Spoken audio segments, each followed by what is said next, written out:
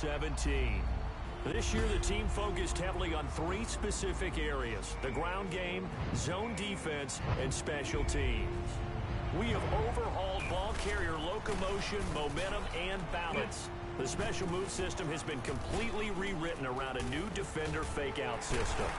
We've added new feedback systems and an auto-move setting on rookie and pro difficulty levels to help users master the new systems.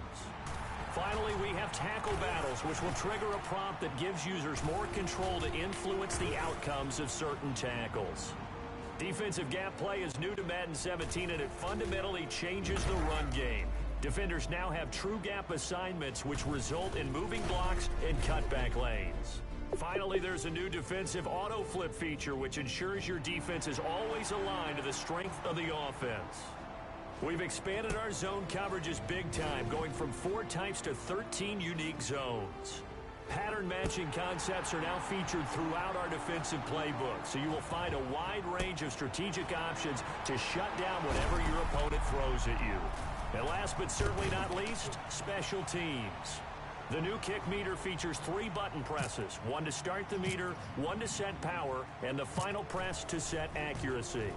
Kick blocks and trick plays have also been added, so strategic special teams play calling is now a major factor in determining the outcome of games. So there you have it, Madden NFL 17. It's the most complete, deepest gameplay experience in franchise history. So what are you waiting for? Let's go. Get out there and show the Madden world what you've got.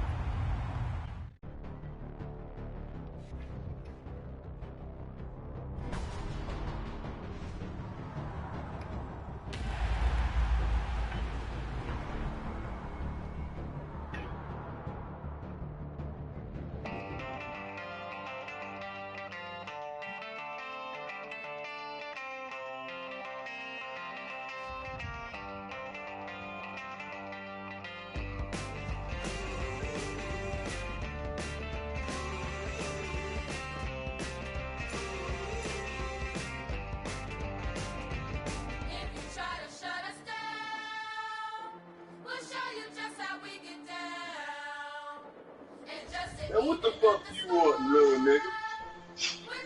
Now we say Brent. We want. Fuck you want, little nigga? So tell me why now should we care? I can't hear you, man. Long time ago that we run the atmosphere. Did we build it?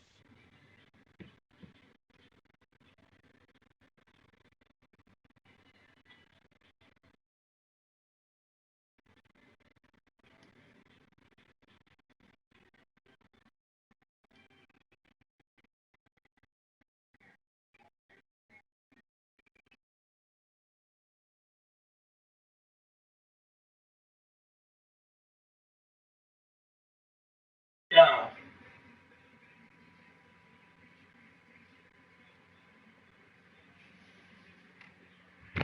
Yo.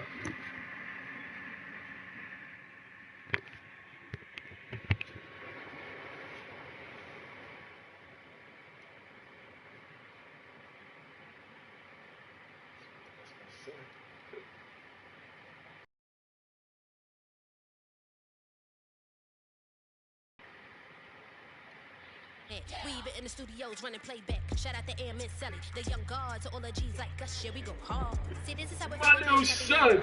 We might fall down, but we never run. You wouldn't be My little nigga. But they ain't stopping nothing. Me and my girls on top straight stunting. And we abide by a real strict code. Hands off my ex and homies over. If you try to shut us down, we'll show you just how we get down. And just to even up the score, we're coming kicking down your door.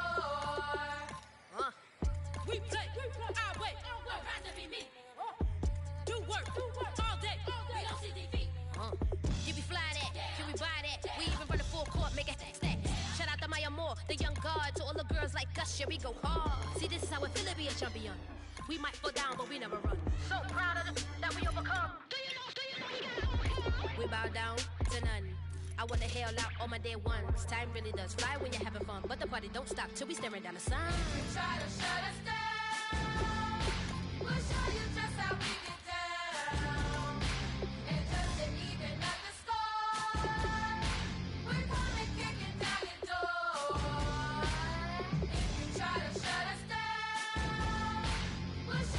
Can you hear me, nigga? Can you fucking hear me?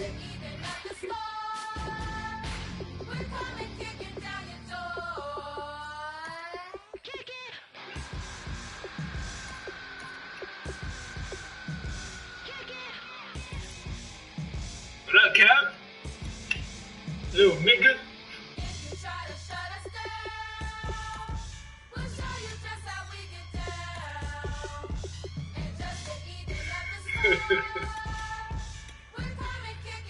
Little nigga.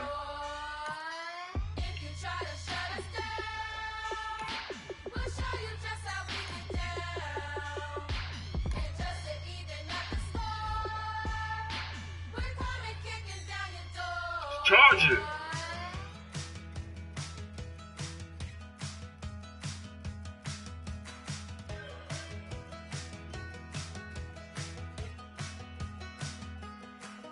We're awake, we're alive, got the fire in our eyes. We're the kings, we're the queens, and if this is just a dream, don't wanna wake up. Let this feeling break up.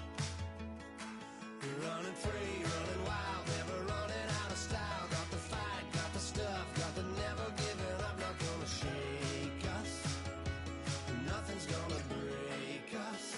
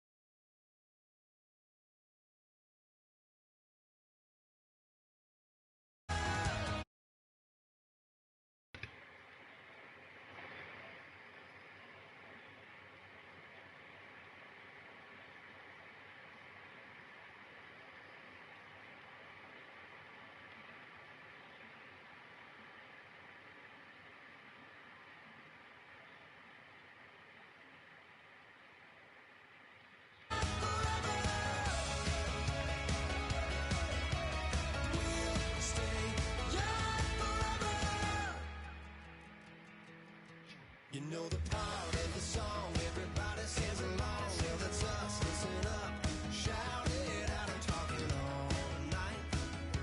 The end is nowhere in sight. From the streets to the tracks, here's to never looking back, cause the past doesn't last. Long as we're together, just keeps getting better. Just keeps getting better. We know we are brighter than all the stars. As long as we're together, we'll stay young forever. We make the rules, break them when we want to. As long as we're together, Yo. stay young forever.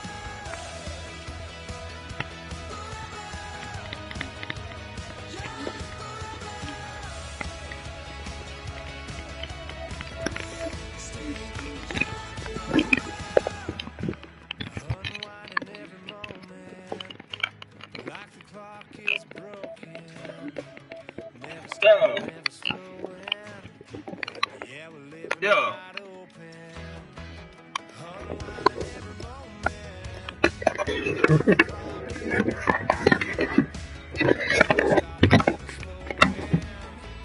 Yeah, we're living wide open.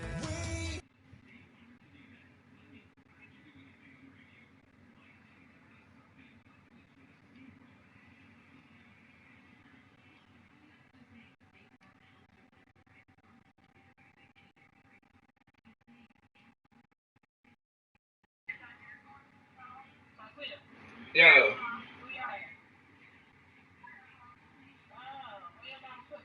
What up, little nigga? What you want, little nigga? That's how you say it. What you want, little nigga? Hey, boy, I'm about to cook. You about to get your ass. Yeah, and fried chicken wings.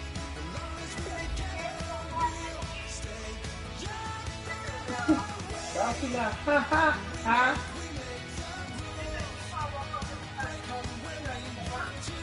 No, she said she probably come. All right, let's bring something to put in.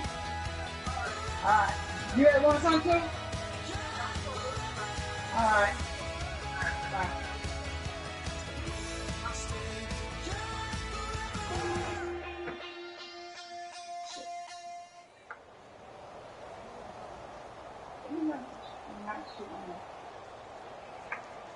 What you gonna do, nigga? Play the game, nigga. You want exercise? Go. Late shit. I'll give you next if you want. This nigga speaking out the headphone. No wonder that shit don't work. Hello, everybody. I'm Larry Ridley. You're tuned into the NFL on EA Sports. Fantastic! Anticipation is mounting for today's game. We've got two quarterbacks looking to make an impact. It's the Falcons going up against the Jets.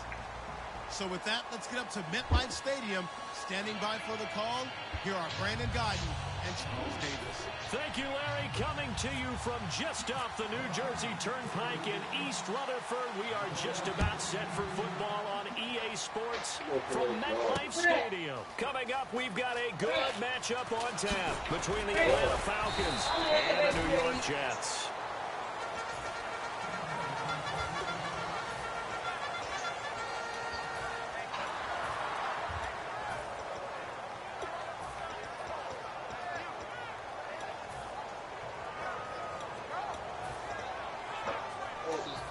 Shit.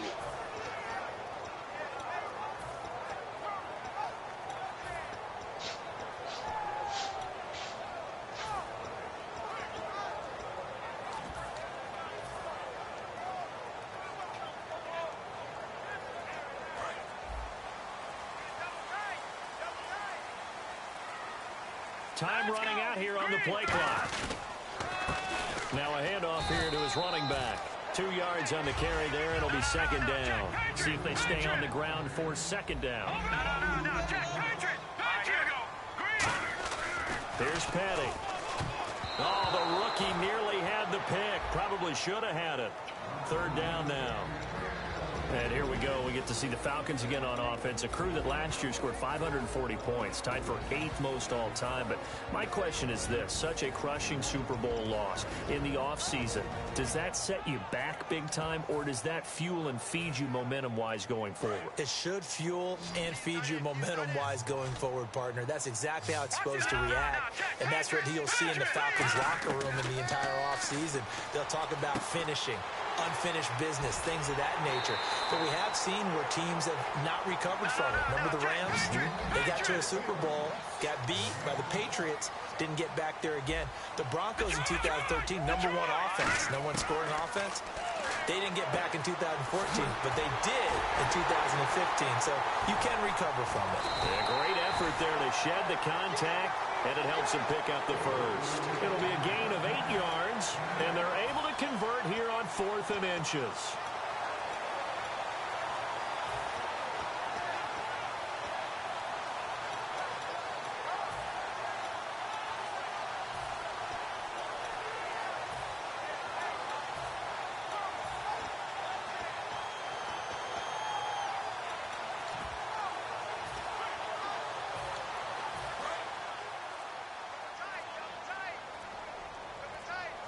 The play clock's running down. Here's Matt Forte with his first carry. Oh, what a move. So a nice job to break the one tackle, but not much daylight after that as he's brought down. Looking back at this year for Matt Forte, best game came in week 2. Had 3 touchdowns, rushed for over 100 yards. Altogether, 8-13 on the season. Missed the last couple games with an injury, so how do the Jets look at that position going forward? Well, I'm about to provide motivation for him because I know that if he hears this, he'll say, I'll show you. But I don't think he's a lead back anymore. I think the Jets need to look to get one of those guys and make Matt Forte a complimentary piece. Be a terrific third down back. He pass blocks well, he catches it terrific out of the backfield, and can surprise you running the football. I still think there's value for him. I just don't see him in the lead role any longer.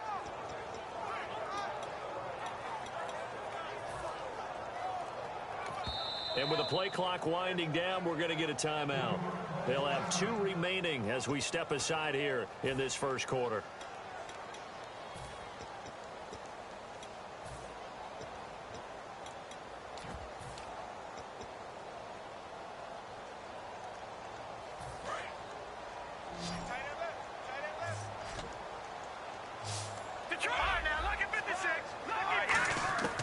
Petty now.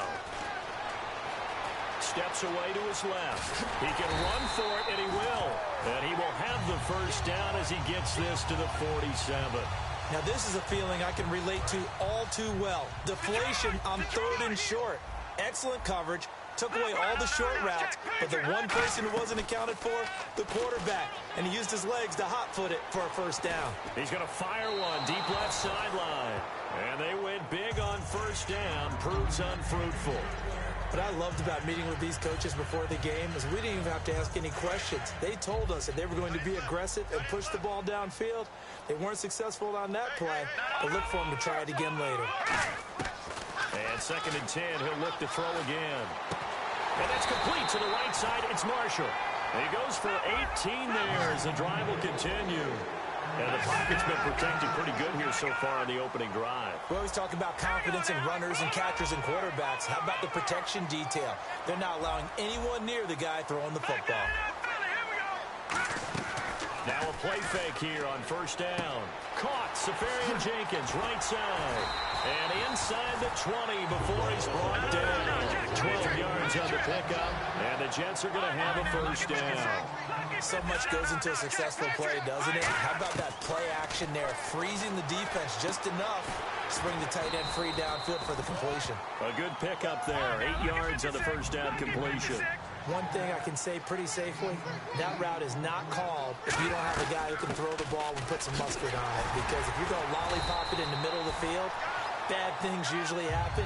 It takes a strong-arm guy who can rifle it in there, and they were able to successfully complete that one. Oh, long drive. The defense just cannot seem to catch a break and get off the field.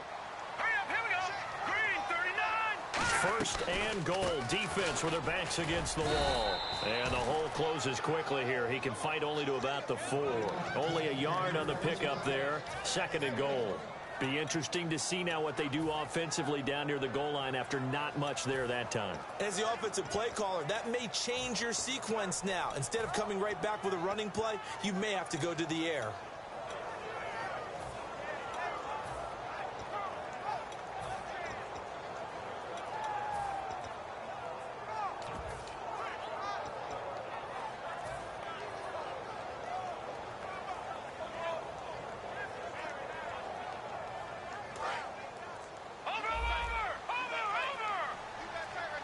They'll need to get the play off quickly. Now a first carry here for Robinson. And he is in. Touchdown, New York. Kyrie Robinson. A 3-yard touchdown run. And the Jets take the ball down the field and score on their opening drive.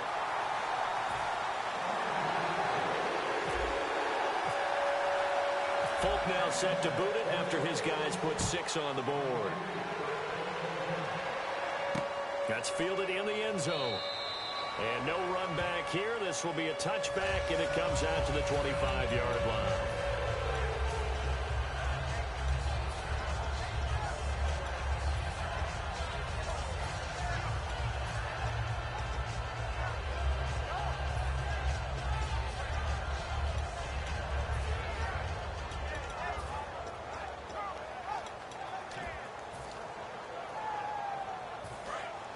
Possible run anticipation here as the D-line sandwiches together.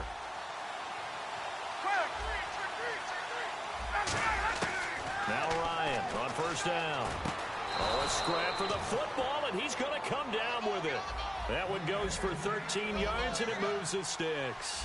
An ex-teammate used to tell me all the time, I hate experienced quarterbacks because no matter what, you really can't hide what you're doing. And I think that right there, he knew right away where the blitz was coming from, where his primary guy was going to be, and he ended up going to a secondary target for a nice game. I was just going to ask you, that wasn't the primary target, and he's so good at that, isn't he? I think he knew right away that he wasn't going to get to his primary guy. I think he read that as soon as he got to the line of scrimmage, knew where the pressure was going to come from, and said, I know how to beat that, and that's what he did. And Brandon, I think Mohamed Sanu had a nice career while he was in Cincinnati, but he really elevated in 2016 in Atlanta, the most catches for himself in a single season. 59 of them, 4 touchdowns. Really a nice compliment to Julio Jones, and he was a nice compliment in Cincinnati. I don't want to say he's not a number 1 receiver, but he plays that number 2 slot well, doesn't he? He does, and I think it's because of his versatility. He can play in the slot. He can play out wide. They can use him as a wildcat quarterback. He has thrown passes in the NFL.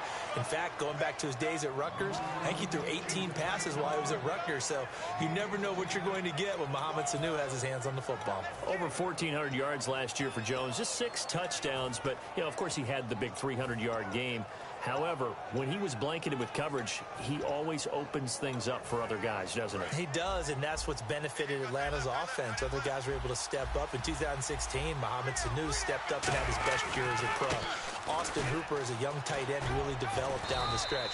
And Taylor Gabriel, who had come over as a free agent from Cleveland, he really flourished. Actually led the team in touchdown catches. But there's only one Julio Jones, and you want to get the ball to him as much as possible.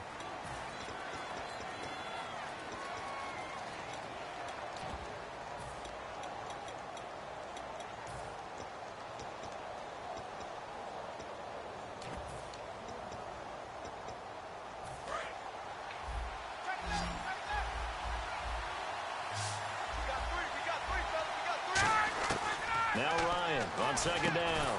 This will be caught just inside the 10.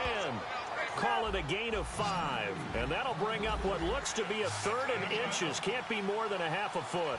Well, the strategy was evident there. Get it to your tight end and make it a one-on-one play with a cornerback. Who's usually going to win that one? The tight end, but not there. Not in this situation. How about the corner defeating that logic and making a really nice tackle? And that is caught. Touchdown, Falcons. Taylor Gabriel, a 5-yard touchdown. And the Falcons are an extra point away from tying the football game. Well, that's about as quick of a passing touchdown as you'll ever see right there. Everyone has a section in their playbook called the quick game. That was a super quick game. Out of the hands of the thrower, bam, right to the receiver, successfully for a touchdown. How in-depth is that quick game part of the playbook? It's pretty in-depth because people want the ball in the hands of the quarterback into the playmaker's hands downfield as fast as possible. There are a lot of plays, a lot of options involved with that. And New York set to take the field. And that last drive, a long drive, but not just that, they had a great air attack going. Do they stick with that? I would think that they would, because if they were competent enough to do it on the last drive, starting backed up in their own territory, why would you change anything? They've got to be confident about what they're presenting and continue to do so. Yeah, because the secondary, they really look clueless. And that was amazing because that drive went and went, no adjustments and no big plays by the defense to knock the ball away.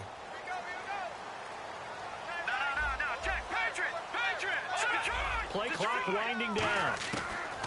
They'll come out throwing here on first down. Safarian Jenkins has it. And he is out of bounds, getting it just shy of the 35. Give him 13 on the pickup there. And that leads to a New York first down.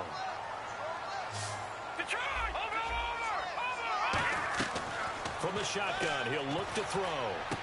Finding his safety valve here. That's complete. And he'll be brought down right around the 37. Give him 3 on the play, and it'll make it a second down. So many times you hear today's NFL described as a space game. Get your best players into space with the football in their hands. That's why sometimes you just swing it out to your runner, get him out in the flat, and let him have a chance to make people miss an open field. And there's a completion to the tight end. And look at the size of these players nowadays. At that spot, 6'4", 6'5", and up. A lot of guys used to be basketball players, somehow came back to football. That's really good for the game of football. You're getting better athleticism, great hand-eye coordination, guys who know how to control their bodies when they run their routes. They're indeed going for it as they look to throw. And he's got a noon one. And he's got the first down yardage as he brings this up to the 47. I don't know if I agree with that. I guess they don't care if I agree with that. But, boy, you have to be some pressure brought in, and the Falcons get there for the sack. They'll wind up losing 8 on the sack there, and it's second down. Man, he got in there so quickly, Charles. What could the offense have done to adjust and account for that? But what you're hoping is that you figure out and you see and get a clue that maybe there's going to be some pressure coming at you. You change the blocking schemes. Maybe you go to max protection. The biggest one is maybe you bring your running back in to try and keep you clean. But in that case, that didn't happen. 0 accountability, and a sack resulted. He rifles one that's intercepted. Picked off by Kamal Ishmael. And a very good return as he takes us all the way up to the 35-yard line. So out come the Falcons now. And they'll just simply be looking to build off the confidence of the last time out where they scored a touchdown. And confidence is powerful, isn't it? When you've scored once, you feel like you can go back out there and get it done again. Doesn't matter what the defense throws at them. They feel like they're in a groove right now, and they want to get out there and show it. Yeah, hoping to stay in that groove here this go-around. 7 yards on the play, and it'll be a second down. I think the best offenses love to get the ball to their running backs in open space because they have the ability to make people miss, and they also have the ability to run over people. And if you do that throughout the game, after a while, they might just run through some of those tackles and go a long way. Well, we saw him shed a nice tackle on that play. I know we just saw a nice throwing catch, but how about the big guys up front buying that time? Yeah, that's exactly what they did. They created time and allowed the space to happen, and it turned into a really nice play. And Tammy with it over the middle. 13 yards there on the pickup, and the Falcons are going to get a first. And he's the epitome of what we call the move tight end, a guy that you can line up anywhere, in the slot, out wide, in tight. Doesn't really matter because he has such great skills. You want to utilize him in all aspects of your passing offense. And there he was in the slot for the catch. Tammy's got it, complete. And they'll bring him down at the 13-yard line. 1:58 to go in this first half of play. We'll come back to MetLife Stadium after this short timeout.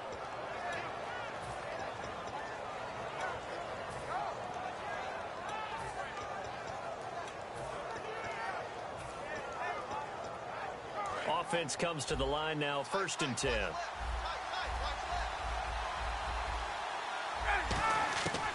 From the red zone now, here's Ryan on 1st down. Flush to his right. Give him 7 on the play, and that'll make this a 2nd down. Okay, he's not going to get the 1st down, but this is still a nice job of buying some time and then running to get to the sideline and get out of bounds and avoid the big hit. On 2nd down, here's Ryan. This will be caught at about the 5. It'll be a pickup of just 2, and that'll bring up a 3rd and 1. And on the outside, they're playing press coverage. And they're going to hurry back to the line now. On 3rd down, Devontae Freeman. And he won't have the touchdown, but he will have the 1st down as he's tackled at the 2. 3rd and 1, partner. No need to be fancy there. Just use some force. And he is into the end zone for a Falcon touchdown. Jacob Tamme, a 2-yard touchdown grab. And the Falcons have taken the lead. And he's got it. It's now a 14-7 ball game. Now after the touchdown, it's Bosher to kick it away. That'll be taken in the end zone. And he's able to get it across the 20, but not by much, as he's marked down at the 21-yard line. Here's the Jet offense now. They head out to take over. And following the interception, just any interception, are you a little bit more cautious when you start that next drive, or no, you just throw that out the window? I think you are. I don't think that there's any way you can run back out there and go, totally didn't affect me. Let's just go ahead and be loose with the football again.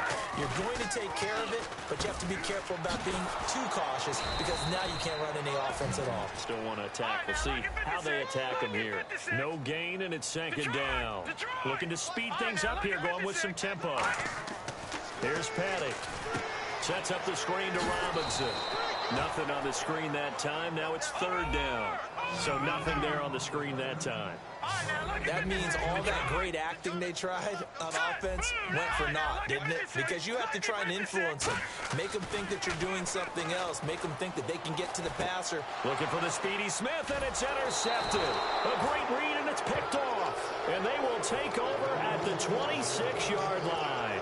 Atlanta now coming out on the field. And they were able to punch it in the end zone last time. They'll be looking to do that again here for the defense. Obviously, they'll be looking to stop them from punching it back in the end zone. It always is punch-counter-punch, isn't it? And which team has the advantage? Well, let's just go back. Last time on offense, they rolled downfield, got into a good rhythm. You can see a little more bounce in and out of the huddle. You can see the sideline really get into the game. So defensively, you're thinking to yourself, how do we take that away from them? How do we get the advantage back? Let's see what they come up with. I think pressure is always the first way to go. Pressure. I love it. We'll see if they dial it up this drive. His pass caught at the 4. The completion good for 3, and it's second down. And now they're in the hurry-up. And when you're playing a quarterback with some experience and some moxie, you enter the danger zone when you... And he gets in. Touchdown, Atlanta. Devontae Freeman as the first half is winding down. And the Falcons will extend their lead. And that'll give them a 2-score lead here, but I'm looking ahead. They just want to hold it for the final moments here in the second quarter. They don't want to give up anything on the other side. No, not at all, because if they don't, it almost had the feel of an imposing their will score. And right now, they want to make sure they keep that and carry it into the second half. Now after the touchdown, it's Bosher to kick it away. That's fielded in the end zone. And he'll take it back to about the 19-yard line. Now the Jets offense about set to take over as they head onto the field. And the ball backed way up, so thinking with this amount of time on the clock, probably just sit on it, and we'll see these two teams go to the lockers. Yeah, I don't think you want to overthink it in this situation. Either side of the ball. Just go ahead and finish up the half and get on out and talk about it. And that's incomplete. Clock stops with 10 seconds left. And when all else fails as a defender, when you're not there in the coverage, your best friend is exactly what we saw there. A big play shot taken by the offense. Unfortunately, it ended in a big drop. Petty now. He's going to go up top again. And this is incomplete with a clock showing just 3 seconds left. One thing I know from experience is that when the deep ball is thrown and you're the defender, you've got to fight that little bit of panic that emerges. You've got to play the ball really well. It's a 50-50 jump ball play. And guess what? They took a shot. How are you going to win it? And in this case, they managed to get it done.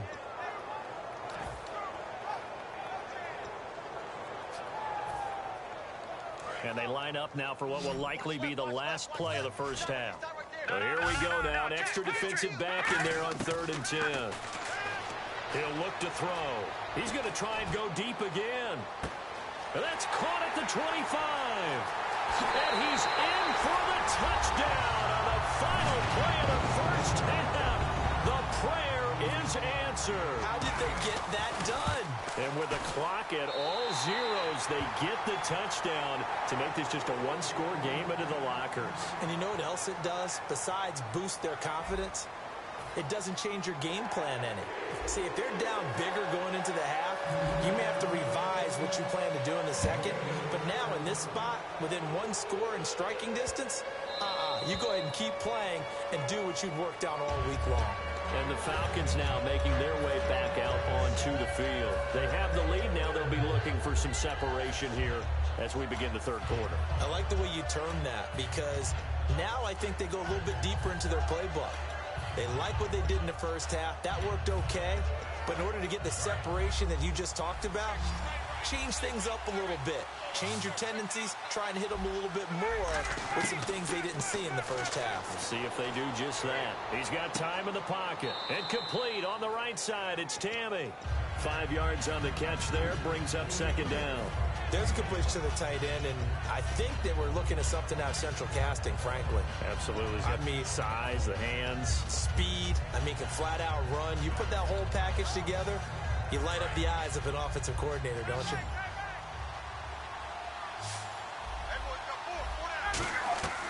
On second down, Ryan.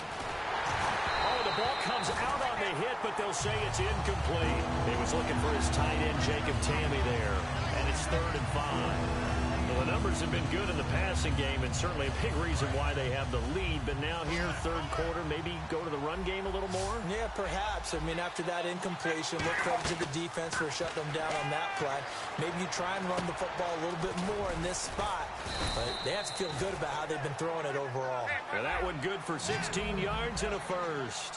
I don't care how many times we see it. I still get a kick out of watching quarterbacks and receivers do the pass tree in pregame warm-up. But I always remember that when we go to practices, we see that after practices as well. They really tune it up, don't they? They tune it up. They know why they do it for these situations. First down. And they build that trust, and that's why they're able to find him in this type of a situation.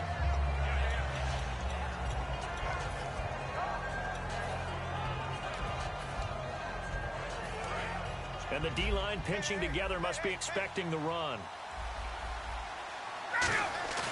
A fake to Freeman. Now it's Ryan.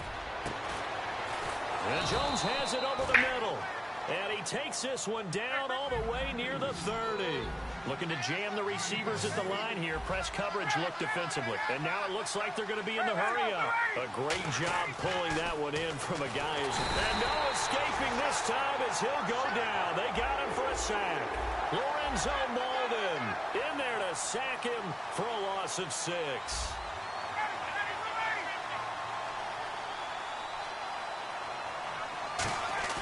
Off the play fake to Freeman. It's Ryan. And he almost had it defensively. Could have been a game changer there in this second half. Instead, it's 3rd down.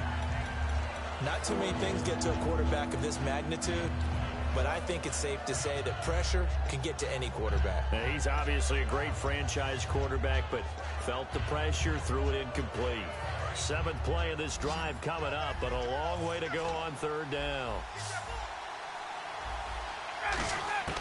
3rd and long. It's Ryan. And this time he's got the hook up. It's complete. The field goal unit's going to stay put on the sideline. They're going to go on 4th down here. Partner, I think that completion takes the definition of dink and dunk to a different level, doesn't it? It does, and the defense was right there, kind of played into their hands. Well, you mind if we go off topic for a second? No, let's go. I like to do that randomly.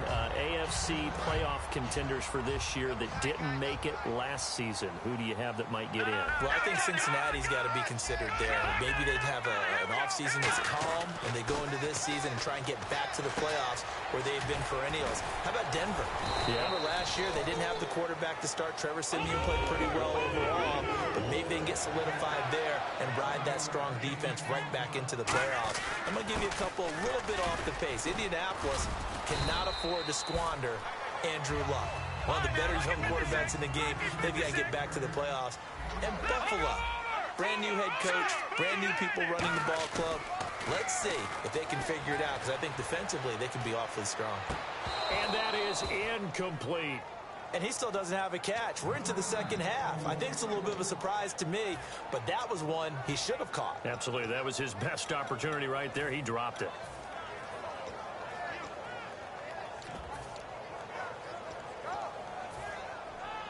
Third and 4. They come up in an empty set. 4 wide receivers, 1 tight end. Out of the gun now on 3rd down. Throwing into traffic there, and that's complete. And he brings this up to the 46. Good enough for the first. And the offense moving quickly to the line. And they're on 3rd and short. They just tried to spread the field. It worked. And I think that the spreading of the field, the extra receiver. Oh, this is taken in. It's complete. And he's in. Touchdown, Jets. Eric Decker, 54 yards. And the Jets are an extra point away from tying this thing up.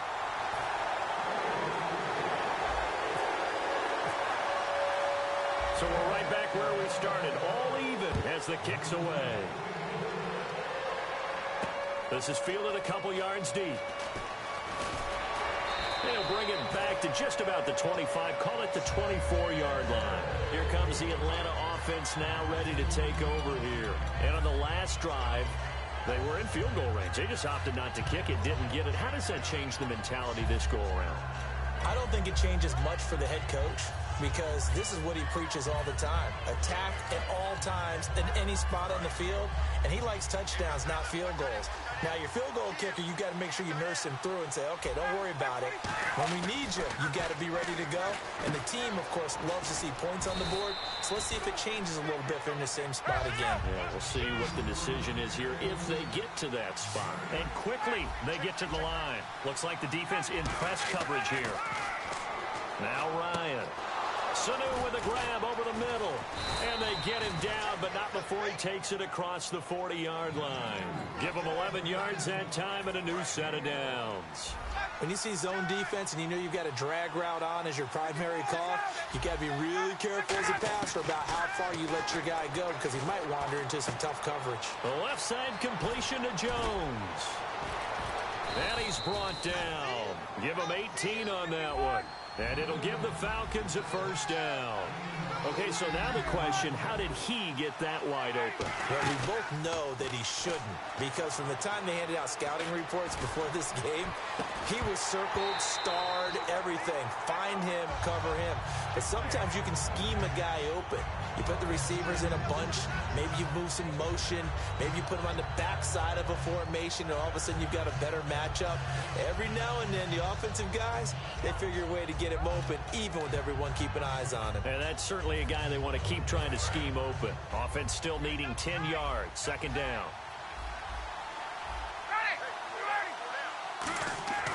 Again on 2nd and 10, it's Ryan. And he comes back with one complete. And they'll get 9 there as that sets him up better for third down. How about the timing on that one? Where they were in sync, weren't they? 3-step drop, balls out of his hands, right to the tight end. Nice completion, just like they do it in practice. 8 yards on the pickup there, and it moves the sticks. Everyone understood their role on that play. 3rd and 1. You know the defensive guys, they're trying to get down and get low and get leverage on the offensive lineman, but they didn't allow that to happen. They created a crease and allowed him to get through for a first down. So here we go, 1st and 10 now.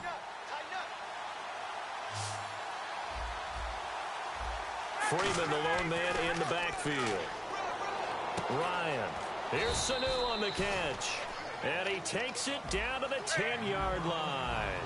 That was a nicely run slant route, and what the receiver's trying to do is make the defender think he's going upfield for a deeper route and then breaks it off, usually after about 3 to 4 steps, and cuts towards the middle of the field. And now what he's trying to do is use his body to keep the defender away from the football and get the quarterback a really nice target. Now it's Ryan. And he'll take it into the end zone. Touchdown, Atlanta. Devontae Freeman. He scored on the ground and through the air. And the Falcons have broken our tie. And his kick is right through.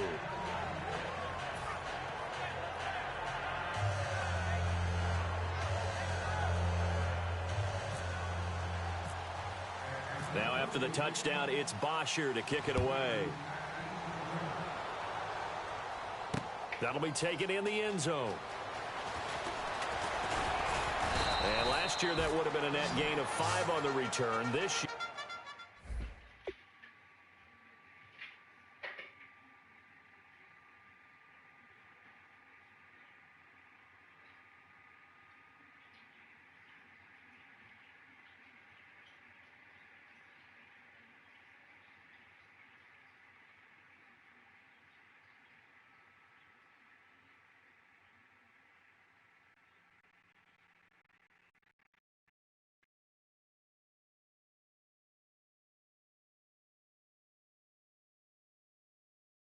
He stopped where he would have been if he had taken a knee, and that's at the 25.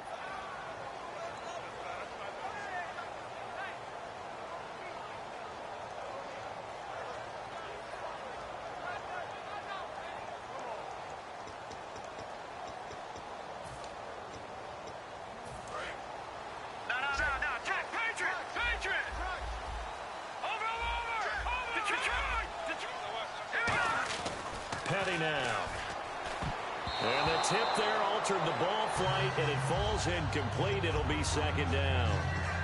Little lull in the action here to go over an offseason storyline. It's kind of interesting. L.A. a couple years ago, they have no teams, and now they're going to have two with the move from San Diego to L.A. What does that mean for the league and for the Chargers? It seems like an easier transition, doesn't it, than St. Louis when they moved back to Los Angeles. Less culture shock. Less culture shock, less, obviously geography, the whole deal. But it's a transition that still is not going to be easy. Remember, they're going to go play in a soccer stadium essentially for at least the first couple of years before they share a stadium with the Rams. So that changes things. Obviously trying to create an identity in the market they haven't been in a long time.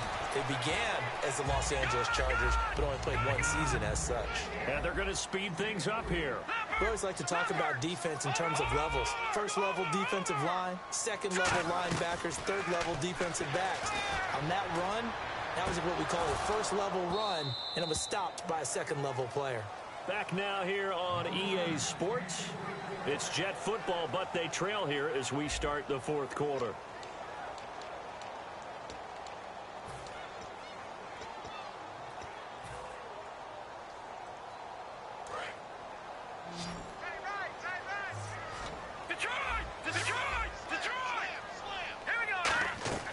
Here's Patty. Here's a screen to Powell. It's a 7-yard gain there, and it's good enough to move the chains. Let's give a little credit there. The offensive play caller sensed that the screen pass was available. Whenever you're getting a lot of heavy pressure towards your quarterback, that's when you're thinking about running the screen and using that pressure against the defense. And it worked very well there for a first down. And able to break one tackle, but then quickly brought down. But a nice little gain. Give him 9 on the play, and that'll make it second and short. They're going to hurry back to the line now. They'll run it now out of the gun. And he is met at the line of scrimmage, and he goes down right there. Only a yard on the pickup, so from a good situation on 2nd and 2, it's now 3rd and 1.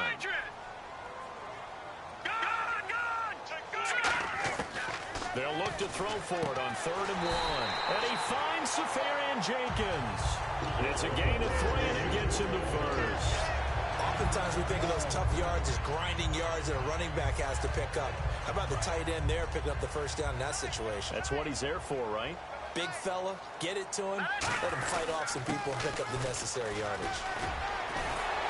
And he's going to get this down near the 20-yard line.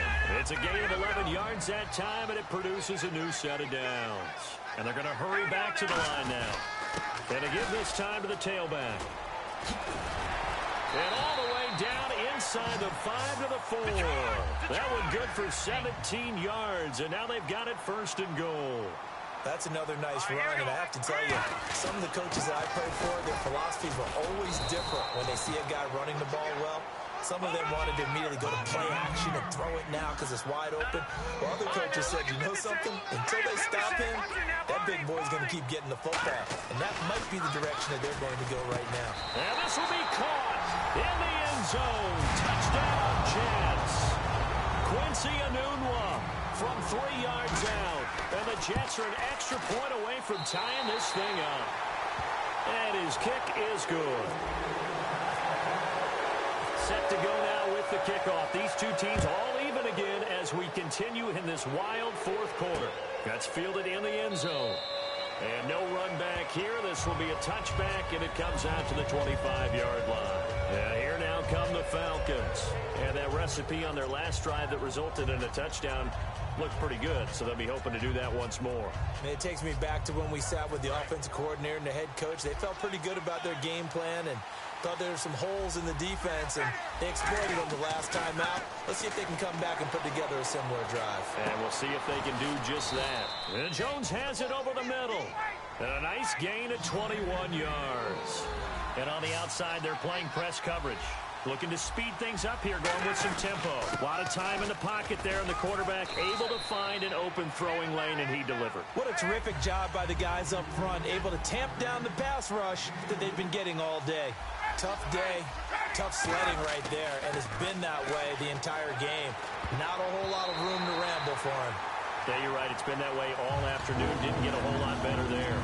When you see passes knocked down by those guys I call the frustrated fullbacks, the linebackers, you know that in their zone coverage, they were able to drop, see the ball thrown, and react to it very quickly.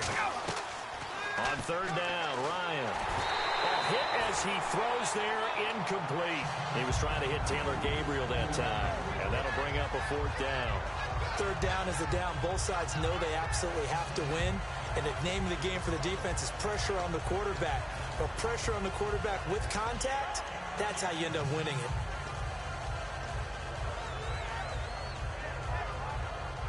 Tie game, fourth quarter, and they're going for this thing on fourth down. The Falcons will go for it. It's blitz coming, and down he goes. The Falcons go for it, but it doesn't work out. In there to make the sack. He buries him for a loss of 10. The New York set to take the field. That last drive, it was a good mix. Run, pass, defense on their toes. And what really helps out in a big way is when you're doing the run-pass mix and everything's working, that means that they're guessing wrong every time on defense. They think you're going to pass when you run and vice versa. I would continue that, and when they finally draw a beat on you, maybe you mix it up a little bit with play action and throw the ball. And will they maintain that balance? Time to find out. They'll get 2 out of that run, and it's going to bring up a second and goal. And here now it's second and goal, ball on the 7-yard line. 7 big yards on the carry there to get them within range of the goal line with third down upcoming. And now they're in the hurry-up. His path became similar to almost running a stretch play, didn't it? Trying to find a crease, anywhere to put his foot in the ground. Got a man, it's caught. Touchdown, Jets. Their dangerous wide receiver there to make the grab. And the Jets are going to take the lead. It's up and good, and they've jumped back ahead, 35-28. Folk now set to boot it after his guys put 6 on the board. And no return on this one as the fair catch is signaled for and taken. Atlanta now coming out on the field. And last time out, went for it on fourth down, turned it over, gave him great field position, turned it to 6 points, so they've got to recover here, Charles. It's amazing what one decision can do in the chain of events, right? The decision to go for it on fourth down. Caused all of that. It caused every bit of it, but it showed confidence. Hey, I've got confidence in you guys. Go pick it up for them. Didn't happen. Also showed confidence in the defense. They didn't pick up their end of the bargain, so now they've got to come back out and start over and rebuild that confidence.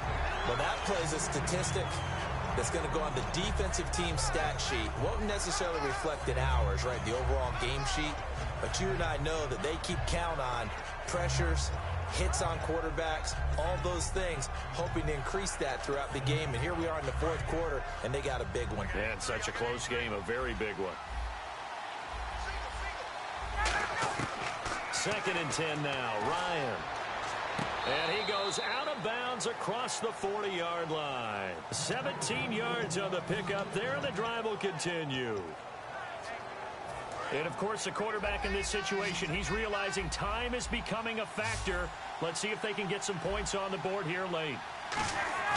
They'll throw on first down with Ryan. The left side completion to Jones. A gain of 6 there on first. Time starting to run out here in the fourth. This defense just trying to keep the offense off the board and preserve this potential victory. Now it's Ryan. And the hit jarred it loose. It's incomplete. The Pro Bowl wideout Julio Jones is intended receiver. And it'll bring up third down. And the defense lines up looking for one final stop. And they will be playing for the pass in this situation, not expecting any type of a run. Ryan. Time for a break. And now another one thrown incomplete. We're back to see what happens after this. Now whistles come in. We're going to get a timeout here by the offense. It's just their first. They've got 2 more to use here in the final stages.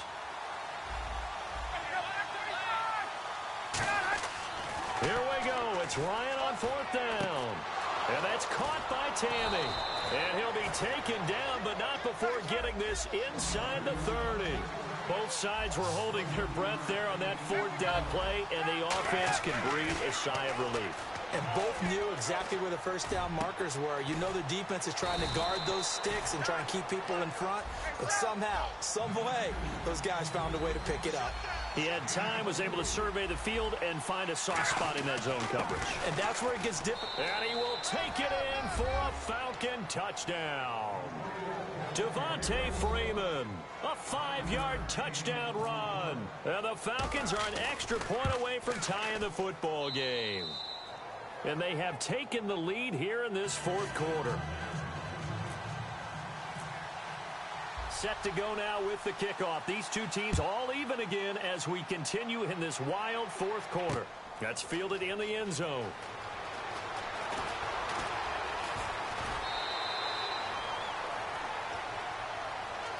And New York set to take the field. They've got work to do, but they do still have a bit of time here. And they've got to feel comfortable with that, but they have all their play sequences called. If they get out of bounds, that allows them to huddle and call another play. But if they don't, it's hurry up to the line of scrimmage and either spike it and stop the clock or continue to move it downfield in order to try and get in range and win this game. See if they can do just that. And now it looks like they're going to be in the hurry up. Here's Petty. Sets up the screen to Robinson. And he'll lose yardage. Brought down at the 32. It's a loss of 2, now third down. And defensively going with a dime set. 6 DBs on 3rd and 4. And a neutral zone infraction on the defense. The defense thought they had the timing count on the quarterback's cadence, but they jumped too soon. Well, timeout on their side here. In fact, a lot going against them. They do have a small glimmer of hope. No one likes to play extra football. They want to go for the win right now. Petty now. And out of bounds on the other side of midfield across the 45. A good pickup there of 20 yards. And with that last play, he's now up over that 300-yard mark. And in today's NFL, it almost feels routine. And I hate that when you talk about a 300-yard passing game. To me, 300 yards still signifies excellence, and he's achieved that in this performance. And this is going to be intercepted. Picked off by Robert Alford. And his guys are going to take over at the 21-yard line. Atlanta now coming out on the field. They, of course, tie game, would like to avoid overtime if they could. And a lot of people would go ahead and play it safe here and get to overtime and try and win it there. But they've got his man complete. An excellent pickup of 34 yards. Now hold everything here. We're going to get a timeout by the offense. That'll leave them with just 1 remaining in this fourth quarter of play. Freeman, the lone man in the backfield. They go play action here on first down. And he just gets rid of it. Throws it away. A wise move there. Looked like nobody open. Now second down. I hope I don't sound too rah-rah on that one, but that's the exact right throw. Either your receiver gets it or no one gets it. Give him a lot of credit for being really precise with it. Got rid of it. No one got it. Now Ryan. And he can't get a throw away. He's taken down. Now whistles come in. We're going to get a timeout here by the offense. That'll be their third and final stoppage here as we step aside.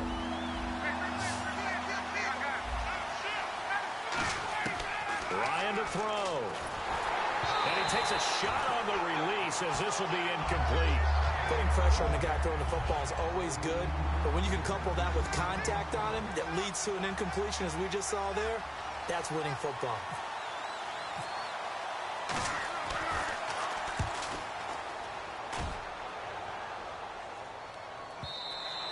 And a bit of a mistake there. This is well into the end zone for a touchback.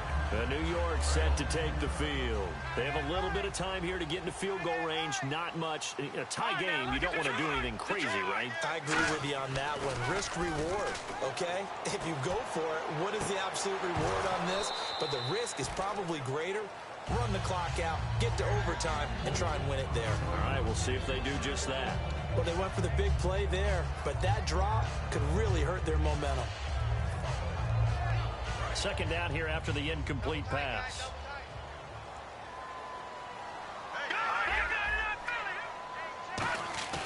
On play action, they'll throw.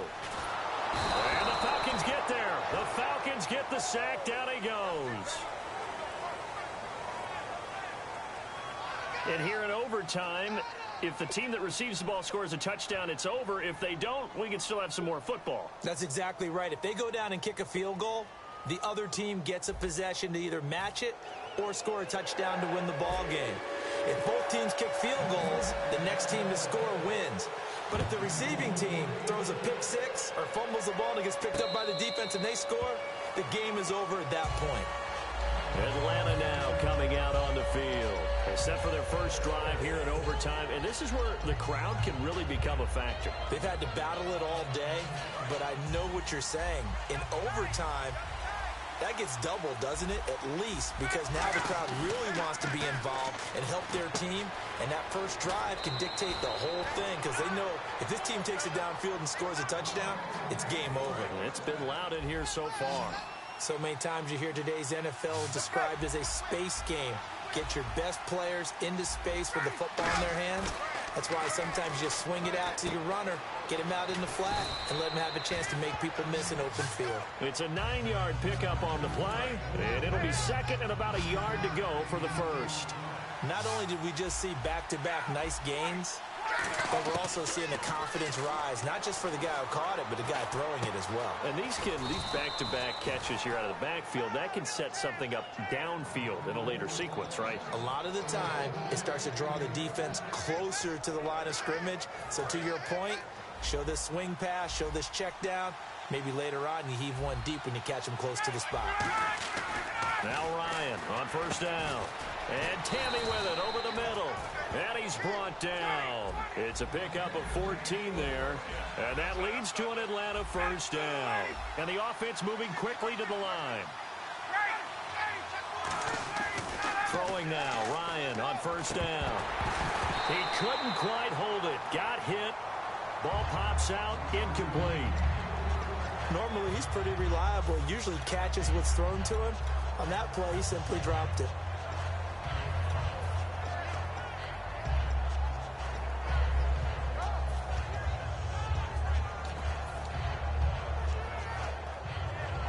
Second down following the incompletion. Second and 10 now. Ryan. Sanu with a grab over the middle. And they're able to get this one past the 30 down to the 25. Give him 10 yards on that one, and that'll earn him a fresh set of downs. And on that last play there, he's over 400 yards passing now. You know what that generally means? Success. That, and it means you really didn't miss opportunities. Usually very accurate. The ball's getting to the right place. Guys are making yardage after the catch to help you out that way. I mean, the whole team has picked it up. And don't forget, that means the offensive line has had to pass protect pretty well, too. Yeah, everyone dialed in.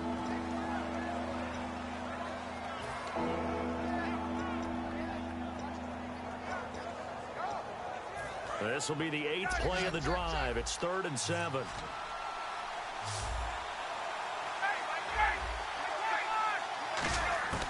On 3rd down, Ryan. Middle of the field, it's Robinson. They stop him for only 3 that time, and that'll bring up 4th down. So a big move here, playing to win in overtime. They're going to go for it on 4th down. Ryan. And Robinson with a big catch. And he is into the end zone for a Falcon touchdown. As the fans exit back out through the turnstiles, not happy looks on their faces. Feel like they probably let this one slip away at home in overtime. I would agree with that, and their unhappiness hurts the guys at concession stands on the way out, right? Not stopping to buy something for the kids. They just want to get home. But what a dramatic way to finish this bad boy off. I mean, this game was dramatic all the way through. That's why we got to overtime. And then to go ahead and finish it this way, the fans streaming out unhappy. But the team that came in here and won this one on the road, they sprinted to their locker room. And speaking of buying things, dinner on you tonight, Davis. I kind of figured that was coming. And for Charles Davis and our entire crew, I'm Brandon Gaudin. You've been watching the NFL on EA Sports.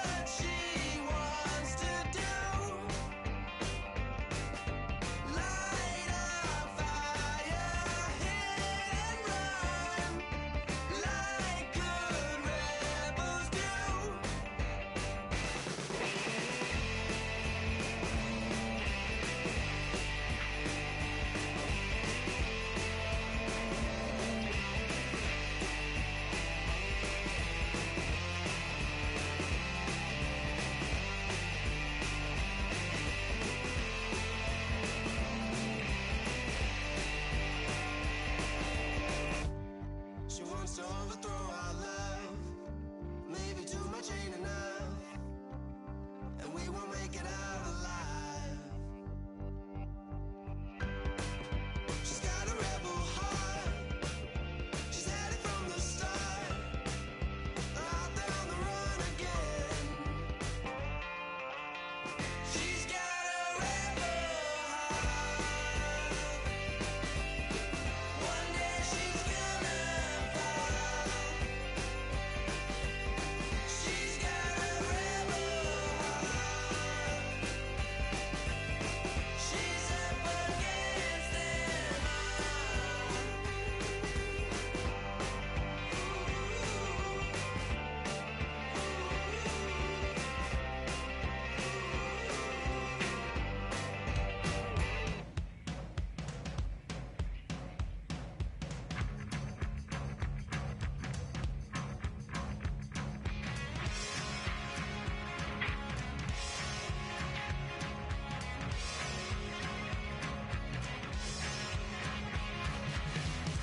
I don't need much. I don't need another friend.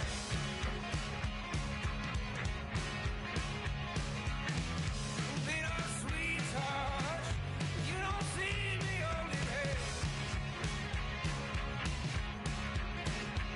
Whoa, come and raise my love.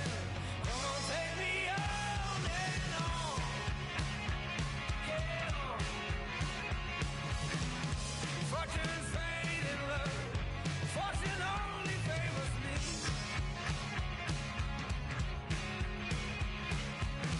I'm sick of waiting for you to come into my need.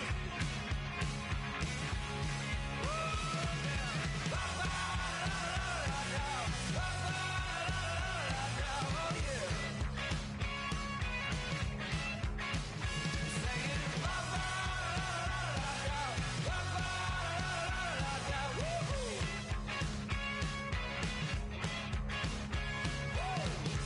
keep on walking, love. You know I do the best I can. Oh yeah. Look who's talking. I'm your man. I'm your man.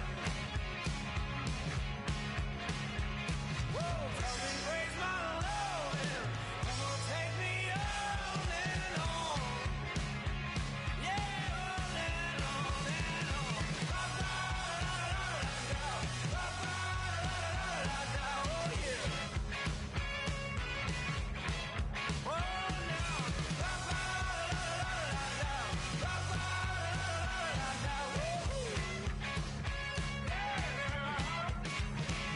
Throwing rocks at the glass house. Throwing rocks at the glass house all night long. Throwing rocks at the glass house. Throwing rocks at the glass house all night long. Wow, yeah, man. Whoa, night long. Yeah, come on.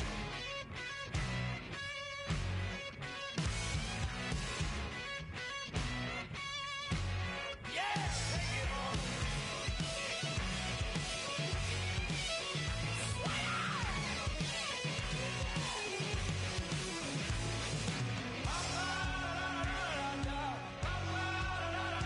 Oh yeah.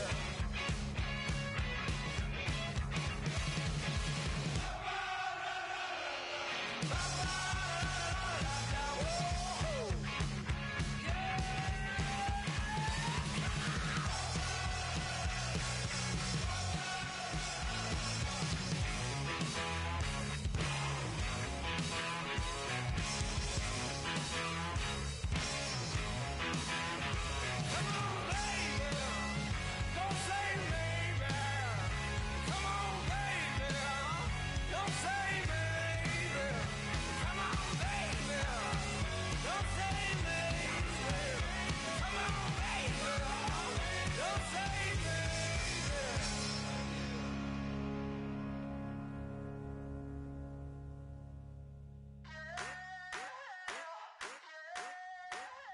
I wanna sit on private planes. I wanna scream my name on top of the Eiffel Tower. On the Eiffel Tower.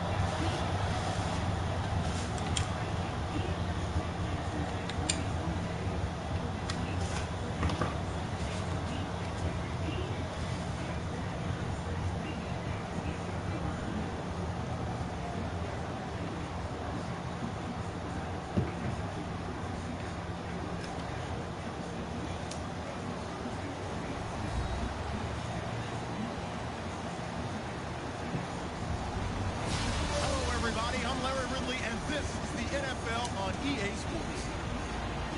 Tonight's matchup features two quarterbacks who will be trying to lead their team to victory. It's the Cowboys going up against the Jets. With that, let's get up to MetLife Stadium as we welcome in our guys, Brandon Guy and Charles Davis. All right, Larry, thanks. We are across the Hudson from Midtown Manhattan at MetLife Stadium in East Rutherford, New Jersey. Straight ahead, we've got a good one on tap here between the Dallas Cowboys and the New York Jets. And he'll wind up about 4 yards shy of where he would have been if he had taken a knee, as they'll start at the 21-yard line.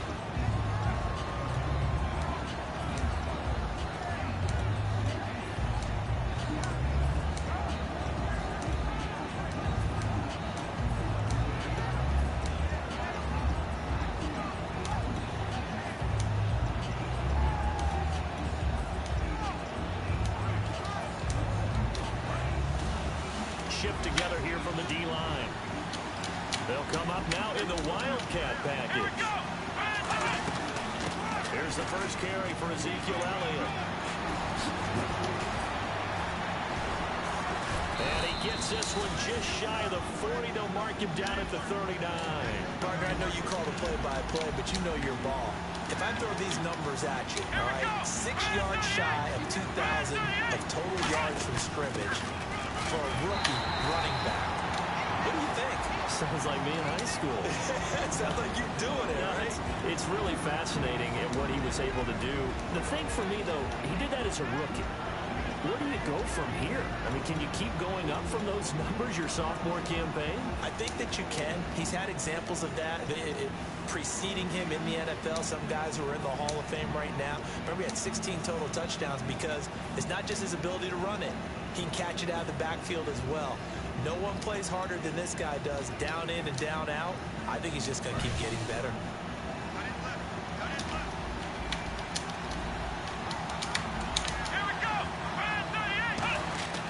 Prescott to throw this time. They find some open field here. And he'll avoid the tackle there with a slide. A nice pick up there, 10 yards, and it'll move the sticks.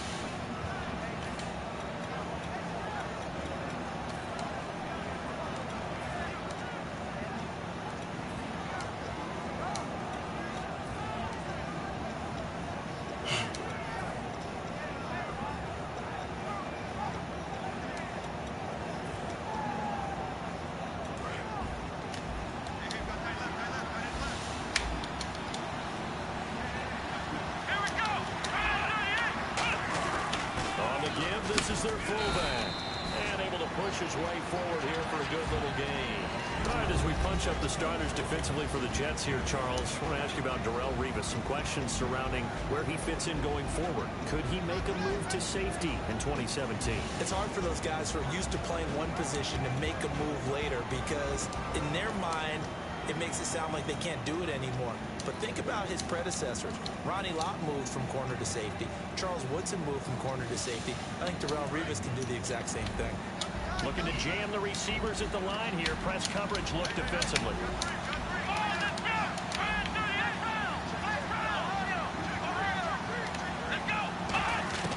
They'll try to throw now. Prescott being chased out left. Call it a 3-yard gain, and just like that, it's third down. You know, I don't think this is the last time we'll see that in this game. This guy has mobility, and they want to use his legs in the game plan. So there'll be designed runs as well as his scrambles. Defense really showing respect to the deep ball here, playing off the receivers. Prescott on 3rd and 2.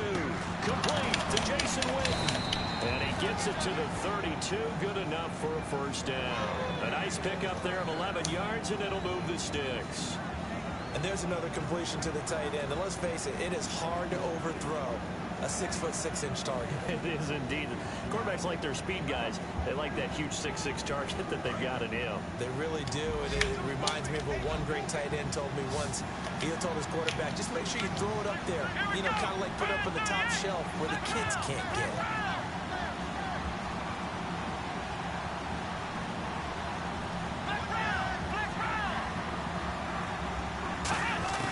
A first down throw for Prescott. Drops it underneath to Elliott.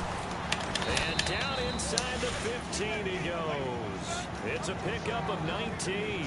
And it'll be first down, Cowboys. And they're getting him involved early. You feel like they saw something on tape, or they just have a sense with him because he's had a good week of practice or something in that area that they want him involved. Just as you said, they want him to touch it either in the running game or the passing game, but they must like the matchups they're getting. Now back to the ground with Elliott. And he stopped immediately there. Calling no gain on the play, and it'll be second down. Off the corner. Where'd he come from? Well, yeah, I guess he came off the corner, but really nice play. I like when you're able to pose a question and answer it at the same time. That's exactly where he came from, but it's not something that you normally see. Most of the time, we're thinking about those guys covering pass catchers. In this case, he was a big factor in the run game. No gain. On the end around, here comes Williams. And he'll get this one down to about the 10-yard line. Call it about a gain of 3, and they'll be looking at a 3rd and 7 coming up. I'm not sure that you'd call it a trick play, but it definitely showed some imagination there. I wouldn't be surprised if they want to come back and show this play a few more times before this one is over. Play number 9 now on this pretty long opening drive, but this is 3rd down. Here we go. Band 38. Band 38. Ohio. Ohio.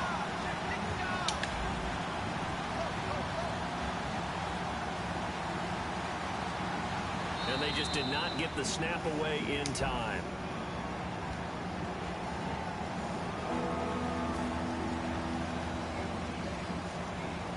This now play number 9 on the opening drive, but it's 3rd and long. On 3rd down, it's Prescott.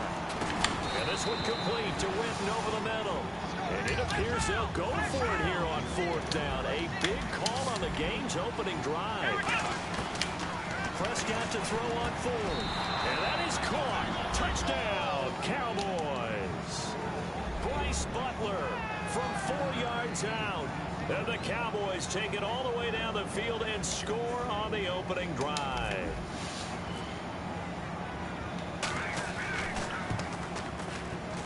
And this is up and good to make it 7-0 Cowboys. So look at this. They got the 7-0 lead in the pocket, and they're going to try an onside kick.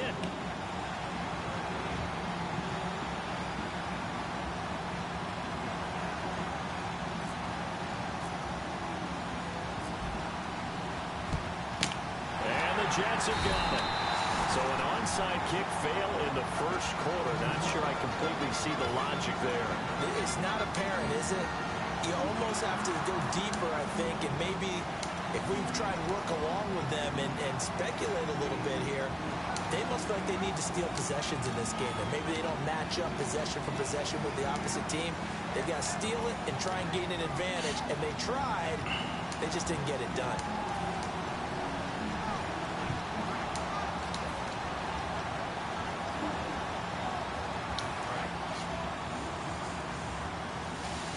Time running out here on the play clock. They just do get the playoff as he'll look to throw. And it's a short one here, complete to the tight end. A good pickup there, 8 yards on the first down completion. Seeing that play and understanding just how tough it is to cover tight ends, especially the ones running around the NFL nowadays, makes me glad I didn't make it in that league. I would have had a really difficult time. But now you get to sit up here with me. Yeah, that's fun, isn't it? And what a really nice game right there on first down for them. Brings up a nice second down for them. And he'll work it inside the 30 to the 29-yard line.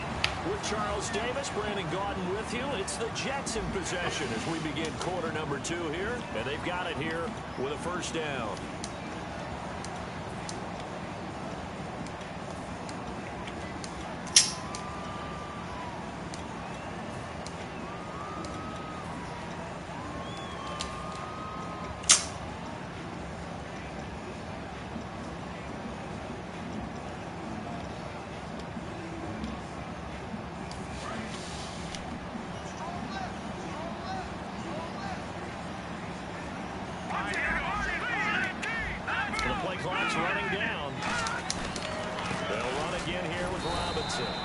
This time he's not going anywhere. They'll get him down right at the line of scrimmage.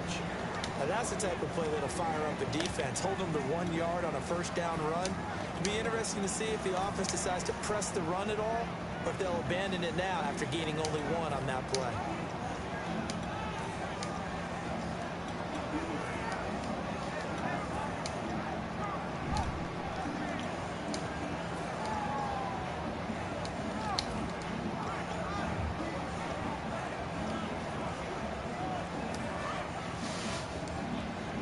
They'll need to get the play off quickly. Petty now. Left side complete. Safarian Jenkins. And down inside the 15 he goes. 15 yards there on the catch and run. And after that completion, you can understand why so many teams in the league are emphasizing speed on defense in every position. The tight ends have created so many tough matchups now. If you can't run with a tight end as a linebacker, this is going to be the result every time. I'm wondering if the same thing went through your mind as mine. When I see a big man like that make a catch, all I keep thinking to myself is, big man with football. Look out, everyone. He may not juke you a whole lot, right? He may not run past you because of his size. You're talking about a guy weighing in the 270 range. But, boy, once he gets his mitts on the ball, he's going to be tough to bring down. This will be caught at about the 6. 9 yards on the play there that sets him up first and goal. What's fun to watch is these college receivers transitioning into the NFL and how they grow as route runners. Because a lot of times now in the college game, the spread offenses, there aren't that many routes that they're actually running. Most of the time, they're just trying to find open space and present themselves to the quarterback as easy targets. But in the NFL, you've got to run the entire route tree, and you've got to run it well if you expect to get open. Everyone's got to be able to catch the football. Doesn't matter what position you play, but if you're on offense, be aware a ball may come your way. Defense may be thinking pass. They come out the nickel on 3rd and goal. And he gets halfway there down to the 1-yard line. The offense is staying out there. Here we go on 4th and goal from the 1. They'll run for it with Robinson. And he's into the end zone. Touchdown, Jets. Kyrie Robinson taking it in from a yard out. And the Jets are an extra point away from tying this thing up.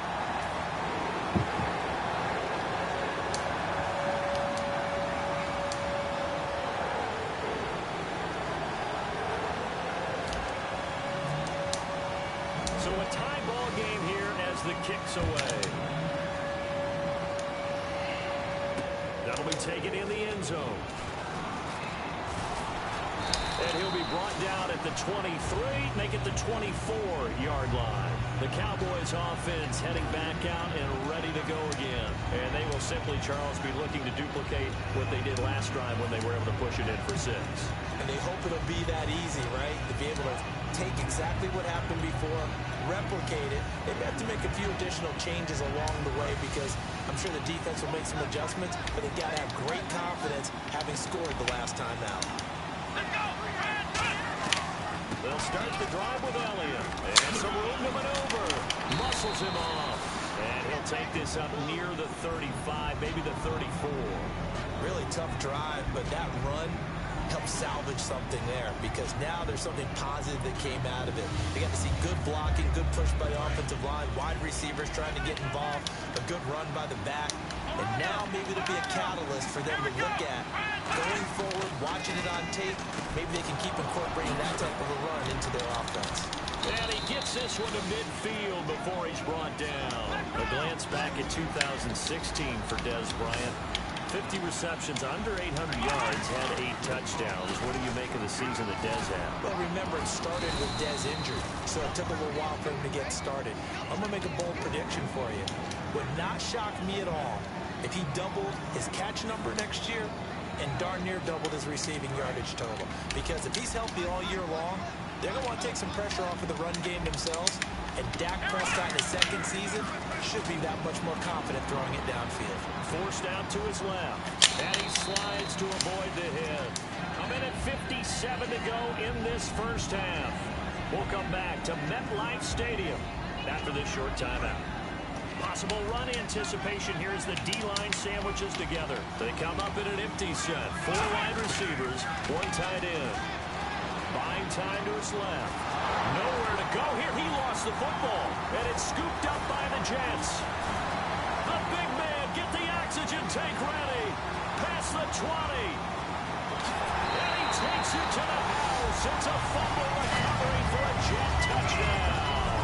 They give some kudos to the defensive coordinator, I think, here. They bring the blitz, they dial it up, and it turns into 6 points for them. It's so nice to hear you actually give kudos to the defense. It is so nice. You're such an offensive guy like that. I love it. He dialed things up, and boy, a big play resulted for his guys. Well, you like the credit to the defense there, right, my friend? Yeah, do I ever?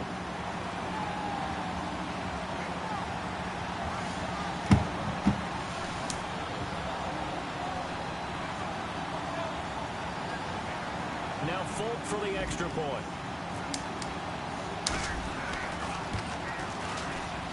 And he's got it. It's now a 14-7 ball game.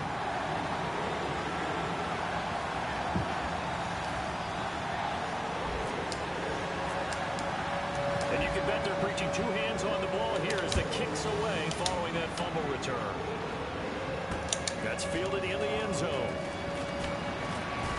And he's able to get it across the 20, but not by much, as he's marked down at the 21-yard line. And now Dallas gets set to take the field.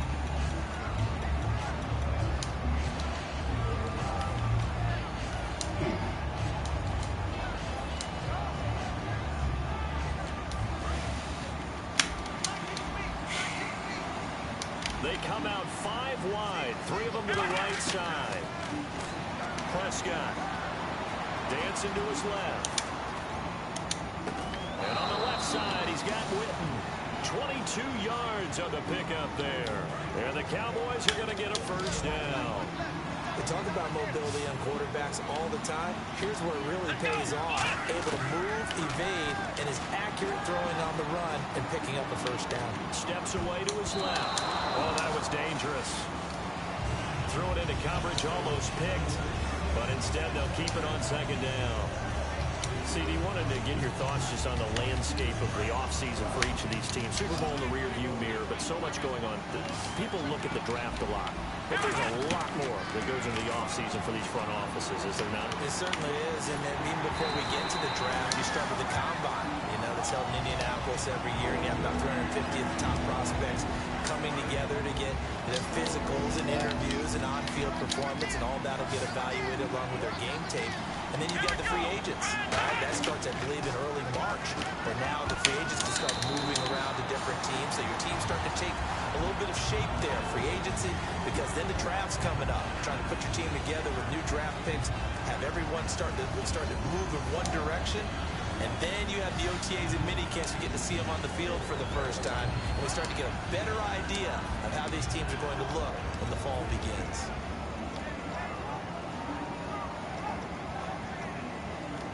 So on fourth down, here's Chris Jones to punt it away.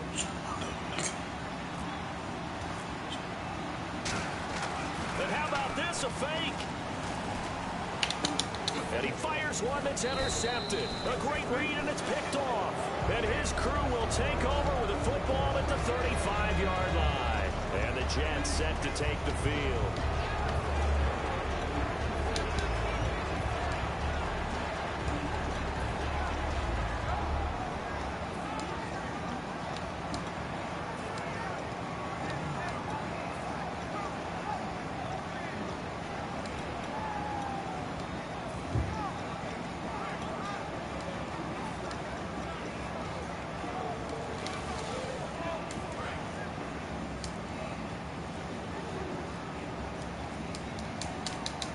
Play clock all the way to 0. Didn't get the snap. 5-yard penalty. And you see the head coach writing that note on his play sheet right now. He's going to be addressing that with his staff. A sense of urgency, get to the line of scrimmage, snap the ball.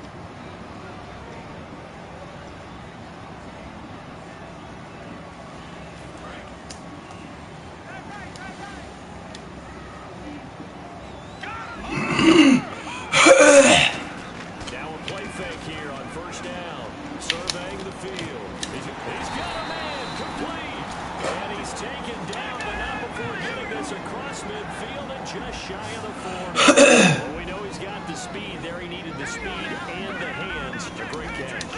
And because of that speed, you have to respect it as a defender. So you have to either play off or make sure you're somehow in contact with him, and he's able to do exactly what you said. Use the speed to his advantage and go up and get the football. That's a big-time play right there. The team, they call that an explosive play or a chunk play, the one that they got on the previous one. They tried to go back and get another one, didn't they? They did, but unsuccessful on that second attempt. Out to the flat, that's complete to his running back. And brought down, but able to get it to their 30-yard line. Give them 11 yards that time and a new set of downs. And quickly, they get to the line. Here's Patty. He's going to rifle one deep left side. Oh, this is taken in. It's complete. Now hold everything here. We're going to get a timeout by the offense. It's just their first, so they'll have 2 remaining here before we get to halftime. They come out here in the eye. So now it's first, and he is in. Touchdown, New York. Matt Forte, as the first half is winding down, and the Jets find a way to stretch their lead. It's good, and it is now 21-7.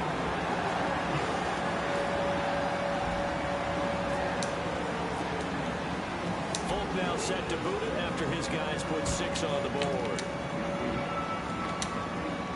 That'll be taken in the end zone. And a pretty good return here. He'll be stopped just shy of the 25 at the 24-yard line. And now Dallas gets set to take the field. And from this spot in the field with the clock where it's at, you think we're just going to see a knee and that's it? And I think in this situation, that's the proper play. But we do know there's some risk takers out there that may want to take one more shot before the clock runs out.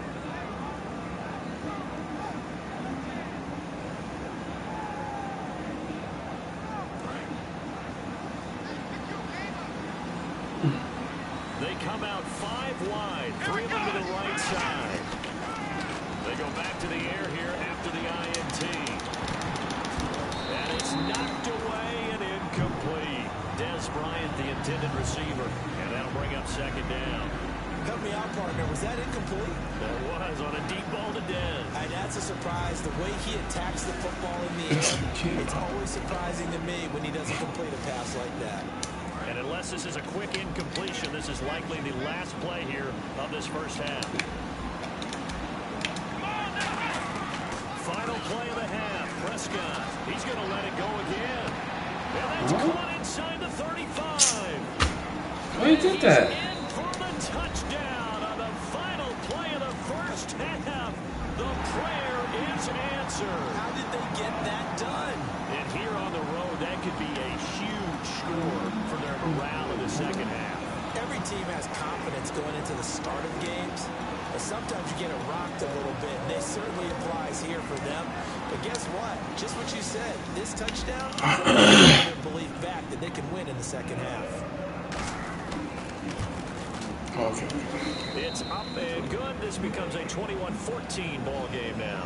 Time for a break. We've hit halftime. 2 quarters down. 2 still remain. We step aside. This is the NFL on EA Sports. So both teams have their marching orders, and we'll get going again here in quarter number 3. This fielded a few yards into the end zone. And the decision to bring it out is going to cost him about 7 yards all told as he's taken down back shy of the 20. Now the Jets offense gets ready to head back on the field. They have the lead. Now they'll be looking to extend that lead. And this is where I enjoy talking about one of my favorite subjects, tendency breakers, or counters as I also like to call them. You've done things in a certain way in the first half, and they've had the ability to see what you've done. They're going to make their adjustments. So guess what? You adjust yourself and try and stay ahead of the pace because you are looking for some separation in this ball game. The adjustment to the adjustment. Without a doubt. Show them one thing, hit them with something else. And all the way down to the 26. A big play there on the catch and run. 47 yards. coaches really don't care from what position they get this, but run after the catch ability, rack ability is often the difference between winning and losing and changing field position. No gain on the play there, second down. And they're going to speed things up here. But a well-executed blitz, no doubt. Great job by the linebacker. Maybe the quarterback, if he could have seen that, could have audibled there. Yeah, he needed to be in a different play because that one just meshed perfectly for the defense. All the gaps were filled except for the one the offense really wanted to run through, and that was filled by a big man wanting to make a tackle. And he made a great tackle.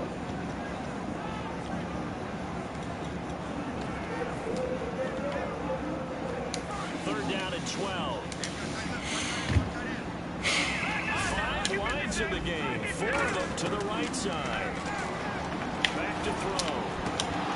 And he's unable to haul it in, so it falls incomplete over the middle third of the field, and that brings up 4th. On now is Nick Folk in the field goal unit for the Jets. From the right hash, this from 45 yards away. And Folk's kick is good.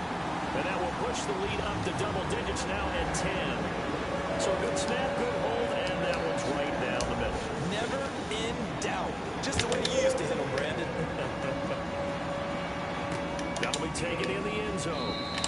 And no run back here. This will be a touchback, and it comes out to the 25-yard line. The Cowboys offense now, they head out for their first possession of the second half. They're down in this game. A chance for the offense, though, to put something on the board, get some momentum here at half 2. Try and get things kick-started for them. And you know in the half, they discussed how they were going to get that done. This is where scripting comes into play a lot of the time. What do you script coming out of the second? Most of the time in the first half, you're scripting 12 to 16. I think in the second half, you're really scripting more like 8 to 10. Kind of a starter or an opener, whatever terminology they use, just something to get you off to a quick start. And this one complete to Witten over the middle. 10 yards on the pickup there. And that leads to a Dallas first down. Prescott now. He rifles one that's intercepted. Picked off by the linebacker, David Harris. And they are going to set up shop at the 40-yard line. The New York set to take the field. And they're not going to play this conservative, I don't think. They had a field goal last time, and they're up, but they're looking to put a drive in the end zone. Oh, I agree with you totally. No one goes out on the field and says, all right, let's just settle for 3 except in certain situations, trying to ice a game, that sort of deal. Most of the time, it's end zone, and that's what you're thinking, and I believe that's exactly what they're thinking as they begin this one. Yeah, no quarterback ever goes out there saying, hey, let's get 3. Not one that I've ever met. Play clock winding down. They go play action here on first down. He's got time. He's going to wind up and air it out. They took a shot on first down, but couldn't connect. Sure, that pass was incomplete as they made an attempt to get a big one downfield. But that's okay because the second part of that is if you don't get the completion, at least you've told the defense you're trying to stretch them out a little bit, and they may have to change accordingly. Here's a play fake as they set up to throw. He's going to take another shot here. And this is on the 5. A huge play there for the Jets. 57 yards. A nice job there, Charles. They picked up the blitz, were able to complete the pass. That had the total feel of a quarterback in control. Red blitz, got him into right protection. Now he's going to take it in for a Jets touchdown. Their big tight end from 3 yards out. And the interception by the Jets D leads to a touchdown. And that'll make this a 3-score game as the lead moves to 17. Folk now set to boot it after his guys put 6 on the board. That's fielded in the end zone. And the decision to bring it out, a good one, as he's up a yard or 2 shy of the 30. Now Dallas gets set to take the field. And following the interception, we'll see what they can put together on this one. My old college coach right now, he always used to tell me before every game, the team making the fewest mistakes will win. But they're hoping that that last mistake is their only one of the game. Coaches, that's all they talk about, turnovers, right? Minimizing those and maximizing opportunities. Give him 9 there on the first down completion. They're going to hurry back to the line now. Partner, it's a lot of fun watching the NFL now, isn't it? Because when the big fella runs routes, It used to be when we were kids, he'd run about 3 different routes, and that was it. Now he can run anything and catch the ball, as we just saw there. Looks like the defense in press coverage here. Looked like the defense put pretty good pressure on him, but he was able to flush out to his right to try and evade people.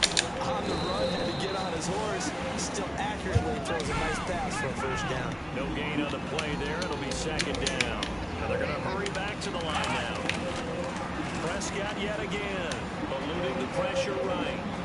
And an alley to run. And he'll take it down shy of the 45 at the 46. It's a gain of 7, and that's going to bring up a third down. And we have to give credit to him for buying time and extending the play. But you know, there's some really upset defenders on that one. They thought that they had him. Instead, he was coated in Teflon and got away. A dump off to Elliott.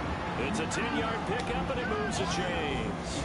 And just in general, Charles, on a play like that, how tough is it for the defense to account for a running back essentially being a receiver downfield? It's very difficult, especially if the running back has skills like a receiver, and you're aware of that before the game even begins. So throughout your practice sessions, you're going to want to be aware of him. Where is he lining up? What can he do? What kind of damage can he do to us downfield? And who can match up with him without weakening our overall defense? You're exactly right. It's a tough task to match up to. Looking to speed things up here, going with some tempo. Flush down right. And he'll be brought down here at the 3-yard line. That'll be a gain of 4. And that'll bring up a second and goal. Well, he did a nice job keeping his eyes downfield, waiting for someone to get open. But once the pressure forced his eyes... And he'll get in. Touchdown, Cowboys. Dak Prescott, a 3-yard run as he kept it himself. And the Cowboys get a bit closer. And the lead is trimmed down to 10. And they decide fairly early here they need the ball back, so here's an onside kick.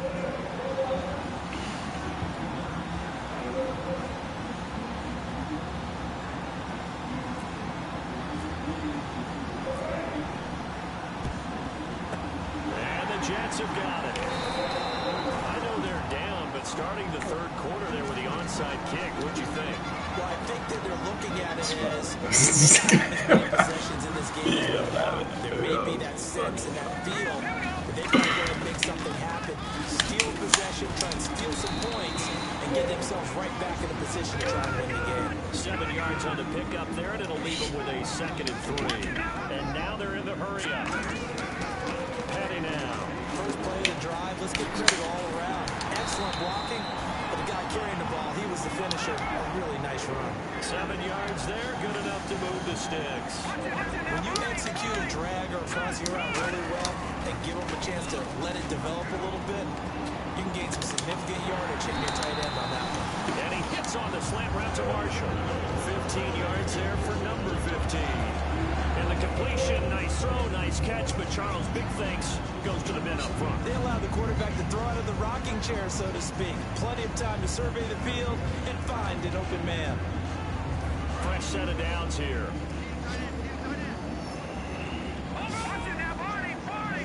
Here we go. 3-19. Back now here on EA Sports. It's Jet football as they've got the lead here, and we get set to begin quarter number 4. And the offense lining up 1st and 10.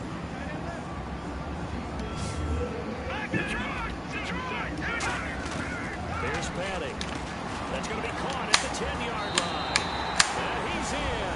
Touchdown, Jets.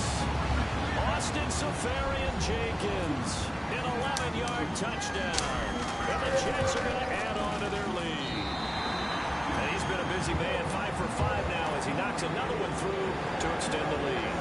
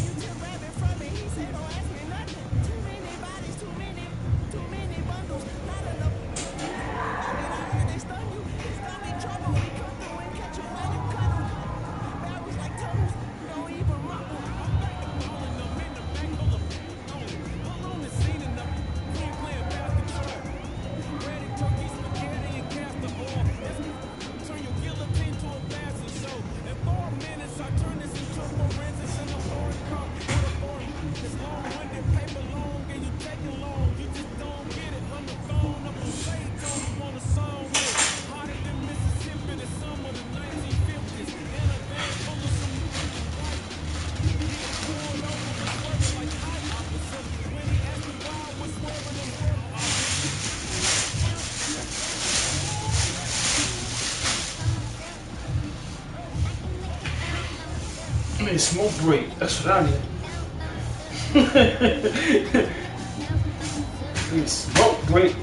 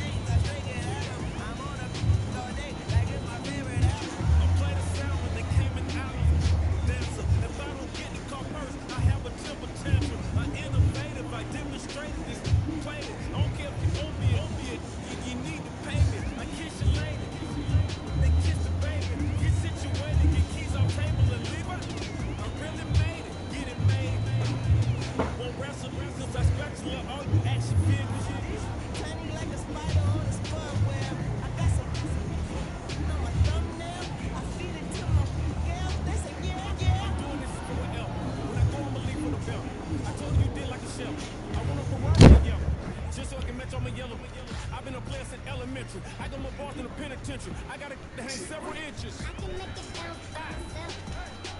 I can make it bounce by myself. I can make it bounce by myself. I can make it bounce by myself. I can make it bounce by myself. I can make it bounce by myself. I can make it bounce by myself. I can make it bounce by myself.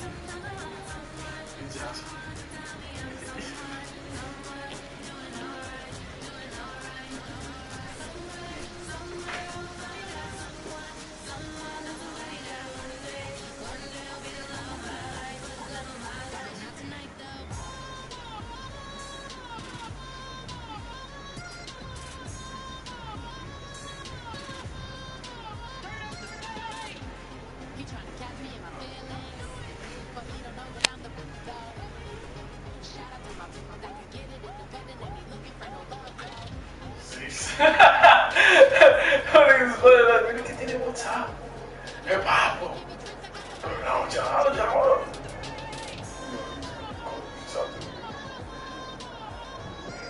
¿Qué, amigo? ¿Cómo estás bonito? Aquí ya, tú sabes. This is funny, son. Ah, tú sabes, aquí en la casa.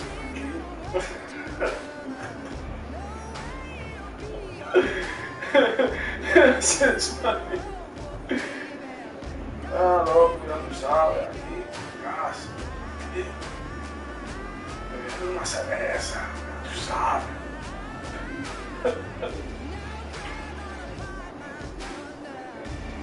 ¿Cómo está la gente allá? Sí, ya tú sabes.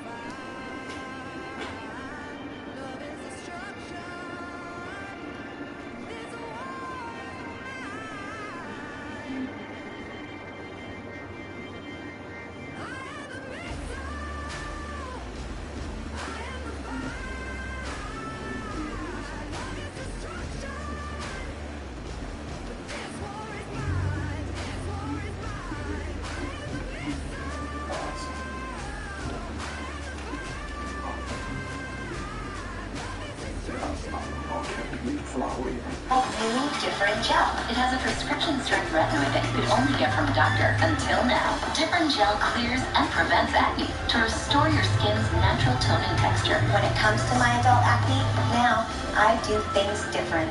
I look strapless. Yeah, maybe a bandeau. A little off the shoulder. Super comfy. Strapless. It's a total festival. I was gay on 30. What do you like? There's not enough days in the year, never too many shoes. There's about 80 pairs of Shoe Dazzle shoes in my closet.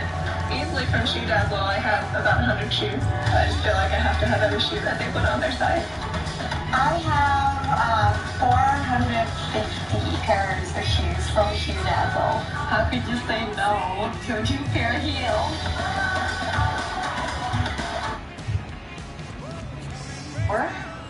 There's this article about Syria I've been trying to read for a month. Well, let me get. So if you could just play Silence for like an hour. We don't have that one, but we do have 100 pressing questions about your ex's new girlfriend. Let's go to her Facebook page.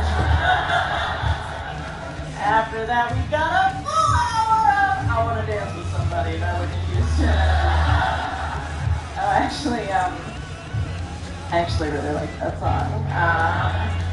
Quick question. question, can we get the lyrics? We don't have the lyrics! It's gonna be just the melody again, and I think you know that. I guess that's on like a bad day. On a good day, it's just like penis, penis, penis, every penis you've ever seen.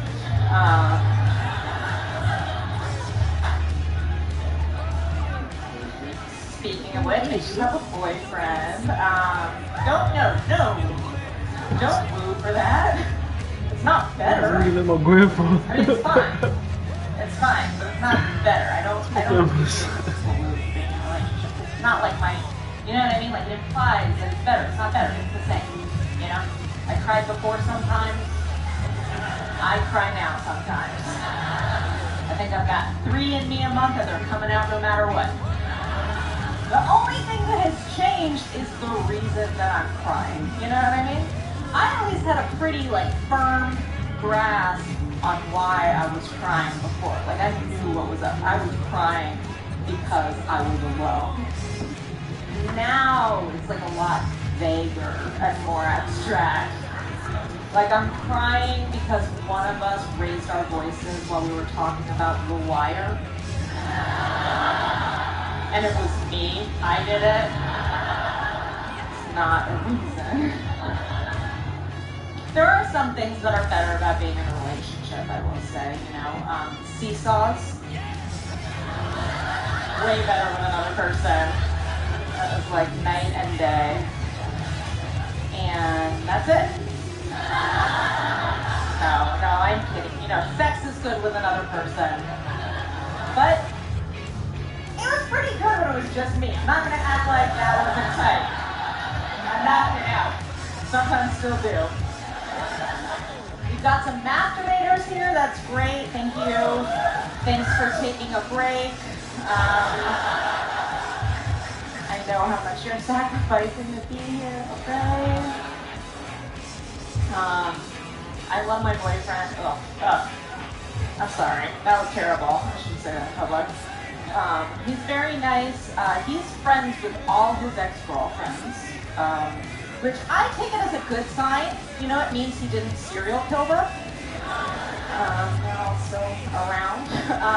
I just feel like it sets a really unfair precedent for me, you know, for how cool he expects me to be when we break up. And that's not gonna happen, right? I'm gonna burn his house down. I don't care if he breaks up with me or I break up with him. I am burning it to the ground. I love him. He's so nice. I'm burning it to the ground. We just moved in together. I don't have a backup plan for where to live. But I know I am burning it to the ground. I don't understand people who stay friends with their exes. Like, why would you want to stay friends with the one person who knows what's really wrong with you? Put that person on a rocket ship to the moon. Because, you know, that's someone who's looked inside of me, you know? Really seen me. And then said, no. We don't gotta hang out anymore, you know? I'd rather go to the movies with literally anyone else. I'd rather go to the movies with my dentist. And I hate my dentist, but I refuse to stop seeing her because of feminism. It's just not a consolation to me, you know, if an ex wants to stay friends with me. Like, that's not a consolation to me. You know what I mean? Like, is it any consolation to you if you get fired from your job and your boss is like, but hey, if you want, you can still come use the microwave. I know how much you liked it when you worked here. I'm all or nothing, that's all I'm saying. I met my boyfriend online, it's where I do all my shopping. And I have Amazon Prime, so it's like 2 seconds. And he was there. It was great. You guys do online dating? Yes. No. Don't speak for the group. Say no. Jeez. I know some of you do. We're at South by Southwest. You guys invented it.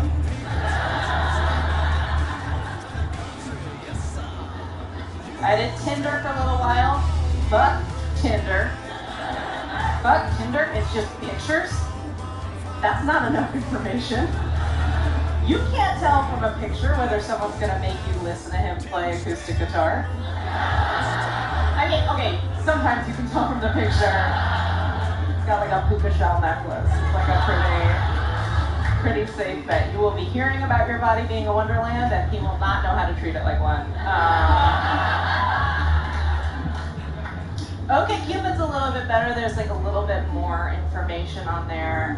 The problem with OkCupid, at least when I was on there, is like anyone can message you. Anyone can message you. And I have proof, because I'm going to read you this message that I got on OkCupid. I'm not going to preface it, because I don't know how to. I'm just going to say that it's real. People have asked me after shows, like, how did you come up with that? No, I wish this didn't happen to me. But this is a real message that a human being sent to me, another human being. Hello, ma'am. Alright, okay, I think we're all on the same page about that being a rough start. Right? It's both polite and so rude. I am 30 years old. Hello, ma'am. Great pics. I love it. Can I be your errand boy or human dog? I am good with content writing, designing basic websites, doing a bit of photography, video editing, house cleaning, doing errands, light cooking, and I am also fine with racial humiliation, etc. Okay, now, I don't know about you guys, but for me, racial humiliation is the only item on that list where I don't know what an etc. means after it. And it's the only one that got one. He could have put that etc. anywhere else in the paragraph and I would have been like, fine, got it. You know what I mean? Like, designing basic websites, etc. Okay, he knows HTML, maybe a little bit of Photoshop. I get that. But racial humiliation, by the way, I'm not okay with racial humiliation. There's no way I'm cool with the etc. that comes after it, unless it stands for apologizing for the racial humiliation. I don't like the way he phrased that either. I am also fine with racial humiliation. Like, I brought it up. Like, that's my deal breaker we're negotiating on. I also want to point out, none of these are things a human dog would do. Right? When you were picturing a human dog, was he writing you content? No, he was drinking out of a bowl with his tongue. Yeah, sticking his head out the window on a long car ride. Something cute. The next paragraph is just like a marvel of the English language. I have lived in LA for 2 years, but now I am back and want to move back to LA. Where do you live, bro? What the fuck is going on? I can probably get a job. And you can control my paychecks and money. Please consider GK. So, I wrote him back. Do you guys want to hear what I wrote him back?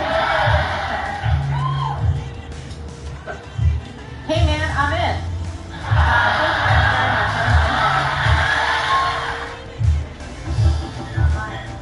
What is it that you sell? We sell hamburgers, deli sandwiches, turkeys, roast beef, ham. Folks, can I have your attention, please? He does this all the time. You can see we are not that busy. This is how he's trying to pick up. We have hamburgers. He ate a bunch of food and wasn't able to pay for it, so he's trying to drum up business for it. Oh, okay. Hey, have your attention, please. Hey, would anybody want any food? I have price. What do you want? There's a line of ironic people behind you. Cheeseburger sounds pretty good. Who wants a Just one slice of cheese. Let's do this. And you know, make it a double. I've been trying to make you happy for months. Cheese is right here. Well, I got the cheese. Just come on, hurry it up. Thank you, sir. Okay. $80. $80? Are you serious? Yeah. $7.50. $7.50 plus that. Okay, no. Okay, look. I know how to give change. No, here's how I used to do it at Derek. And when I worked at Derek, it was here with me. I was 16. I didn't know better. By the way, my friend Meg, I still know her, and she probably watches. She goes, "Did you really steal money from me and Derek?" And yes. The cat's out of the bag, and so did you. I knew what was going on there. We didn't clean the machines regularly, did we, Meg? Let's keep this a secret. You guys are so lucky. This is such a great show, and this next guy coming up is one of my favorites. You know him from Comedy Bang Bang. You might know him from Trump versus Bernie. Please give it up for James Adomian.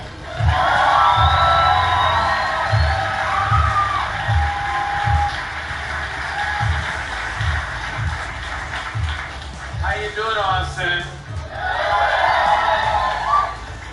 You guys changed a lot, I noticed, for South and Southwest.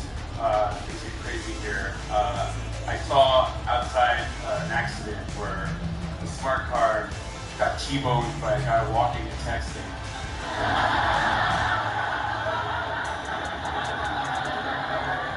The smart car was totaled, but luckily the iPhone had a pretty good case on it, so they're gonna keep it out of court system. It's nice to be here in Austin, where Alex Jones is a real person. Everywhere else in the world, he's just like a demon that somebody's uncle listens to. But he's real here. We believe that the conspiracy is true. I know what happened. We have information that goes all the way to the top. I saw a couple years ago at South by Southwest, Alex Jones with a bullhorn heckling South by Southwest. Like, the idea of fun itself is wrong. The Illuminati must have done this. I like when he has Jesse Ventura on his radio show, because it's a contest to see who has like the deeper, scarier voice. Governor, you're joining us. What do you want to talk about, Alex? We have information that there's documents. I don't love documents. They're like catnip to me. We shredded them up, Governor. I'm gonna roll around and up.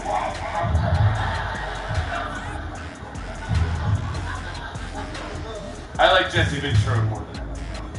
Jesse Ventura is cool with gay people. That's nice of him. I'm a renowned gay. I don't know if you know that about me. Oh, good. Is that legal here, or I'm a great homo-American? That's a phrase that I got from President George W. Bush, and that's the only thing I kept from his presidency. He was speaking off the cuff for 8 years in office, and at one point at a press conference, he was like, "I appreciate that there's homo-Americans out there." Like we immigrated together from a place. I'm fully understandful that they came over from Homo Rocco or whatever it was. Now they're here, I say God bless them. God bless them all to death. He had a wave goodbye that was like a fascist salute, but also like lazy, like, fuck everything, but I'm gonna go finish first. Homo-American is a good one. I like, homosexual is an old-timey term. It sounds like a video that you have to watch in health class, like a shitty film strip from the 70s where they're like, there's a new phenomenon, the homosexuals. They can be anyone, a doctor, a bus driver, a voiceover artist, the homosexuals. Homo meaning sing, sexual meaning something we dare not talk about. The homosexuals in a theater near you, or at the theater sitting next to you. I've been gay for, I don't know, when did I register? Registered gay. I played a bunch of sports when I was younger. I played football, that was great. I suggest you try being a gay football player if you have any eligibility left. I was a pole vaulter. That was a great experience for later in life. I was a wrestler, and I still am, pretty much. Basically, I'm a wrestler now. I just take it to its logical conclusion.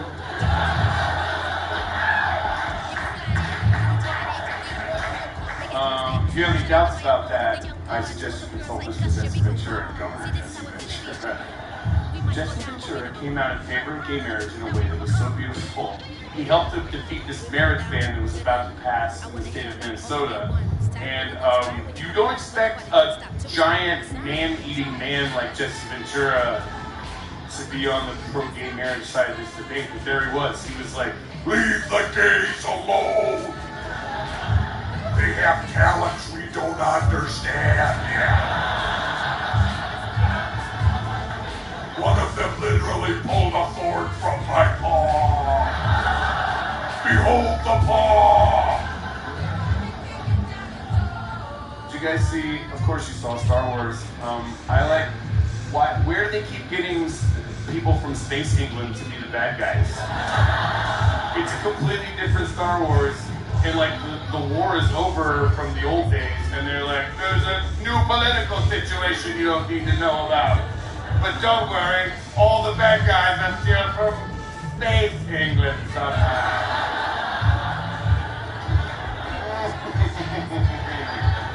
I see your father fought in the earlier war, where perhaps he can use you now. Do you treat your enemies with cruelty at all times? Smoke a lot of pot. I know you guys do.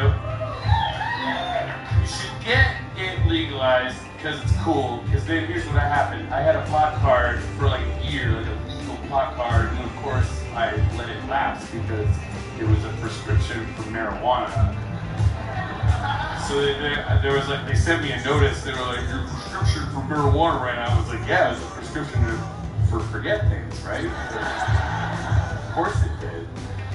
But the whole experience of going to a pot doctor is amazing. You have to do it if you can. I had an excuse ready because I was like, not sure because it's like federal and state laws different. So I was like, I have issues that aren't responding to acupuncture like they used to.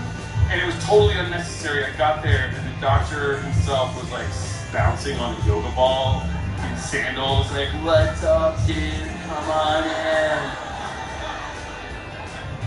And I had to fill out a clipboard, like a checklist on a clipboard with my medical history, and half the questions were like, are you a cop? And then you turn it over and the other half of the questions are like, wait, we forgot, are you a cop?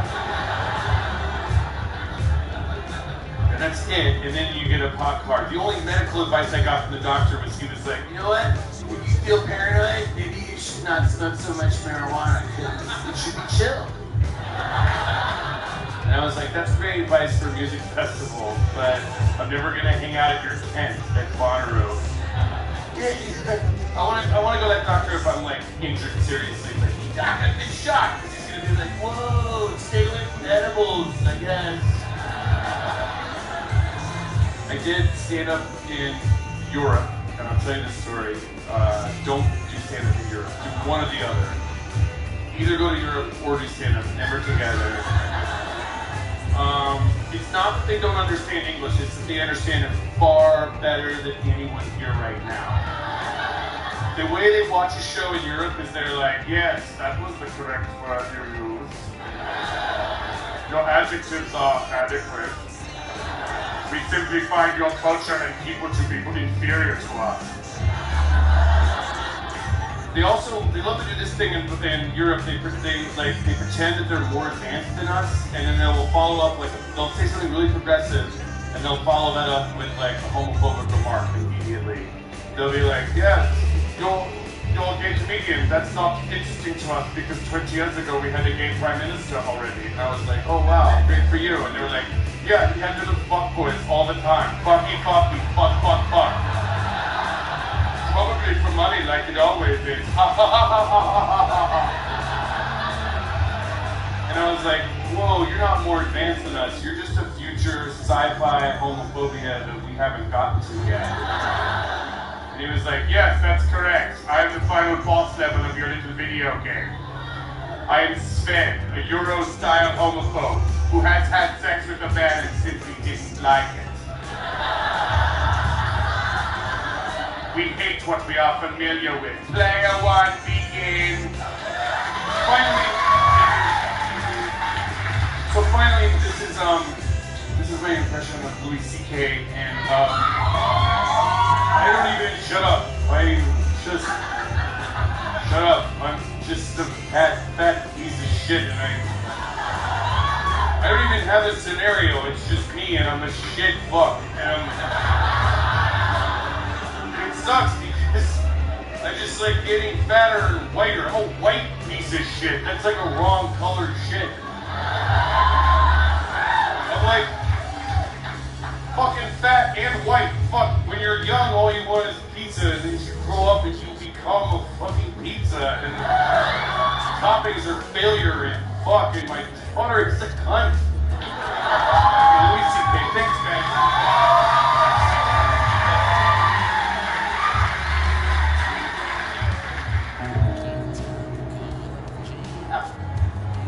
Hey, I was just hanging out.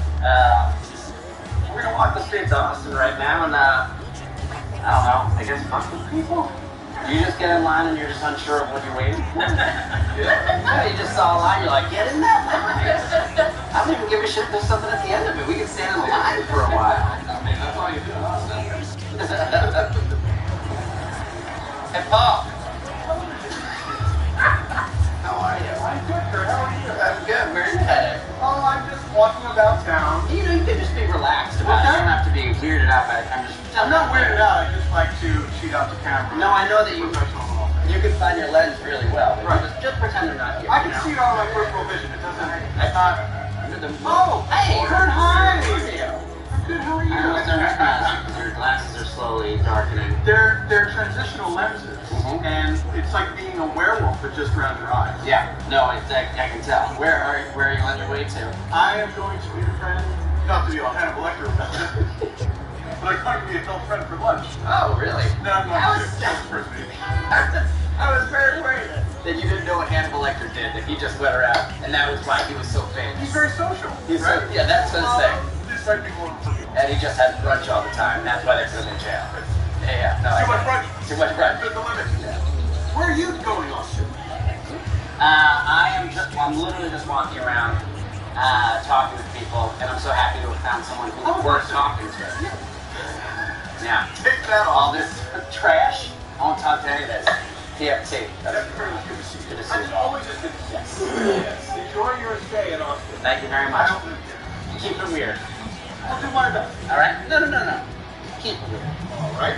How's this for weird? All right. Classic Austin right there, Paul. Up top.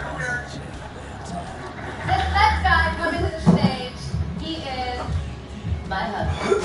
You can see him playing Dr. Goldberg on Another Period. Please be extra nice to the hilarious Moshe Kasher.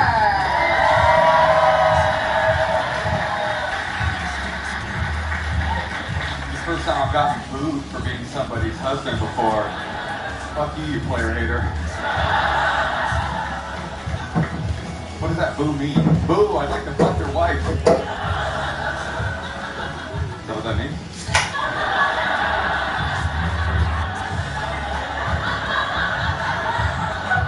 You gonna get pegged, dog? I wish somebody tuned into the show right when just that line. You gonna get pegged, dog? No context, then they do an audience hand. Everybody's wearing a lanyard for some reason. This is the weirdest tiered marketing infomercial I've ever seen. Anyway, so that's what ass fucking did for me. Fuck my wife, everybody. You can do it too. I like when the show gets a little weird. Like, I've been doing comedy a long time, you know what I mean? A lot of these younger comedians, people you see up here tonight, these guys, hungry dudes, they want to laugh at the end of every joke. I don't care if you're enjoying yourselves.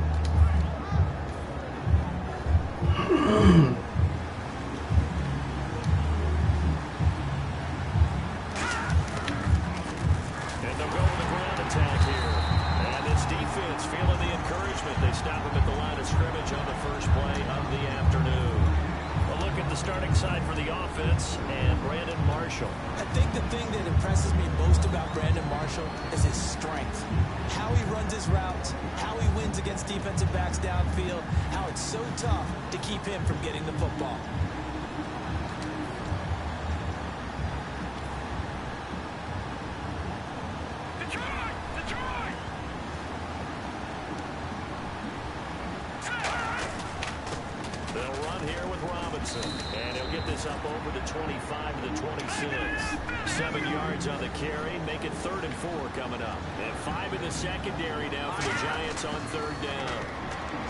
He'll drop the throw. Sets up the screen to Robinson. He loses 5 full yards to bring up 4. I love the intelligence the defense just showed there. Read their keys, saw the screen developing, ran to it and smothered it. What a 3rd down stop by them.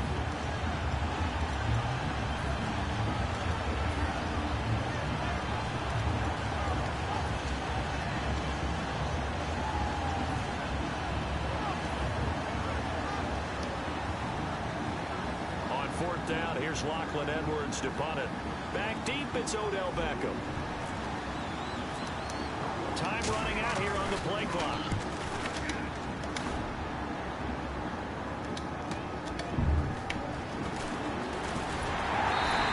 Nice job bringing that one back. 14 on the return. And it'll be Giant football, 1st and 10.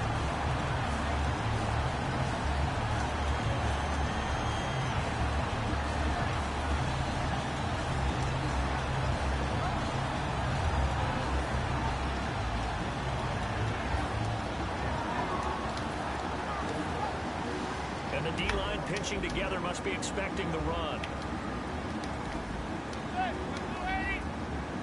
They come out here in the eye. A first carry now for Paul Perkins. And he'll get this up past the 45 to the 47. Brandon, it's early in this one, but Paul Perkins is a guy that I saw play at UCLA. And you know when he did his most damage? Late in the ball game. He's one of those guys that's a high-volume ball carrier and really wears people down and produces big as the game's on the line. Had some good moments for the Giants this year. Question, though, is he just a complimentary piece going forward, or can he ever be the guy? I think he can be the guy, but I don't believe the Giants are just going to settle for that. They're going to bring in more competition and make him earn it. They go with Perkins again. He'll get 3 up to midfield. Couple of Jets there in on the stop. The New York Giants offensively, their starters, and one guy out wide to take a look at, Sterling Shepard. A really mature man in every way coming out of Oklahoma. Personally and professionally. You can play him out wide, play him in the slot. He can return punts for you. He's a dynamic playmaker. And on the outside, they're playing press coverage. Now a run with a fullback Johnson. And he gets it down to the 48, enough for the first. Officially a gain of just a yard there, but they do convert on 3rd and inches. 3rd and inches, they just had it to the big battering ram there. That's football 101, isn't it? That's bread and butter. Turn around and hand it to the big fella and let him get forward for a first down.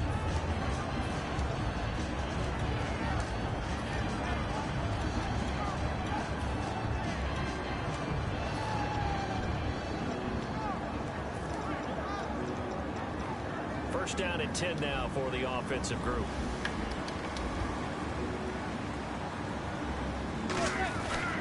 Manning going to give it to Perkins.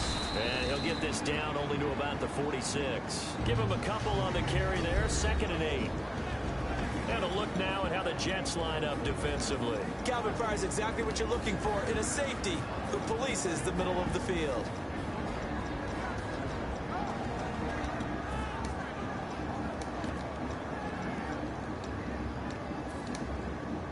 And after the play on the ground, that brings up 2nd down here. Again, they go to Perkins. He takes this for about 6 down inside the 40. And once again, leverage wins. The offensive line, lower than the defensive front. They moved them and found some good space for the guy carrying the ball.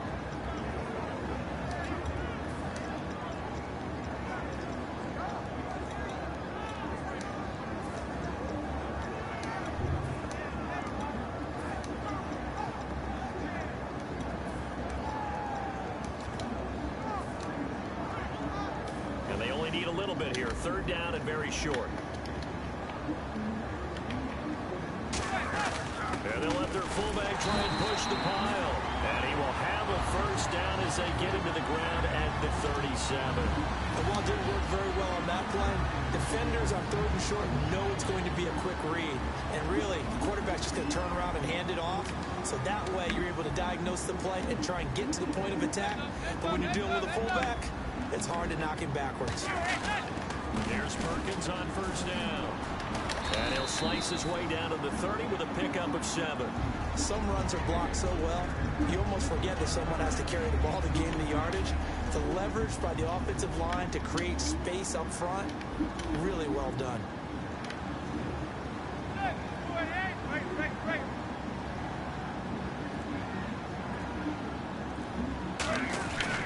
On 2nd down, Perkins.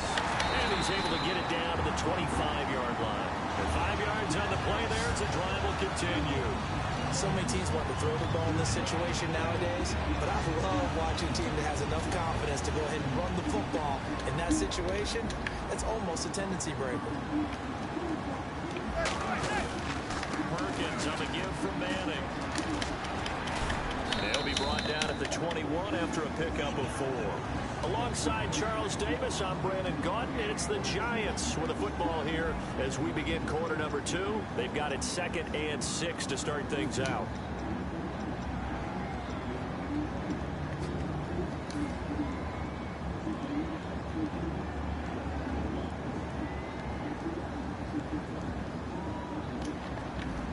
looking to jam the receivers at the line here. Press coverage look defensively. They'll send Beckham in motion right. And they run with Perkins. And he's going to fight his way forward here for a modest gain. A bunch of Jets there, a whole gang of them flying to the football to make the stop. And there's a run to be happy with. Good, solid yardage. He'll take that anytime you hand the ball to him back. And the offense readies for play number 10 of this series. This is Johnson, the fullback. Just a gain of a yard, but that's all they needed, as that'll give them a first. On 3rd and 1, it seems natural to just turn and hand it to the biggest guy in the backfield. But usually, he's not the primary runner. So for the defense, they're often keying on the running back because he's the guy who gets the ball more often, and the fullback is the blocker.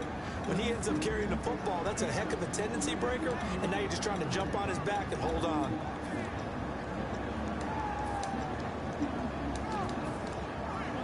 And this seemingly endless drive continues.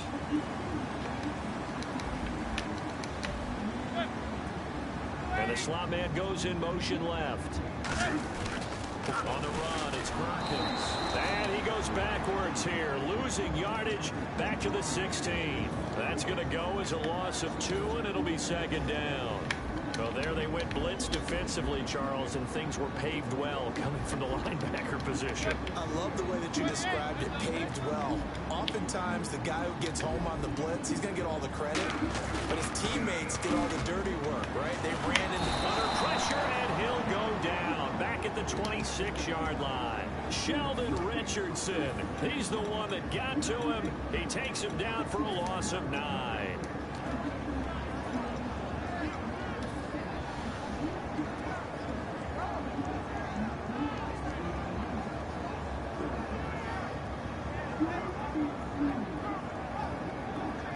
Just play after play after play on this long drive for the offense.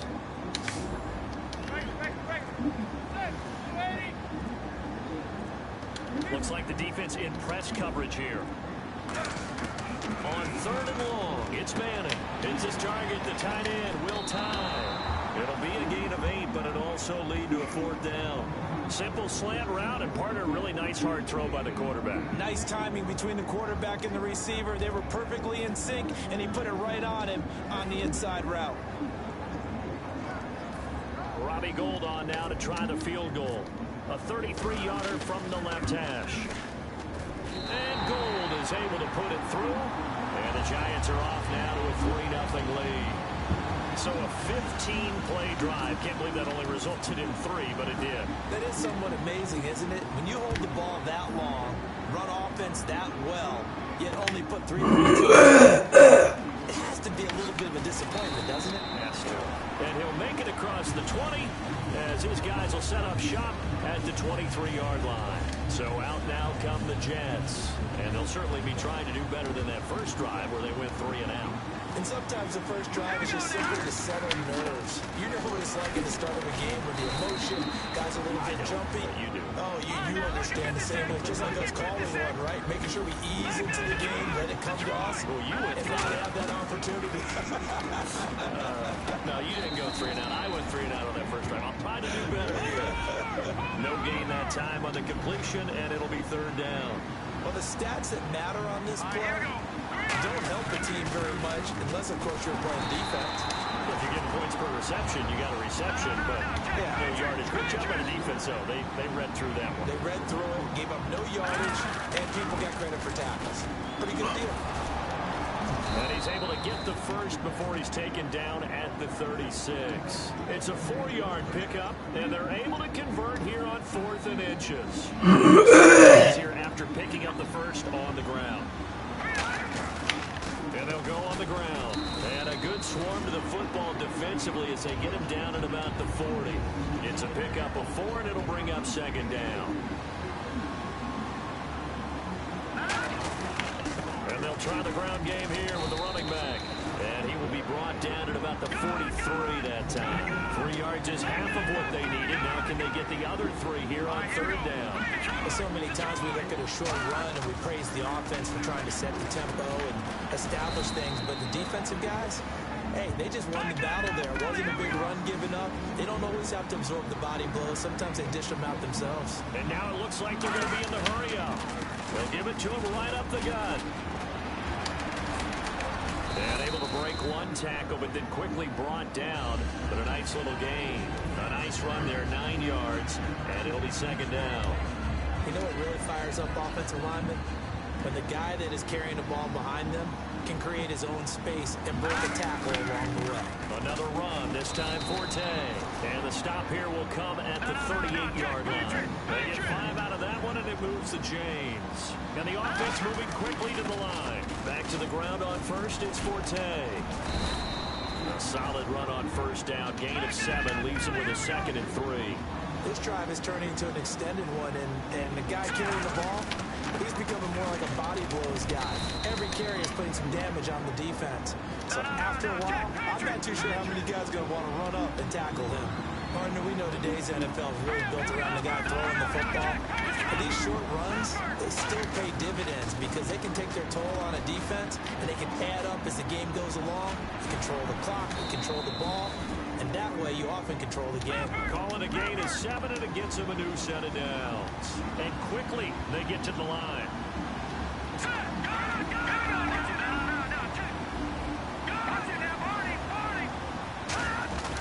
Now a play fake here on 1st down.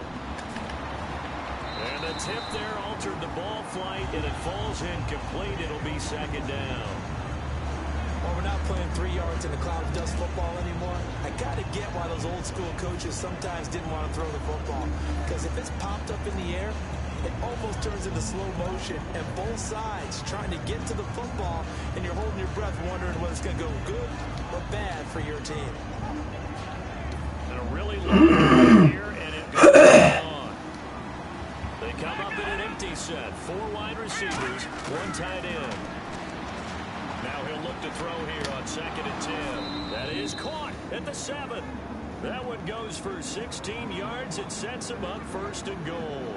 And that extra yardage makes this upcoming field goal attempt much more manageable. Agreed, because when you talk to defensive coordinators, they always tell us the 35-yard line on our side of the field, that's the line we guard the most aggressively, because once they get there, they believe they're in field goal range.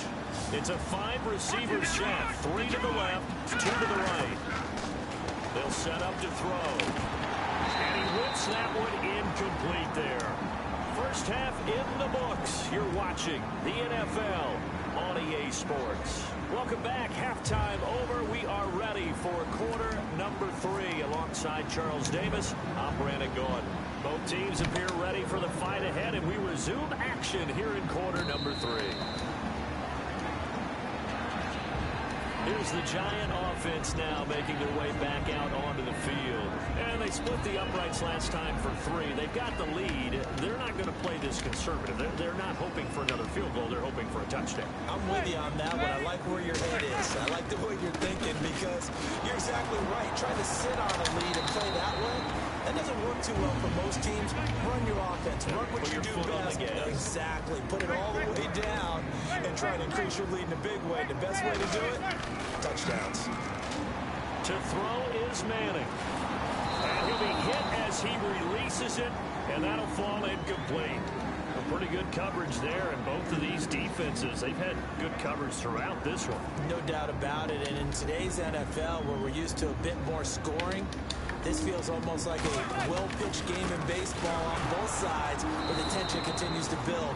Who's going to make the big play? Losing 2 yards that time, and now it's 4th down. The defense won that play so fast that I think if the running back didn't have time to notice if anyone was there, it was just a blink of an eye, and there was a loss on the play. Here's Brad Wing now, as he's on a punt for the first time this afternoon.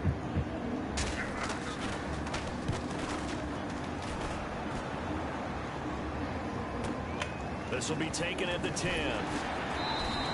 And when it it's said and done, it's a 58-yard punt. And the Jets take possession. A look at the offense now here, coming back out on the road for their first possession of the second half. They were able to get the stop defensively. Now a chance really to set the tone here in quarter three. They can really take charge, can't they? And this is probably how it was drawn up at the half. I think we can go inside. Trust me, man. A well-designed corner blitz that gets him for a loss of 8 yards.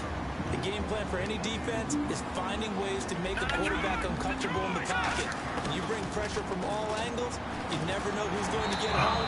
In this case, the left cornerback, right in the face of him, puts him down. It's a tried and true formula, and I don't think it'll change for as long as we play football. If someone's trying to throw the ball and you can put pressure on them and make it tough, that's only going to help your defense. Yeah, he sensed being hurried. He got rid of it before taking the hit, but incomplete. It's hauled in by Devin Smith. The offense is not leaving the field. They're going to stay out and go for it on 4th and 3. Well, they had a lot of real estate to make up there, but what a big-time play for him. Nice completion, excellent game. Now they're 4th and manageable. Just a little short, though, of that marker. And that's caught by Smith.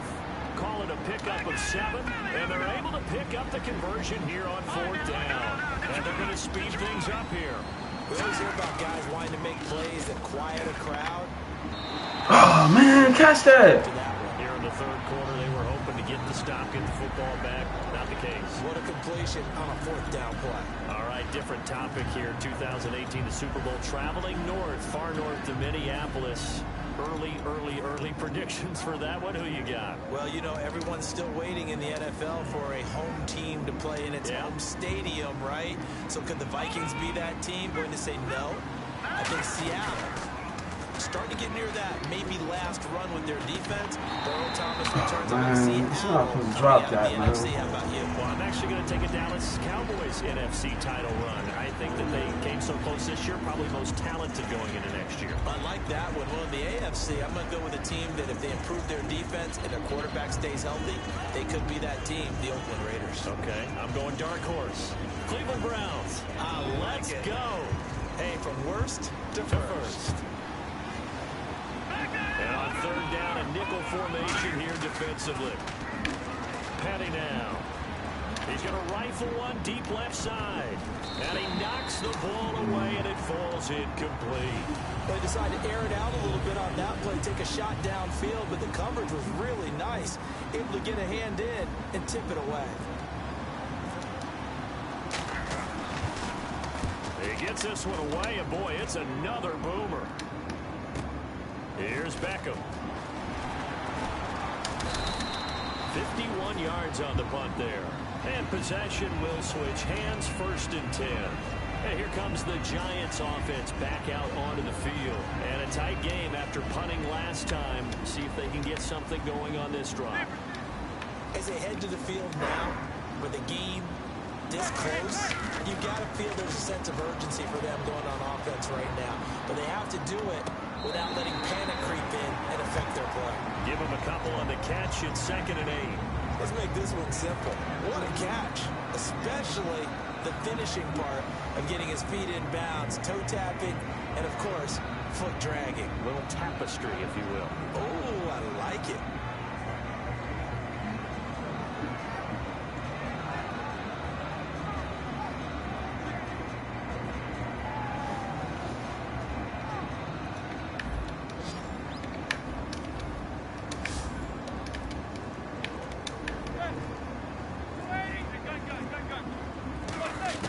On 2nd down, here's Manning. Finding time. He's got the hook up to Odell Beckham. And he'll be taken down, but not before he gets into enemy territory. Well, that's the Kickstarter right there. Eli Manning finding his guy, Odell Beckham Jr. Yeah, it's a deadly combination, isn't it? It really is, but what really makes it work is just how unflappable Eli is with his demeanor, able to maintain his calm and his poise. Because we know OBJ, he can run pretty hot and get excited out there. Sometimes just one-handed grabs for him. It doesn't matter what it is. Just throw it up there. He'll go get it. He was looking for Odell Beckham that time. And that'll bring up 2nd down. And he's certainly not a guy that drops that football very often. Indeed, because that's a bit of a surprise. I know he's in the middle of some traffic and people, bodies all around him, but he usually has the focus to haul that one in.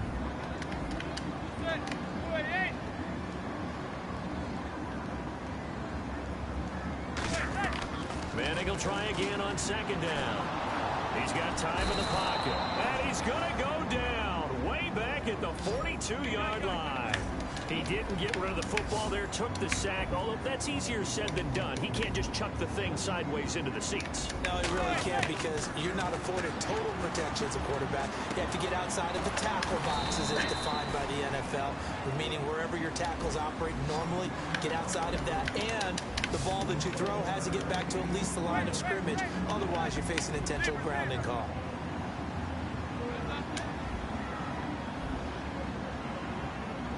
In motion, the tight end. They'll go for it. It's Manning.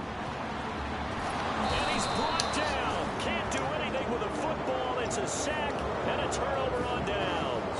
Now the Jets offense, they get ready to head back onto the field. And last time out, they had to punt the football away. Anything positive possibly to take from that?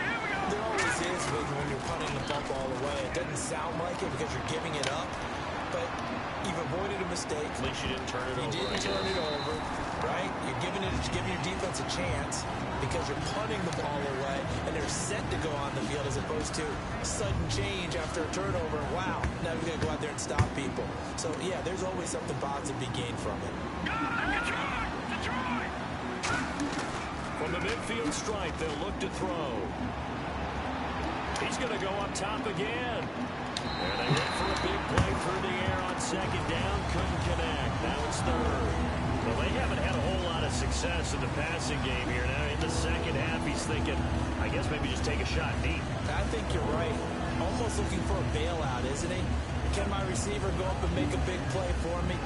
Can I create a penalty downfield, maybe pick up an interference call and get that yardage downfield? Anything trying to get going again, but you're right. He definitely took a shot.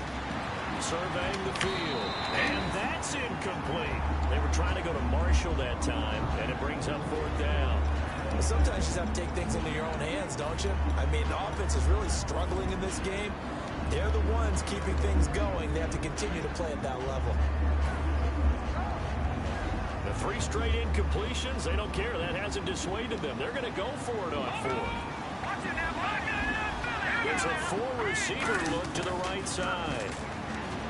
Here's Petty. Being chased out left. He may try and run for this. A surprising move to go for it predictably, at least somewhat predictably. It doesn't pay off. And this defense is going to get the football back near midfield, right at the 48.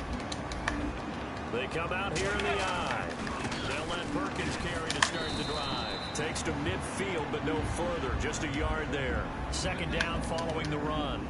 They're going to hurry back to the line now. That's a good play by the guys on the defensive side of the ball. Held them to a gain of 2. And that changes the playbook a little bit now for the guy calling plays.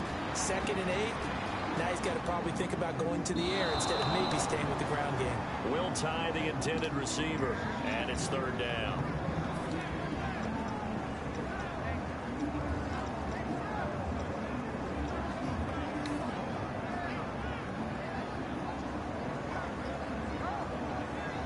Third down here for the offense after the incomplete pass.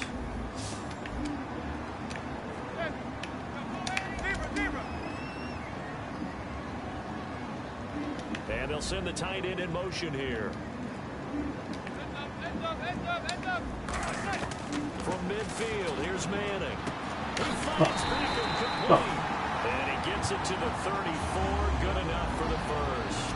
So he makes the grab and the chains move forward. Nice job by the offensive line giving them time to complete that first down pass.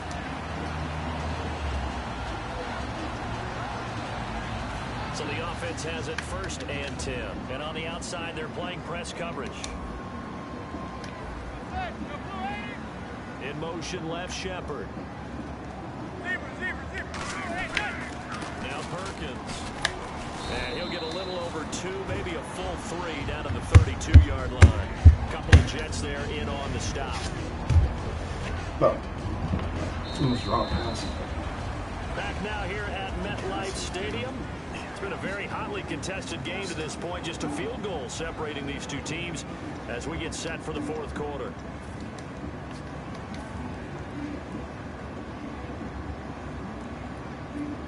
And they still need 8 yards for the first here on second down. And they'll send the slot in motion left.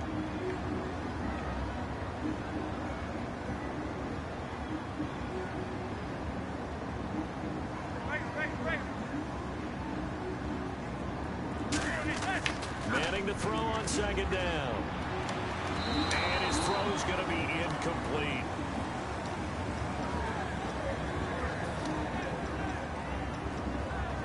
They need to get this to the 24 on third down. They come out here in the eye. The slot man in motion right.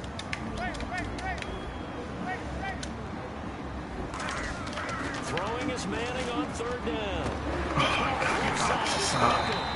And he takes it down to the 13 and picks up the first. They call it a gain of 19, and it moves the chains.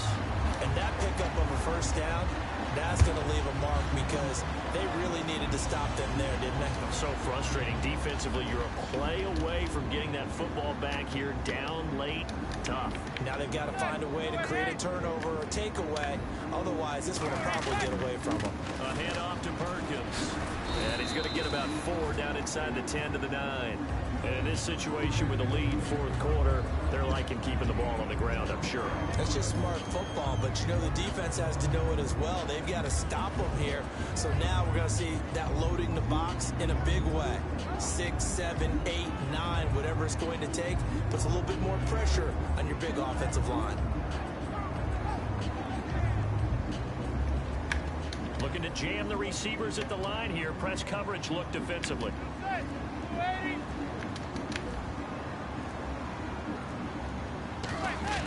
Now Manning throwing on second down. And this is incomplete. Larry Donnell, the one he was trying to get it to. And it's third down. It's always tough for the guys throwing the football when they think they've got a completion and the ball's almost there. And someone sneaks a hand or two in and bats it away.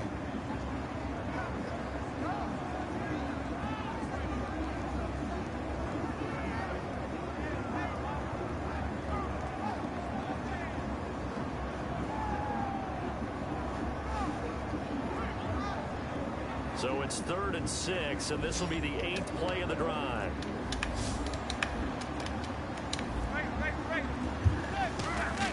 From the gun on third down, Manning. Oh, incomplete. Nearly the pick they needed. They would have loved one there, but at least it does get them to 4th down.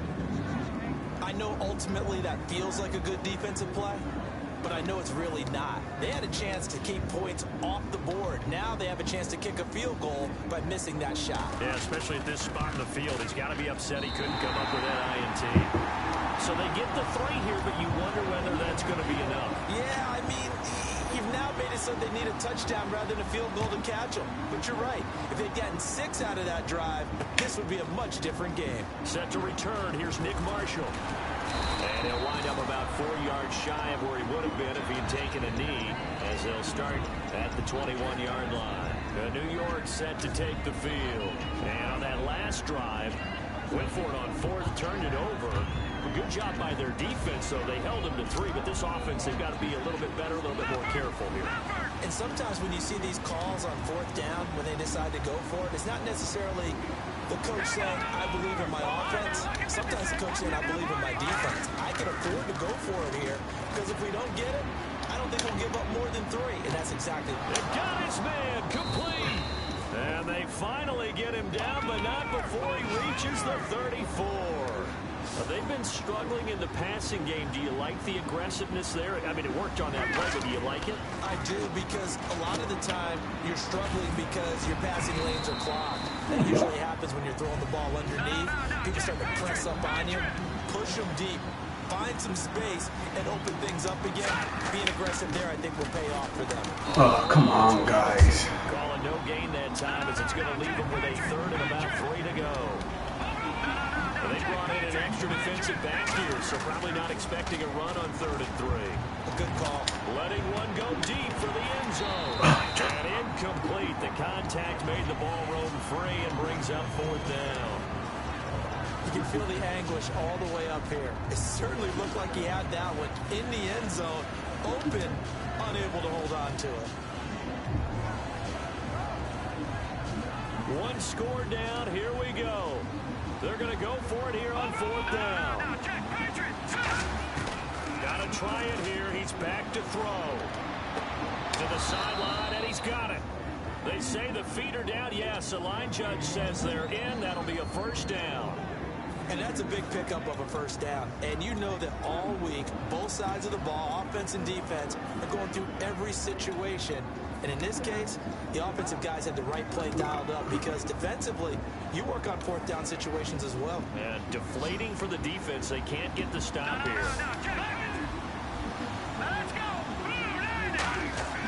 Petty now. Oh, no, he lost the football.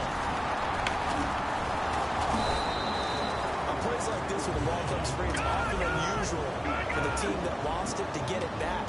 Because this is the quarterback. The ball gets away from him. Everyone else is trying to execute what they're supposed to do on offense. They're usually looking in. And he's going to take it in for a Jets touchdown. Their big tight end from 19 yards away. And the Jets are an extra point away from leading this game. And he'll bang that one through.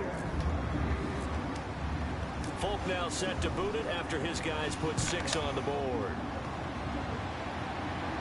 And a fair catch signaled for and taken successfully. The Giants offense now, they get ready to head back on the field. And last time they got 3 points, but it was a chip shot field goal. And when you go to the sideline after a chip shot field goal, maybe the offense not too happy. It's a balancing act, isn't it? Because you're exactly right. They're none too pleased that they didn't punch it in for 6 points.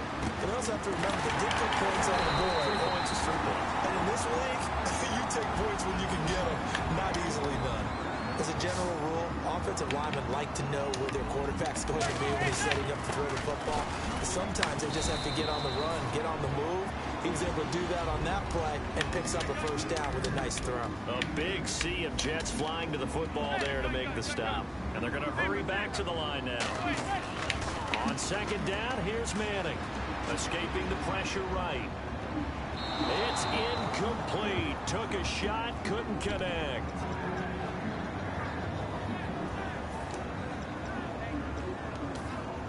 On 3rd down, they'll need to get it to the 36 to pick up the 1st. They come out 5 wide, 3 of them to the right side. Shotgun now for Manning. Oh, God. Harris complete. And he gets this one all the way down inside the 20-yard line. Now here's a timeout defensively. Defensive timeout called by the Jets. It's just their first. They'll be down to 2 remaining as we step aside here in the 4th quarter. And let's see what the defensive coordinator may have up his sleeve here to try to get this final last stand and win this football game. On the give, it's Perkins. And eventually brought down, but it's near the 5 at the 6. A solid pickup of 13 sets him up 1st and goal. How many times do we say in this game that speed kills, and it does it in so many different ways? In this case, you got a back who's quick and shifty, can make moves, make people miss, but also gets to and through a hole before it can close down. That's some of the benefits of that speed, not just outrunning people in the secondary, and that led to a really nice game. They come out here in the eye. The wide receiver moving to a new spot. So the offense has it, 6-yard line, 1st and goal. And he's going to get hit at the line of scrimmage and driven backwards. Now the Jets are going to burn another timeout. That'll leave them with just 1 remaining in this 4th quarter of play. And here comes play number 6 on this drive.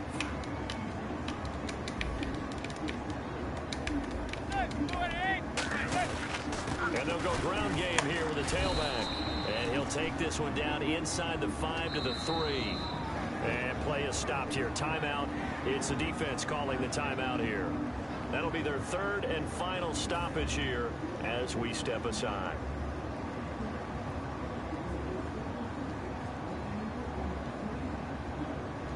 From the 3 now, here they come on 3rd and goal. They'll let the shorter back Perkins run it. And he'll get blown up behind the line of scrimmage. Back at the 6. He lost 2, and it brings up 4th. Another stop on 3rd down, and this defense still hasn't allowed a touchdown to this point.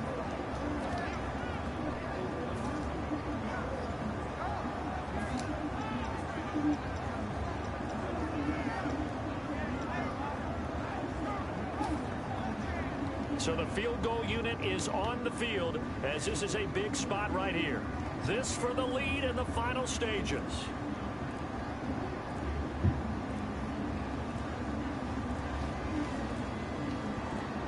And now with the play clock winding down, Ben McAdoo's going to call a timeout. It's just their first. They've got 2 more to use here in the final stages.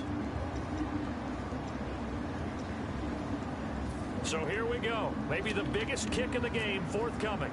This for the lead in the final stages. And the 11-year veteran bangs it through. And with a little over a minute to play, they have taken the lead.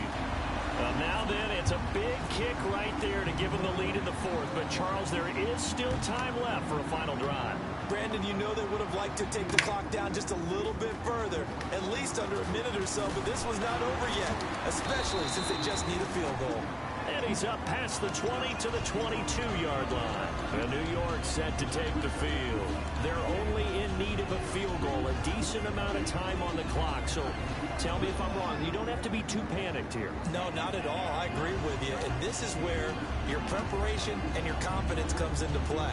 They've worked on these situations. They practice this all the time. They practice it all the time. They know what they want to get done. And in a lot of cases, the great competitors, they love this situation. Missed him. Get it done. They practiced it. We'll see if practice makes perfect.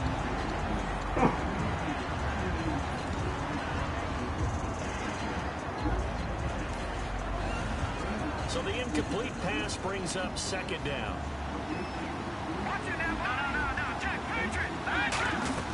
They'll look to throw. He's got time. And Austin Seferian-Jenkins has it. A good pickup there, 26 yards. On any given pass play, you never know exactly where your exit points are going to be.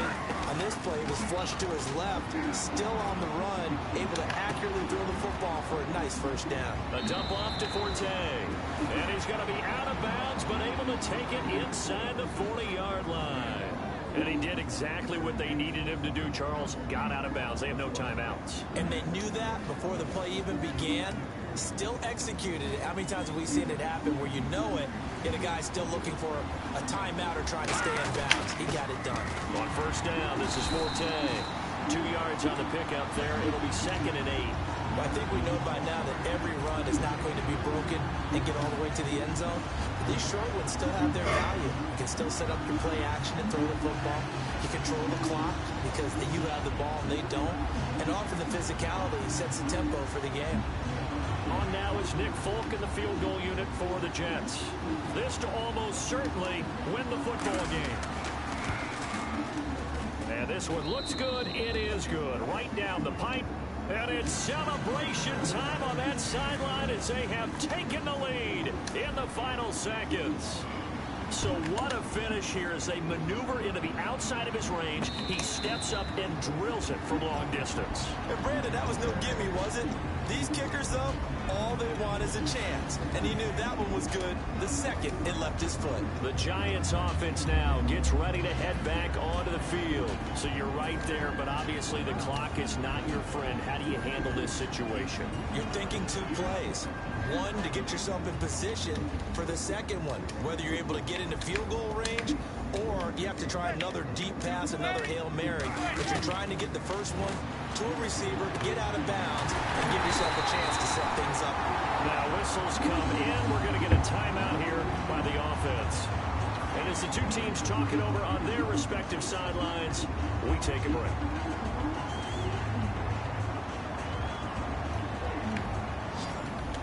And they're going to go soft on the corners. They'll send Beckham alone to the left side.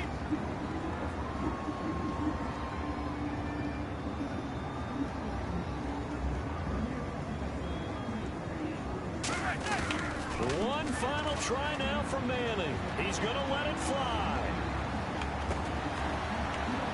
And, oh, a crusher there as it's intercepted. A great read, and it's picked off. And that is going to seal this victory as time runs out. Well, we were on hand for a fun and entertaining game here, coming down really to that last play. Great job defensively to get the pick and seal it. And we know that every play during a game matters. You're never sure which one's going to be one of the key ones. But at the end of the game, when you analyze it, 3, 4, 5 plays are going to be the ones you focus on. And that last play was one of them. The last shot had to take it, and they came up with the interception and sealed their victory.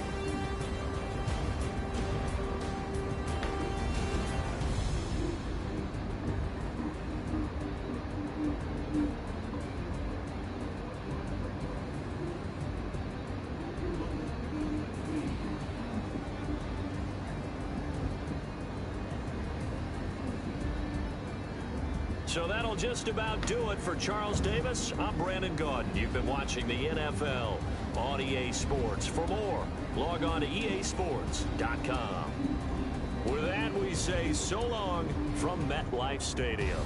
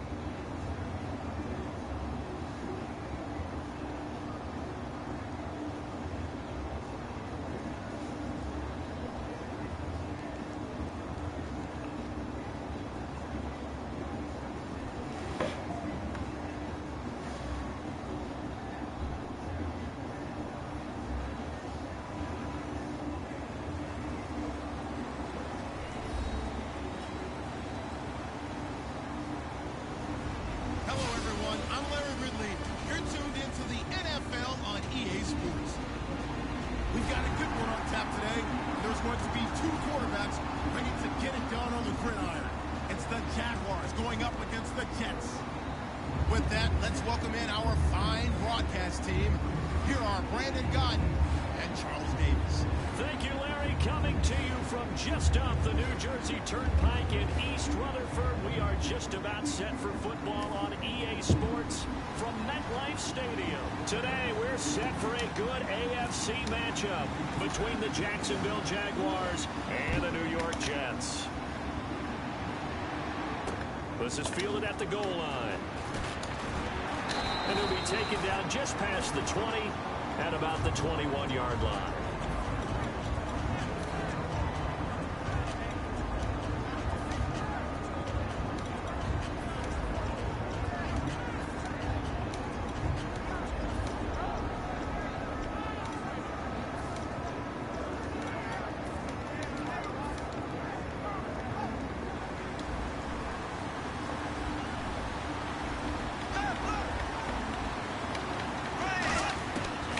First and 10. Here's Bortles.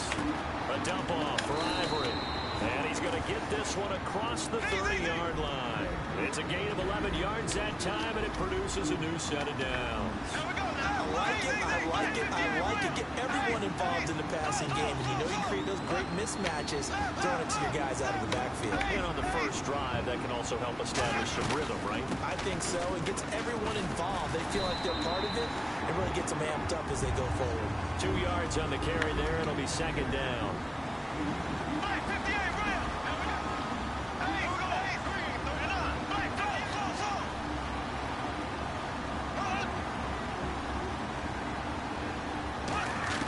Bortles to throw on second down.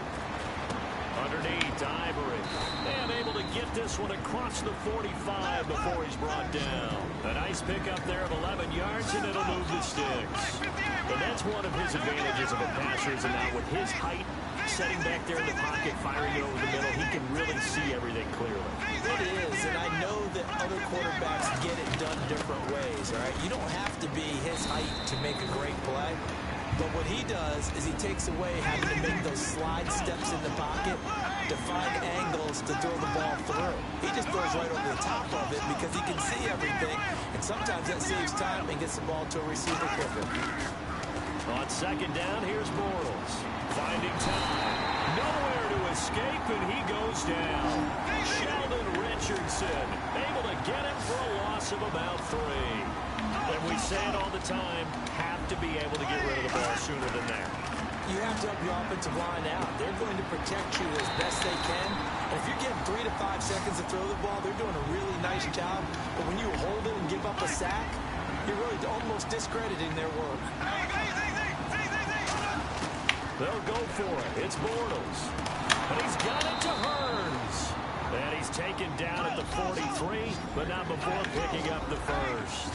And that's what you've got your tough little slot receiver for, isn't it? Right there, those fourth down conversions in the middle of the field. He knows that's where he has to make his living, and that's where he has to make plays to help his team.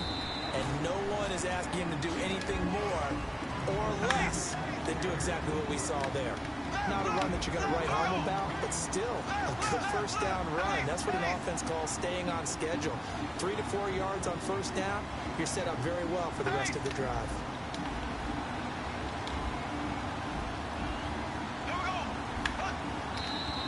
Now some movement before the snap. And we'll hear from our referee for the first time this afternoon. It's a loss of 5 there, bringing up second.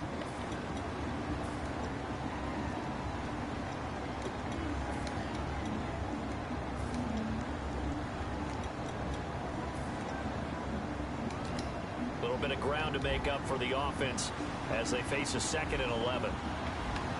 Looks like the defense in press coverage here. To throw is Bortles. Completes it left side to the tight end Lewis. And they'll get 9 there as that sets him up better for 3rd down. I know exactly what's going to be said about that play from the defensive perspective. What's that? That's why I tell all you guys we need more than one tackler to the ball. He broke the first tackle. Luckily enough, there are more people there to get him down. This will be play number 9 coming up on this relatively long opening drive as they look to convert on 3rd down.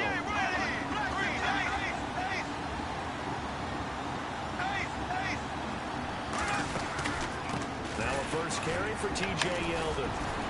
And he picks up the first before he's taken down at the 29. 5 yards is the pickup there as that extends this drive. T.J. Yeldon's not afraid to drop a shoulder or run through some tackles, is he? Not at all. I learned it in his high school days in Alabama. Then, of course, stayed in state to play at Alabama. He could do that there. And what I think is best about him, and when he's really on top of his game, when he's a little bit lighter, a little bit quicker, I think he's strong enough. He's compact enough to break those tackles. I think he's at his best at a shiftier weight.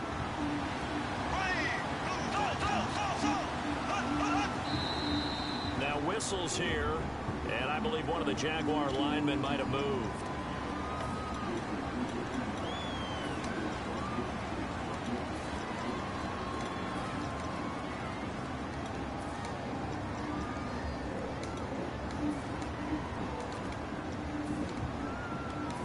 Long drive. The defense just cannot seem to catch a break and get off the field. Shift together here from the D-line. Shotgun now for Bortles. Throwing for his running back, and he's got it complete. 5 yards on the pickup, and that'll make it 2nd and 10. Well, clearly one of his advantages as a passer is his height. Sit back in the pocket, fired over the middle. That makes things tougher defensively, doesn't it? It really does, because your goal is to move the quarterback off his initial spot when he gets his drop back completed. But when you have that type of height, he can stay in there if he's willing to take the hits and just fire over the top, which saves him time and actually completes a play a little bit quicker than it normally does when a quarterback has to slide and find open space to throw. So 2nd and medium, 2nd and 5 now.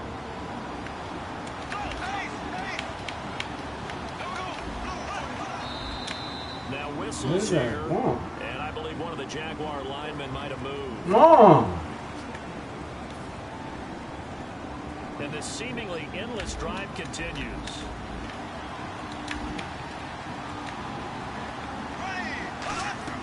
Now Bortles throwing on 2nd down. They set up the screen to Ivory.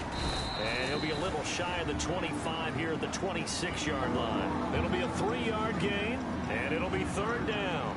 And so far, a very nice, methodical opening drive. This has the feel of a scripted drive that they rehearsed perfectly all week long, and now they're executing it on game day. Script looks good so far.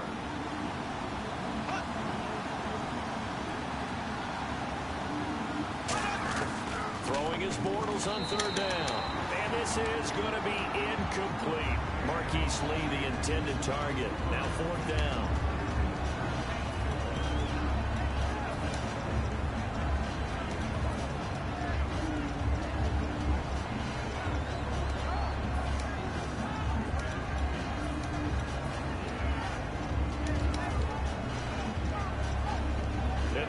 They're keeping the punter on the sideline. They're going to go for it here on the opening drive. Bortles to throw for it on 4th down. And it is incomplete. Boy, it looked like he had it and dropped it. And this crowd loves it as their guys hold on the opening drive. Well, trying to be bold on the opening drive of the game, but that effort, it proves futile. How many times have I talked with coaches where they've talked about taking the emotion out of their decision-making? I think that opening drive, if he didn't have it in his head to go for it before, I think that keyed into it. They were doing so well, and he decided to really establish something there. They didn't get it. Now they've got to make sure that they don't lose their focus. The play clock's running down. And on the ground they go with the running back. He takes this for 3 to the 29. It's Roy Miller that brought him down. Some of the most unselfish players on any football team, defensive tackles, because we ask them to just eat up blocks, allow other people to make tackles. But when he can make a play himself, as we just saw there, that's a big day. After watching him drop that slant, I can hear my old coach's voice ringing in my ears right now. You can't run with the ball until you catch it. Trying to get those rack yards before he secured it.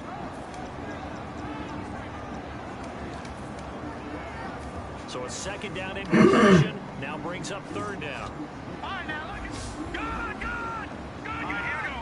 Green, 39. And on the outside, they're playing press coverage. Here's Panic. Got a man, and he hits him in stride. And he lost the football. And his guys are going to get the football at the 37-yard line. And out now comes Jacksonville as they get ready to go. And on the last drive, they were in field goal range. They just opted not to kick it, didn't get it. How does that change the mentality this go around? I don't think it changes much for the head coach because this is what he preaches all the time. Attack at all times in any spot on the field. And he likes touchdowns, not field goals. Now, your field goal kicker, you got to make sure you nurse him through and say, okay, don't worry about it. When we need you, you got to be ready to go. And the team, of course, loves to see points on the board. So let's see if it changes a little bit if they're in the same spot again. And we'll see what the decision is here if they get to that spot.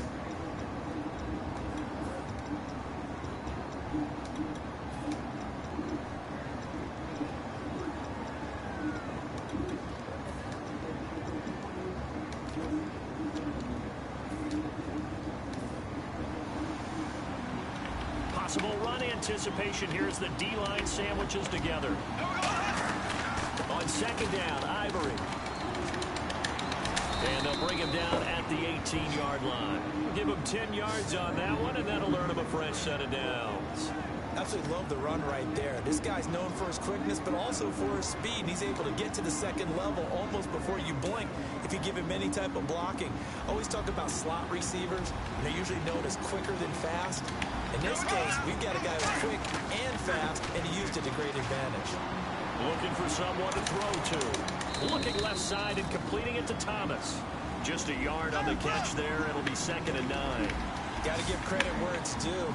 Really nice defense on that play. The pitch and catch was successful, but not any run after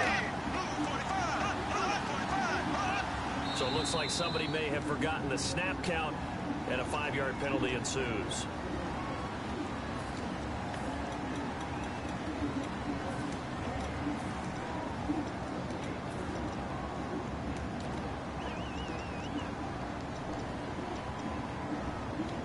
Offense needs something here on second down. It is 2nd and long.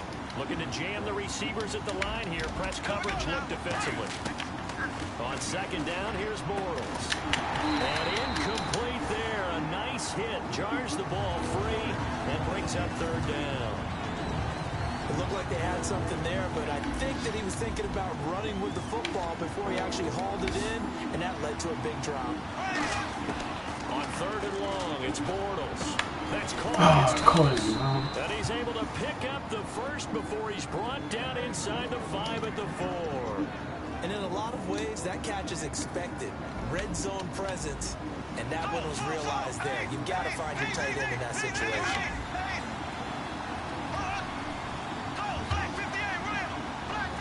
From the 4-yard line, it's 1st and goal now. This is Ivory. It'll be a pickup of 4, and it brings up 2nd and goal. No, that wasn't an explosive run. That wasn't one that took it all the way to the house. But, boy, for a team that's had trouble running it the entire game, that's the kind of run they need, hopefully, to get themselves kick-started. And the D-line pinching together must be expecting the run.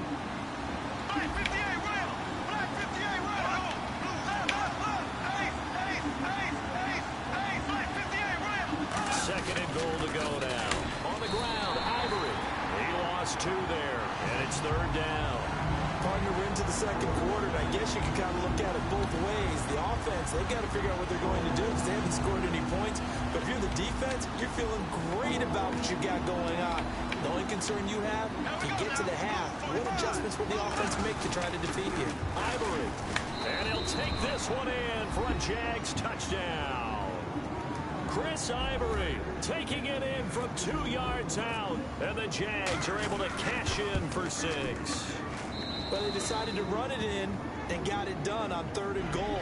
A lot of times, that's a passing play. And the kicker just has to come out for the PAT. He can breathe a sigh of relief as well, right? Although I don't know if he's really breathing a sigh of relief. I think he likes to put 3 points on his ledger. Fielded about a yard deep. And he will be marked down right there at the 20-yard line. The Jets offense now works their way back onto the field. And last time, not only the turnover, but that turned into 6 points. They got to make up for that here. We always hear about empty possessions, but some are worse than others. You can have an empty possession, pump the ball away, get yourself set to play defense, but when you turn it over, it changes momentum, and when they take it downfield and punch it in on you, that's a bad possession all the way around. You're hungry to get back out there, aren't you? You better be, because otherwise, it's going to be a long day for you. Off the play fake, he'll look to throw. And Austin Seferian-Jenkins has it. It's an 8-yard pickup and leads to a new set of downs. And when an offense is doing a nice job selling the play-action pass, a lot of responsibility shifts to the linebackers. They're the ones that have to determine run or pass and get to the proper places on the field. On any running play that's called, they're always hoping that it's going to break big and go the distance. But when you get a nice game like that, you're able to do so many things anyway. You can come back and run essentially the same play again, continue to move the ball on the ground, or you can decide to throw the ball now because usually you have the defense back on its heels. 2 minutes remain here in the first half. We'll come back to MetLife Stadium after this short timeout. And he'll give it here to his running back. And he'll do a nice job here just to fight his way back to the line of scrimmage. That's going to go as a loss of a yard, and it'll be second down. Looking to speed things up here, going with some tempo. Petty now steps away. Oh, the ball comes out on the hit, but they'll say it's incomplete. The former Clemson Tiger, Sharon Peak, was the target, and it's third down. There's nothing like pressure to affect the accuracy and the timing of a guy trying to throw the football. And on that play, they ended up flushing him to his left, contacted him as he's trying to throw the football, and that led to the incompletion. That one complete to Anderson. And he's going to get to the 31, enough for the first down. A good gain of 14 there, and it moves to James. In recent years, the slot receivers really gained stature in the NFL because they can do so many things. Yes, they can line up wide like your normal wide receiver, but to have that kind of courage and toughness to run routes in the middle of the field and become dependable targets for their quarterbacks and move the sticks, those guys are worth their weight in gold. Offense comes to the line now, 1st and 10. Looks like the defense in press coverage here.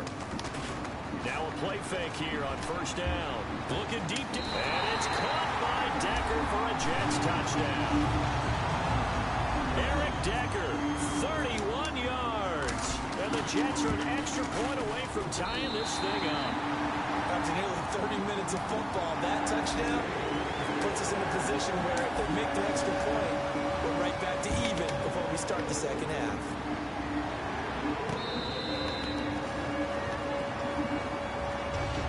Jaguars offense now heads back onto the field. And that recipe on their last drive that resulted in a touchdown looked pretty good, so they'll be hoping to do that once more. And it takes me back to when we sat with the offensive coordinator and the head coach. They felt pretty good about their game plan and thought there were some holes in the defense, and they exploited them the last time out. Let's see if they can come back and put together a similar drive. And we'll see if they can do just that. On 1st and 10, here's Bortles. And he fires one that's intercepted. Picked off by Marcus Williams. And he's able to get it back to the 41-yard line. And New York set to take the field. And that last drive, a long drive, but not just that. They had a great air attack going. Do they stick with that? I would think that they would, because if they were confident enough to do it on the last drive, starting backed up in their own territory, why would you change anything? They've got to be confident about what they're presenting and continue to do so. Yeah, because the secondary, they really look clueless. And that was amazing because that drive went and went, no adjustments, and no big plays by the defense to knock the ball away. Here's Petty. A hit as he throws there, incomplete. Marshall, the intended receiver. That'll bring up second down. When defenses get to the quarterback that quickly, a lot of times it's called a jailbreak. It wasn't quite that fast, but fast enough that he had no time to look downfield and set himself to throw the ball. And as he tried to do that, he was hit and it forced an incompletion. Only 3 yards on the catch. It's third down. Hey, the defense is in this game as well. They wanted to make it a tough third down. They were able to do so on that last play, preventing a big gain. Looking here for Smith downfield. He was looking for Devin Smith that time. And now it's fourth down. I'm not quite sure how he wasn't able to hold on to that one in the end zone. A great opportunity lost, but a lot of relief for the defensive guys. When they get into film next week, they're going to want to know what happened. Where was the breakdown that almost allowed a touchdown? They'll look to throw again. He's going to try and go deep again. And this is incomplete. Boy, it looked like he had it and dropped it. And the Jaguars are going to take possession here in the turnover on downs. Out comes the Jaguar offense now as they get set to take over. And with time quickly fading here in the second quarter, not sure how aggressively, offensively they want to play this. I think we'll find out just how much they trust their guy. Now hold everything here. We're going to get a timeout by the offense. It's just their first, so they'll have 2 remaining here before we get to halftime. Throwing on first down is Bortles. Underneath, Ivory. And he's going to get this inside the 30. Now whistles come in. We're going to get a timeout here by the offense. So as they take it over, we step aside. So with 4 seconds to go in the half, here's the field goal unit onto the field. From the right hash, this from 45 yards away. And this one is going to just tuck into the bottom left corner as he gets it to go. So 2 quarters down, 2 remain. Charles and I return after the break. So both teams have their marching orders, and we'll get going again here in quarter number 3. And this will not be returnable. It's out of the back of the end zone for a touchback. Now the Jet offense about to take over as they head out onto the field. They're down here, but very much in this game. What's the tonality of a coach's talk when a game is within striking distance like this at intermission? Typically, what they're doing is emphasizing the things that went well in the first half and wanting more of that. Sure, you've got to go over some of the errors and clean up some things because there's a reason you're down. But overall, I think they want to stay positive, stay up with this team. We're just starting the second half, and we've got the football. Let's go ahead and punch it in, and then we'll take it from there. See how that recipe works. He's going to let it go again, and it pops free. The collision there jarred the ball loose and brings up second down. On every offensive coordinator, every play caller sheet, they have about 5 or 6 plays per game that they call shot plays or big plays, and you don't get many opportunities to dial them up, and they just did, and they drop it with a great chance to make a big play. That's going to hurt. The best receivers we know always tease their quarterbacks that, hey, no matter what you do, you cannot overthrow me. Well, guess what? That's exactly what happened on that play. Normally, they time it up pretty well, but on that one, he rifles one. It's intercepted. Fuck, get away from me, man. By Prince Amukamara. And they'll take over inside the 45 at the 44-yard line. A look at the offense now here, coming back out on the road for their first possession of the second half. And after the field goal last time, we'll see what they can get here. And at least they got points out of the last drive, Charles. And this is inside the 5. A big third down play there for the Jags. 41 yards. He took a shot downfield towards the end zone and came up with a big-time catch, but he was tackled a little bit short of the goal line. And now the defensive guys, they got to pick their heads up and try and hold them to a field goal attempt.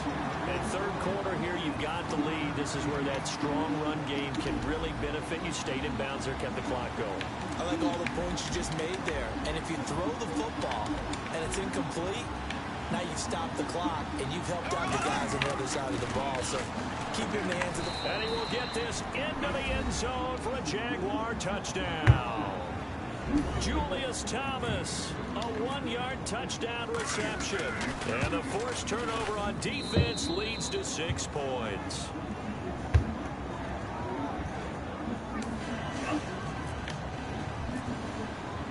And after the touchdown, here's Myers to boot it away. And this will be a touchback as that sails over the end line. The New York set to take the field. And following the interception, just any interception, are you a little bit more cautious when you start that next drive, or no, you just throw that out the window? I think you are. I don't think that there's any way you can run back out there and go, totally didn't affect me. Let's just go ahead and be loose with the football again. You're going to take care of it, but you have to be careful about being too cautious because now you can't run any offense at all. Still on attack. We'll see how they attack him here. All right, here we go. Trying to shake off the interception. Come on. Forte, a great receiver out of the backfield, was the intended target. Let's look ahead for a quick minute. We don't have the schedules yet for next year, but what we do have are the 5 international games that will be played, 4 in London and then 1 again in Mexico, Jacksonville, Baltimore, Miami, New Orleans, Cleveland, Minnesota, Rams, and Arizona. Those in London, and then Mexico's going to get a great game. The Raiders and New England. Yeah, you're exactly right. And just think about the ones in London. Remember, they're splitting them between the 2 different stadiums in London, so they get a different flavor in all of these places. But Mexico, for the 2nd straight year, the Raiders are coming to town. That should be a whole lot of fun. A ton of fun and a very good matchup. We just saw another example of really good defensive football, which has led to the cushion that they have in this game. Got to him once again, knocked him on the ground, forced an incompletion. And they've set the tone. It's one thing to set the tone, another to come in here on the road and set the tone. Marshall, the lone receiver on the left side. They're going to try and throw, and it is incomplete. Boy, a curious decision to go for it. Doesn't pan out, and the Jags take over in terrific field position. The Jaguars getting set to go. And they'll just simply be looking to build off the confidence of the last time out where they scored a touchdown. Third quarter, man. Isn't it? When you've scored once, you feel like you can go back out there and get it done again. Doesn't matter what the defense throws at them. They feel like they're in a groove right now, and they want to get out there and show it. Yeah, hoping to stay in that groove here this go around. Here we go now. 390. 390. On first down, Bortles. It's caught on the right Oh, side. y'all. Can be everywhere, man. Can be everywhere, man. Lord. Lord. Robinson, 28 yards. Lord, man. And the Jaguars add on to Come their on. lead. I know these wide receivers are Not about getting catches too, Bubba. Not getting catches. but a good number of them play running back at some Not point. getting fucking catches, man. Getting catches, man. A great read, and it's picked off. And a big turnover Oh, there as look his at guys will get the football back. And after the touchdown, here's Myers to boot it away. Come on. And they will not get a chance to return this one as it's through the end zone for a touchback. And now out come the Yeah, Jets. this is not set. And last time this unit was out here, costly turnover, and then that turned into 6 points. They've got to make amends. And how many times have we sat in meetings with coaches and they use the too term long, complementary football? Offense take care of the defense, defense take care of the offense. That didn't happen on the last possession. This is a chance for them to pick themselves back up and help their team. Yeah, we'll see if they can recoup and recover. Right. And they went big on first down, proves unfruitful. Well, I guess we just discovered that someone is certainly not going to sit back and just take it in this game, huh? No, they were trying to get that touchdown back in one shot. One shot, trying to help out his defense and let the other team know they were coming after him. Oh, man.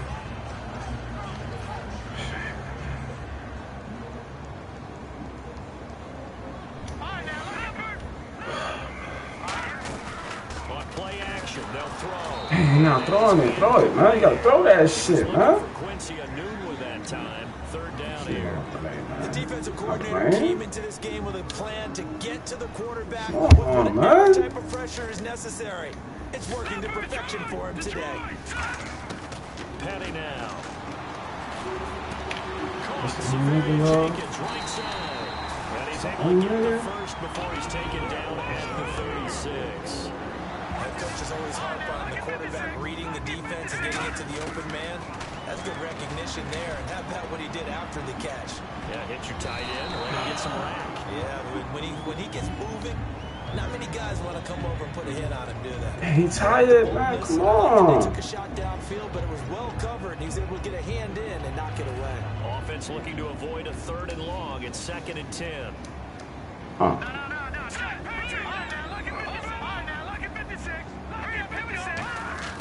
Off the play fake, he'll look to throw. No. Just one little second, man. How much of that falls on the quarterback? It was pressure. Brandon, the rush showed up so fast, the quarterback had no chance to get the ball downfield. Oh, let's get in there. Come on, let's play. Let's play, man. We'll get out of here. Let's play.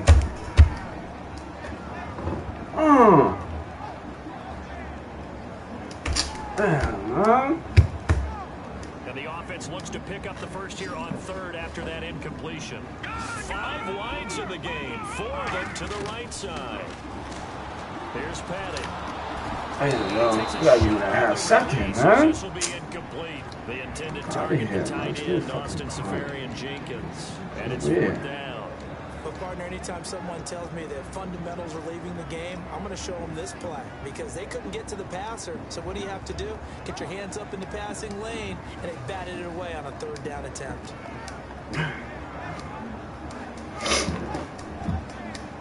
Still just the 3rd quarter, but they've got to make something happen. I think they know that. They're going for it on 4th. Talk, man. No type of offense. They're indeed going for it as they look to throw. He's got time in the pocket. Boy, a real head-scratcher there.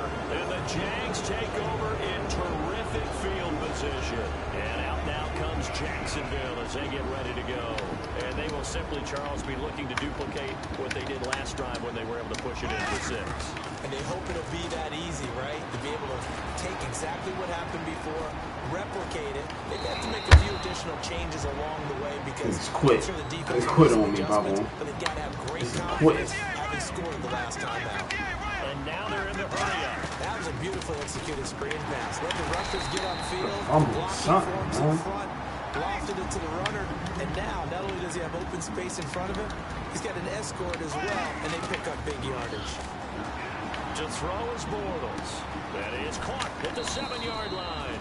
Now the stop will come inside the 5 at the 4. 4 yards on the pickup, and all of a sudden here it's 3rd down. I know most of the time when the ball's in the air, you're thinking wide receiver, tight end, but running backs, they can be a big part of any passing offense nowadays. Bortles now to throw. Flush to his right. Trying to get it to Thomas, and it's intercepted. Picked up. It's a foot race. He's at the 50.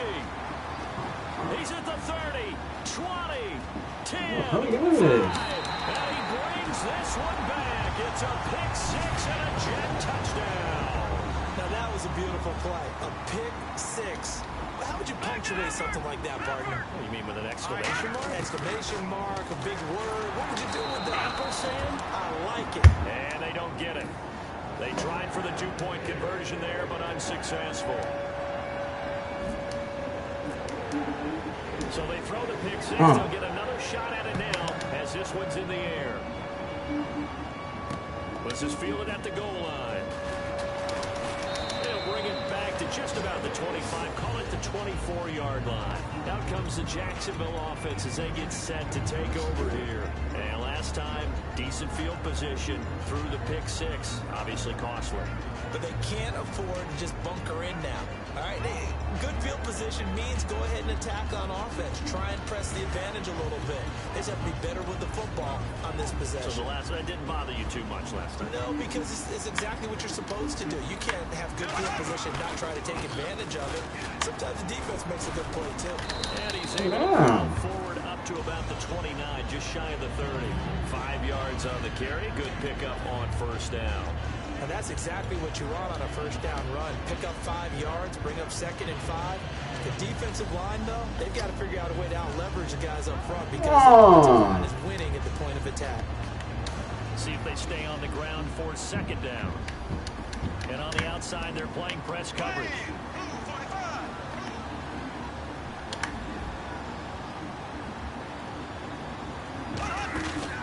They stay on the ground. Ivory again. And this time not as successful as he'll get back to the line of scrimmage and no more. They'll say no gain on the play there, and now it'll be 3rd down. So nothing there. I don't know that that's all in the back, though. You got to look at blocking there, don't you? I would agree with that totally. At some point, they have to win at the point of attack. Instead, it was the defense getting it done again and holding them to no gain. From the gun on 3rd down, Bortles. And that is incomplete. T.J. Yeldon, the one he was looking for. And it's 4th down. Everything about that play tells you about today's NFL offenses and what they're asking out of running backs. You can't just be a guy who can run the football. You have to be able to catch it as well. And he didn't get that done on that play. And no move to get the offense off the field. They're going on 4th and 5. They do go for it. It's Bortles. He's going to loft one deep left side here. And this is incomplete. So certainly an interesting call there to go for it. And the Jets are going to get the football here at great field position. The Jets offensive unit ready to get going here. And last time they were very fortunate, this offense. They went for it on fourth, turned it over in their own territory. But the other guys held up. They didn't give up any points. So how about the guy with the #1 headset on the sidelines, the head coach? That was planned going into it, not necessarily to not get the first down or to have the defense have to hold up. But he trusted his defense. Trusted his defense very much, and I think that's how he's going to play this game. Go for it, be aggressive, because I've got the Wild Bunch backing me up over here on my own side. Now we'll see what his offense can do. This is 4-10. What was that? I didn't kick that, man. Lose yardage here to the 31-yard line. It's a loss of 2 there, bringing up 2nd down.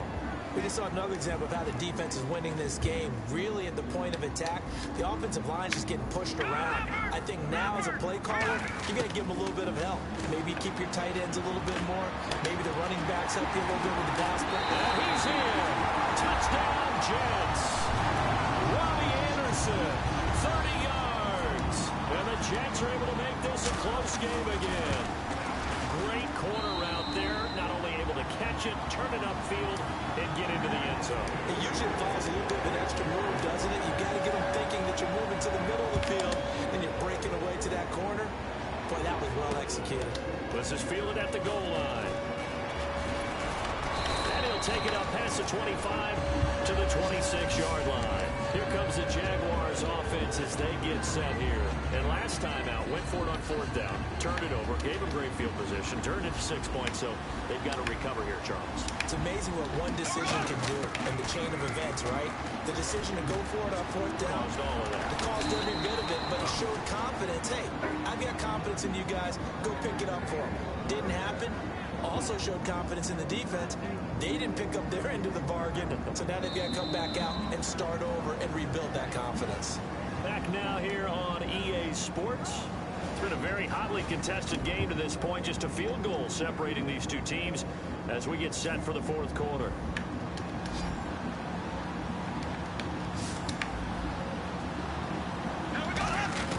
On 1st and 10, here's Bortles.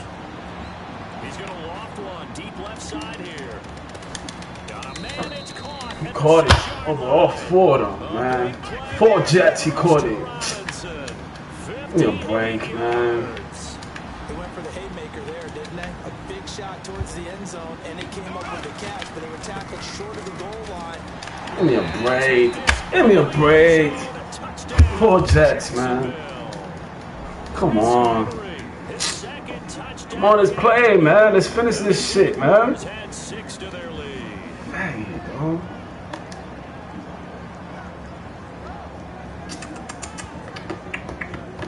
Here we go now as we get set for a big 2-point conversion. Oh, yo, what is that? Bortles is going to throw for it. And no, it falls incomplete. So the 2-point conversion, no good. Protection was great. He had time to set up a campsite. But in the secondary, though, they were... Come on, that was the right defense, man. Revis, not much time to throw the ball. Someone's going to shake free, and you'll find an open receiver. But condensed near the goal line on a 2-point conversion, all that extra, there's not any extra field. So it kind of closes in on them, and that allows you to cover a little bit better. And New York set to take the field. Last time they were out, they scored. Still trailing here, though, so some work to do. But it's okay in terms of mindset. Because they scored the last time, they're not quite as worried about being down on the scoreboard because now their confidence is a little bit higher. They feel like they've got something going, and they feel like they can attack again and put more points on the board. Are you scoreboard watching if you're the offense, or are you just focused on this drive? We wouldn't be telling the truth if we said that they didn't scoreboard watch. Everyone does it to some extent. But you've got to set it aside right now and just focus on this series. That'll take care of the scoreboard if they punch it into the end zone. Petty now. Caught. Safarian Jenkins, right side. The 20. And they get 28 yards on that one. And it's good for a New York first down.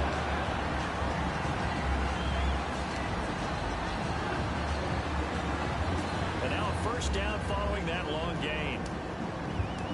Looking to jam the receivers at the line here. Press coverage look defensively. Now a first carry here for Robinson. Oh, y'all had a good push. Near the 15. Just a yard on the pickup there, and it'll bring up a 2nd and 9. And now it looks like they're going to be in the hurry-up. They'll look to throw here. This will be caught at about the 6. And he's going to take it in for a Jets touchdown. Their big tight end, a 14-yard touchdown. And the Jets have made this a one-score game. Stop this thing. Fulton now set to boot it after his guys put 6 on the board. And that'll carry over the back line of the end zone for a touchback. And out now comes Jacksonville as they get ready to go. And they were able to punch it in the end zone last time. They'll be looking to do that again here for the defense. Obviously, they'll be looking to stop them from punching it back in the end zone. It always is punch-counter-punch, isn't it? And which team has the advantage? Well, let's just go back. Last time on offense, they rolled downfield, got into a good rhythm. You can see a little more bounce in and out of the huddle. You can see the sideline really get into the game. So defensively, you're thinking to yourself, how do we take that away from them? How do we get the advantage back? Let's see what they come up with. I think pressure is always the first way to go. If you love pressure, I love it. We'll see if they dial it up this drive. On 2nd down, here's Bortles. Underneath to Ivory. And they're able to get this one across the 35. A nice pick up there, 10 yards, and it'll move the sticks. Looked like a pretty good, safe play right there. No, he's had trouble with the interceptions in this game there. Hits his guy out in the flat. Yeah, so many times we hear quarterbacks and offensive coordinators talk about in your progressions, you're either throwing the touchdown or you're throwing the check down. But earlier in the game, it was touchdown or interception. Now he got to the check down. A nice safe throw and a good one. On 1st down, this is Ivory. Nowhere to go that time. He maybe got a yard up to the 40. The 4th quarter here, they've got the lead. They want to keep it on the ground. That's what they're doing. Smart football. Keep the clock grinding. Keep it going. But you got to figure now, they're going to see more people stacked up at the line of scrimmage as they try and bleed it out.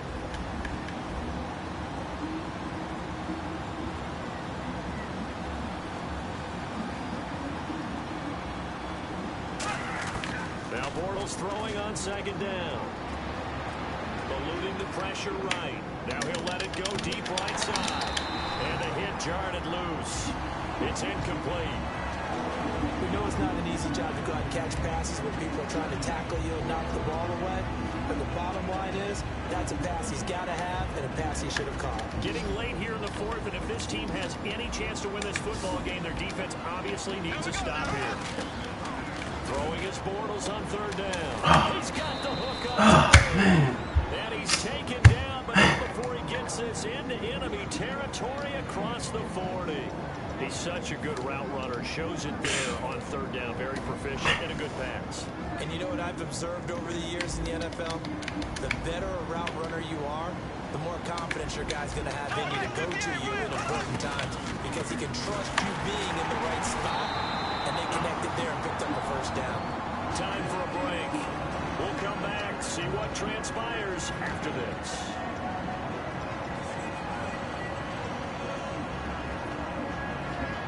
So the offense looking at a 2nd and 8.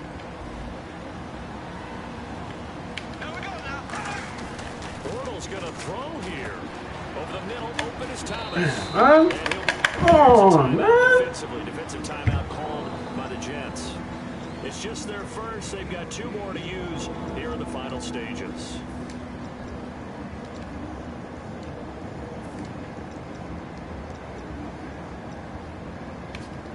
This will be play number 7 on the drive. 3rd and a yard.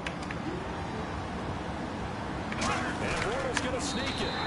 Give him a yard on the play, and he's definitely short. It'll be 4th down and a few inches. Well, they gave it a shot. Quarterback sneak. Not able to get it. No, but if you're going to call a QB sneak on 3rd down, you draw it up to get it. Yeah, no doubt about it. Maybe they were thinking 4 down territory. And New York set to take the field. And they're hoping to capture some of that magic they had last time out when they were able to put together a scoring drive. But they're still down here, Charles.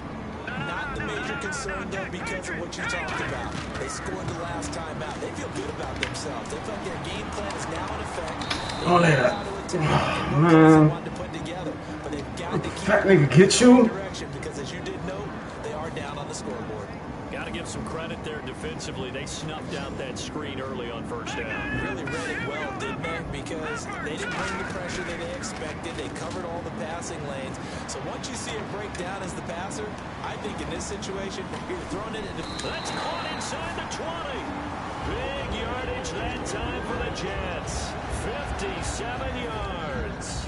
And at this stage, down in the second half, and now the Jags defense deciding to call a timeout. It's just their first. They've got 2 more to use here in the final stages.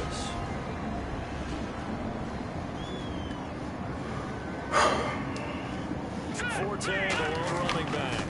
And he'll get it up the middle. And running room scarce here. He's going to be stopped in his tracks at the line of scrimmage. And now the Jags going to signal for another timeout. That'll leave him with just 1 remaining in this 4th quarter of play. Now a handoff here to his running back. And he gets it down close to the 10-yard line. Now hang on here. Timeout called by the defense. That'll be their 3rd and final stoppage here as we step aside. Now a run. This is Bilal Powell. Great play there off the end. Question, Charles, in a 4-3, you hear about the D tackles a lot. What's the role of the ends? What they want to do is control the edges of the defense. And you always hear about an offense talking about setting the edge in the running game. Well, the defense wants to do exactly the same thing. And the defensive end, often against an offensive tackle, sometimes a tight end, they can't let themselves get hooked and let a running back get outside. Because if they do that, that hurts the integrity of the defense overall. My man, the encyclopedia.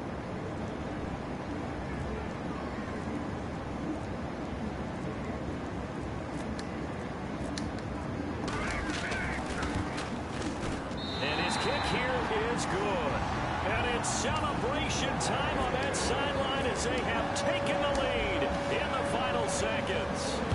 And I tell you, when it comes to needing a field goal in closing seconds pressure situation, there's something to be said for having a veteran kicker trot out there.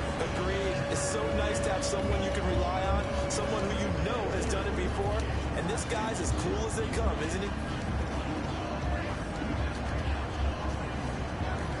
Now the Jets are going to burn another timeout. That'll leave them with just 1 remaining in this 4th quarter of play.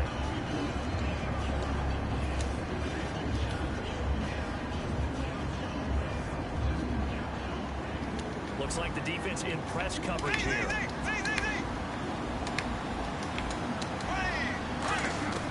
They'll look to throw. Forced out to his left. And he'll be hit as he releases it, and that'll fall incomplete. 2nd down now after the incompletion. Defense really showing respect to the deep ball here, playing off the receivers. 1 final try now for Bortles. Stays on his feet. Nowhere to escape, and he goes down. Well, we saw a close game that kept us on the edge of our seats down to that final whistle. And right before that final whistle, defense with 1 last exclamation mark there, getting the sack to end it. I love how you phrased it, because we were waiting to see what would happen. Obviously, we thought something would happen downfield. Instead, it happens in the offensive backfield, and that's your ball game.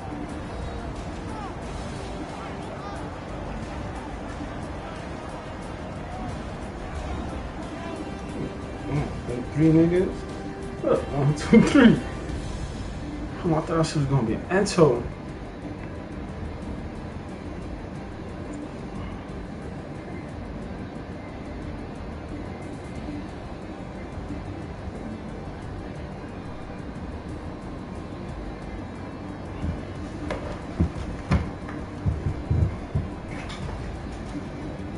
So that's a wrap for Charles Davis. I'm Brandon Gunn. And this has been a presentation of the NFL on EA Sports. For more, check us out at easports.com. It's a win for the Jets as we say so long from MetLife Stadium.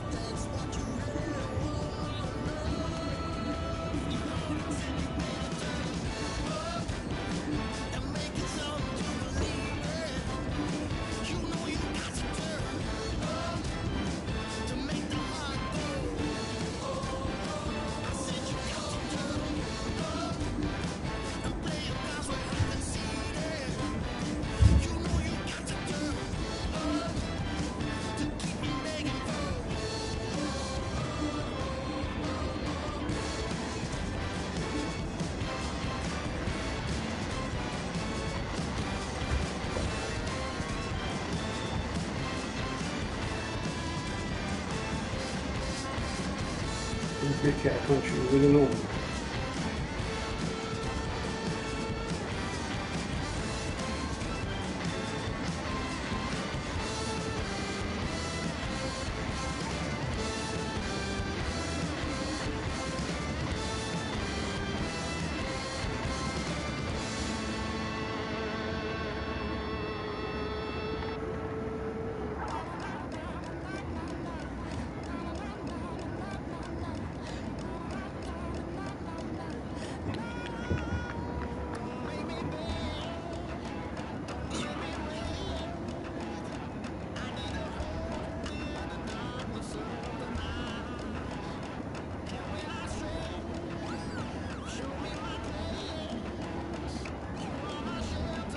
What you want, little nigga?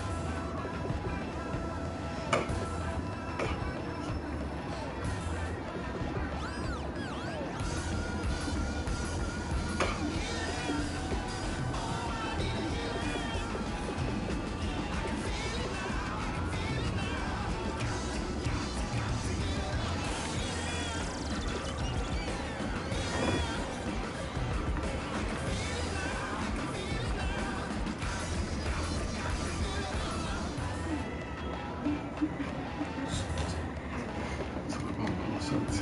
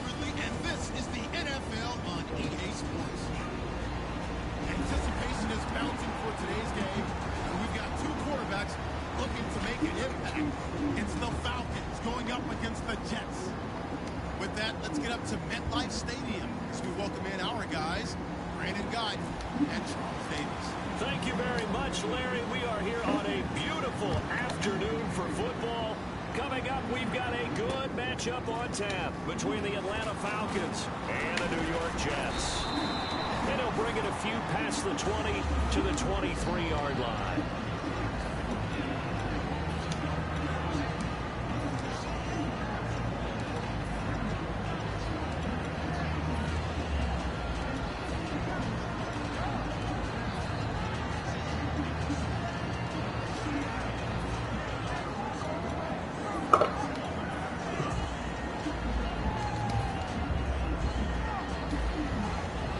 Together here from the D-line. They come up in an offset eye. They'll run for the first time with Devontae Freeman. And they're able to get this one across the 35. And when you watch Devontae Freeman run the football, you can almost close your eyes and hear him running the football, can't you? Because people just scatter. I mean, you know, when he goes through a pile, it moves in a positive direction for him. I just love how hard he plays the game. 1,000-yard season. He had 11 touchdowns last year. In March, 25 years old. So he's kind of hitting that sweet spot for a running back, isn't he? He really is. And I still remember the evaluation of him coming out of college. He does everything well, but you weren't sure he had a dominant trait. Well, wrong about that. He's dominant just about everything he does. And I think that he's going to continue to elevate his game and seek a third Pro Bowl in 2017. They give him 15 more, and it's another first down. And that's how you get started and open up a game. Really well-blocked play. Picked up a nice chunk of yardage. If you're the offensive line, that's exactly what you've talked about all week long in your meetings. Establish the line of scrimmage and take control. And they gave their running back plenty of room to rumble. So here we go, 1st and 10 now.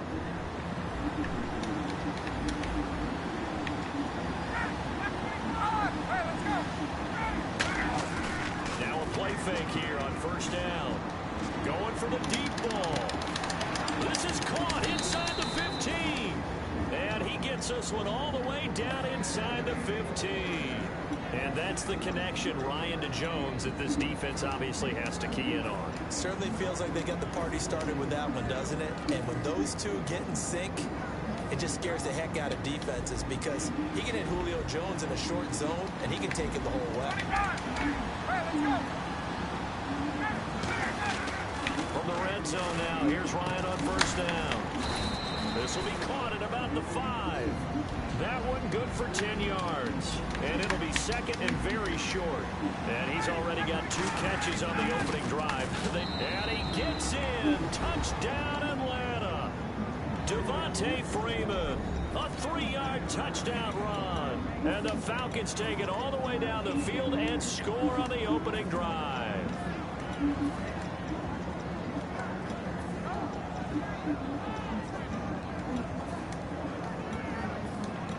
Now Matt Bryant on for the point after. It's good, and that gives the Falcons a 7-0 lead. the touchdown. It's Bosher to kick it away. That'll be taken in the end zone. And he will be brought down here at about the 17-yard line.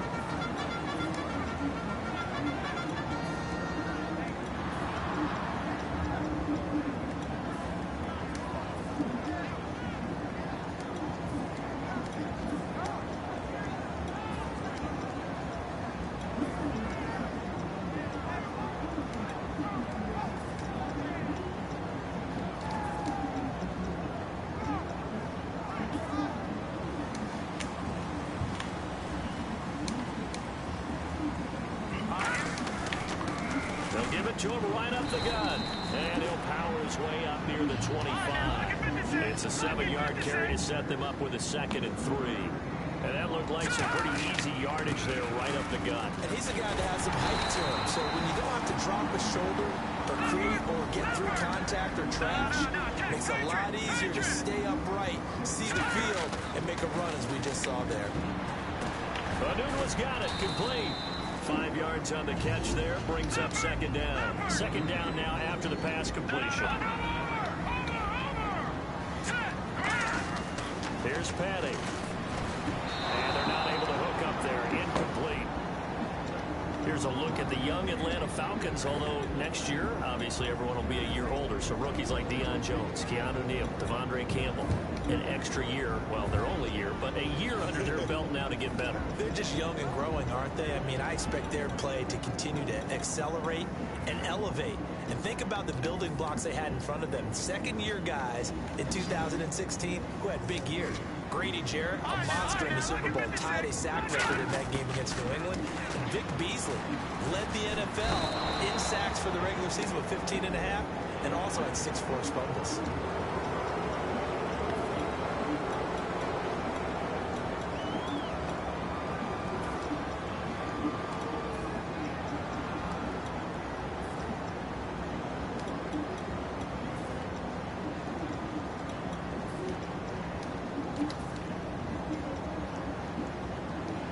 Counting down toward the midway point in quarter 1.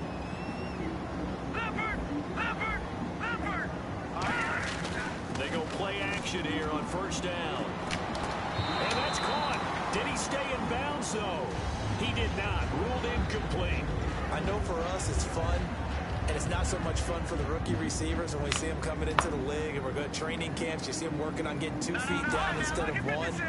But the best ones train in college trying to get 2 down instead of 1, so the transition's a little bit less. In this case, though, wasn't able to complete it anyway. They got pressure there and only rushing 3. And there's a defensive coordinator right now who is celebrating not just getting home with 3 there, but realizing if that's the type of pressure he can get in the entire game, then his pass defense is going to be excellent. You're dropping 8. Where are you going to go with the football?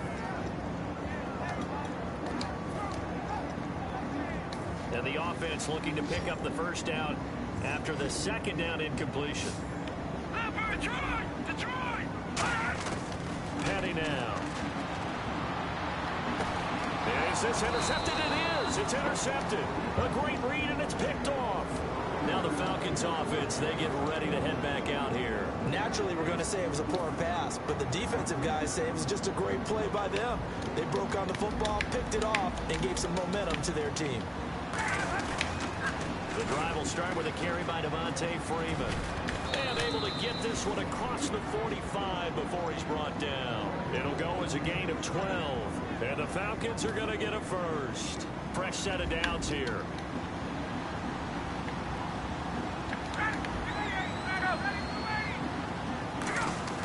Now Ryan on 1st down. Backing up. He's going to look deep. That's caught inside the 20. Give him a gain of 37. Now that play will end up on the highlights, and you'll see it all over the place. But what you won't see, the offensive line that bought the extra time, that allowed for the big completion downfield. Those guys made that play possible.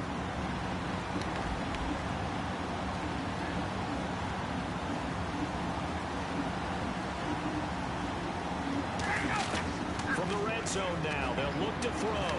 Flushed out right. Sideline throw, it's complete. And a nice job there of keeping the toes inbounds.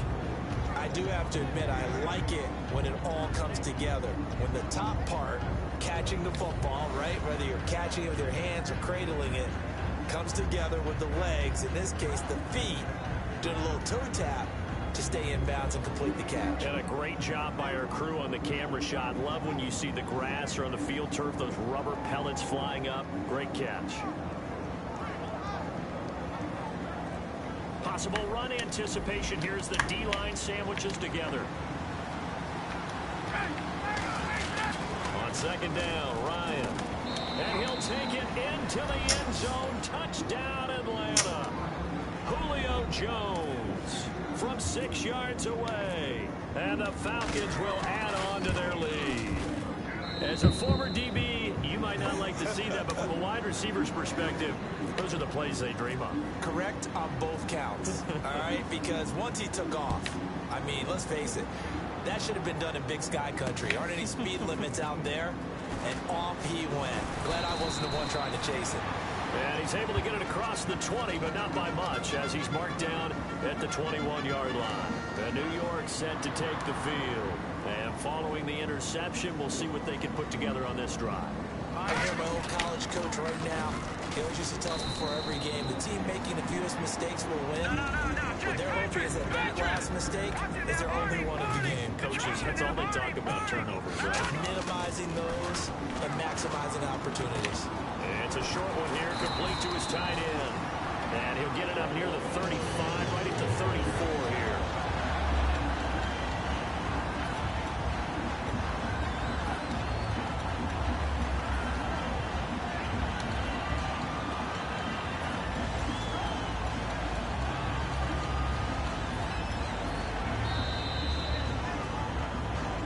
Charles Davis, Brandon Gaudin with you. It's the Jets in possession as we begin quarter number 2 here. And they've got it here with a first down.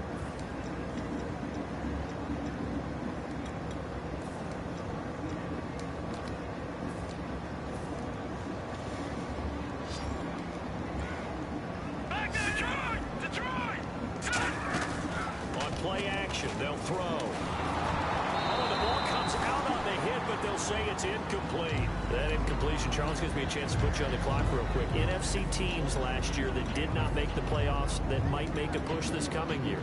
Well, 3 that come to mind right away that we thought were going to be in 2016. Minnesota, remember the start they got off to before that didn't work out so well for them. Arizona, we thought they were a lock to be in the playoffs. In fact, many of us called them Super Bowl contenders.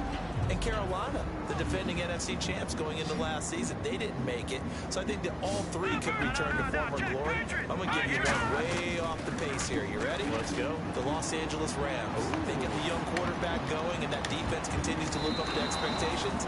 They can make a real strong push in the West. They've got the D. You're right. They just need the O. I know the initial focus was on how far that pass was downfield, but how about the coverage on the play? Able to stay with him, get his hands where the receiver's hands were going to try and catch the ball, tips it up in the air, and knocks it away.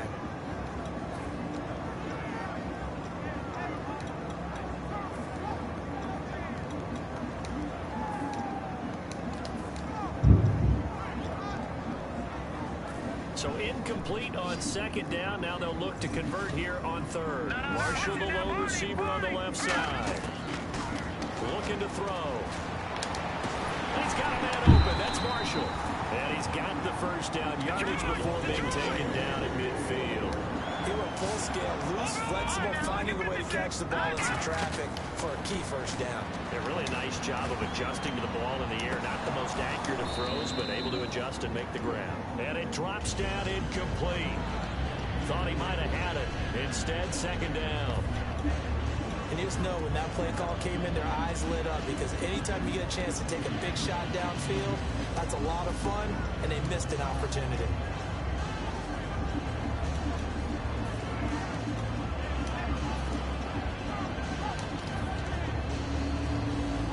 And here comes play number 6 on this drive.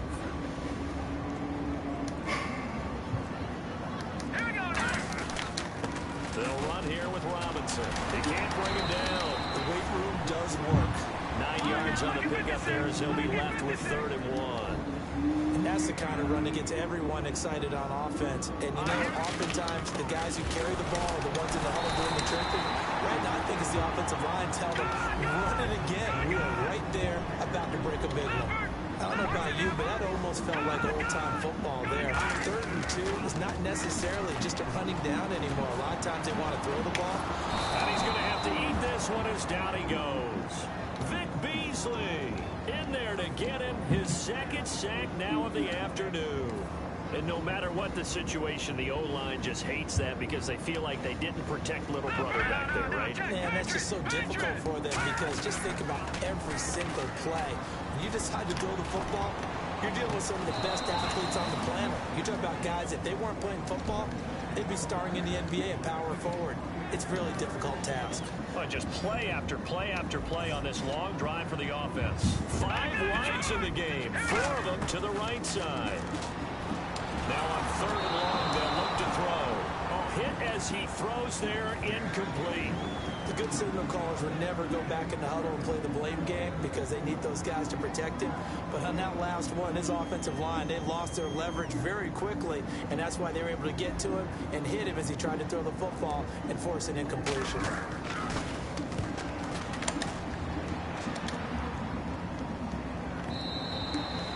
It's a little too close to the goal line, and it continues into the end zone for a touchback. Here comes the Falcon offense now as they get set to take over here.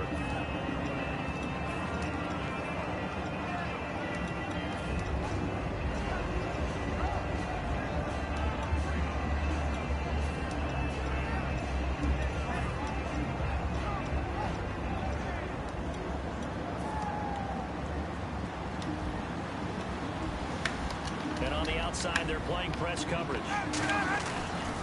They'll run with Freeman here to begin the drive. Give him a couple on the carry there, 2nd and 8. I do know from experience that when you slow down someone's running game, you're now doing the dictating on defense. And guess what? Now you're getting ready to tee off on their quarterback because they have to throw it all the time. But you still have to be alert for the draws and other plays of that nature to make sure you don't get hurt. 8 yards to go here on 2nd down. They come out 5 wide, 3 of them to the right side. Ryan. And incomplete there. A nice hit. Jars the ball free and brings up 3rd down. Even in today's NFL, when we think of the tight end position now as really a glorified wide receiver, we're still asking a lot of those guys. They have to block as well. Every now and then, they don't come down with the football.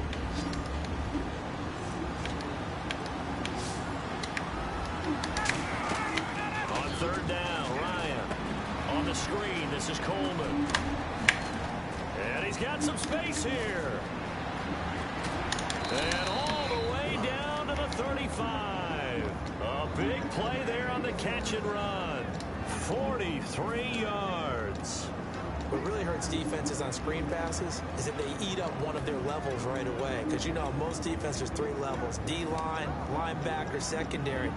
But on a screen pass, you're inviting the defensive line to get past them, and you throw the ball over their heads. And now there's just 2 levels left to try and stop big guys out in front of a guy running with the football. They come up in an offset eye. They go play action here on 1st down. Caught on the right side by Jones. And inside the 20 before he's brought down. 18 yards on the pickup there. And it'll give the Falcons a 1st down.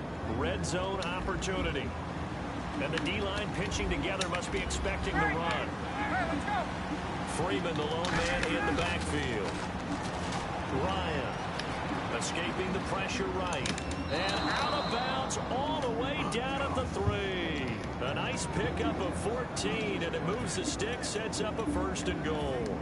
And when these 2 are clicking, Ryan and Jones, and we've seen multiple hookups here in this one, usually their offense is clicking, and that's why they're winning. Yeah, they tend to follow what those 2 do. They set the tone for either a good day or maybe a tougher day. And right now, we're seeing an excellent game because those 2 are finding each other. Doesn't matter where on the field, they're making plays. This is caught. It's Sanu this time for a Falcon touchdown. Mohamed Sanu from 3 yards out. And the Falcons will extend their lead. And this one through the uprights and good. Now after the touchdown, it's Bosher to kick it away. That's fielded in the end zone. And he'll get across the 20 before he's brought down at about the 23-yard line. And New York set to take the field. And down on the scoreboard, certainly needing to avoid what happened on the last drive, punting the football. Sense of urgency has to take over for them here. They know the score. They know the situation. And by the way, the punter no longer exists for their offense. That's how they have to treat this drive. They need points. Big time. And now this is intercepted. Goodness. Picked off by Robert Alford. And they are going to take over right there at the 22-yard line. Atlanta now coming out on the field. Good drive last time. Really effective passing the football. Do you maybe mix it up, now go to the ground game and surprise the defense a little bit? I would anticipate the defense making some changes, but I wouldn't necessarily just absolutely go in the opposite direction. They're doing so well throwing the ball. Yeah, why I wouldn't change it up until they showed me a reason to do so. For a second there, I thought that might break big. Screen pass, looked like it was coming together, looked like there was an opening. Still, ended up with a solid game.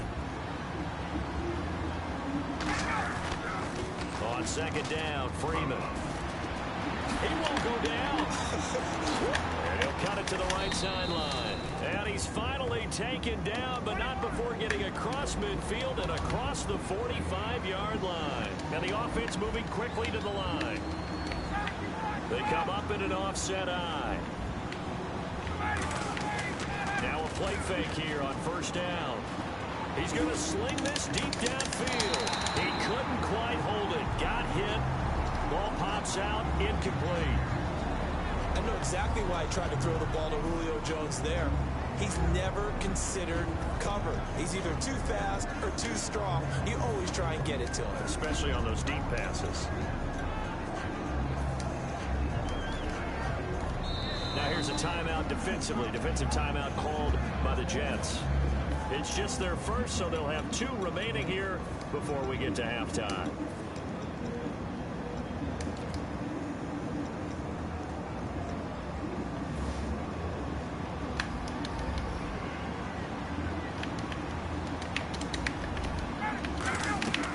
Second and 10. It's Ryan again.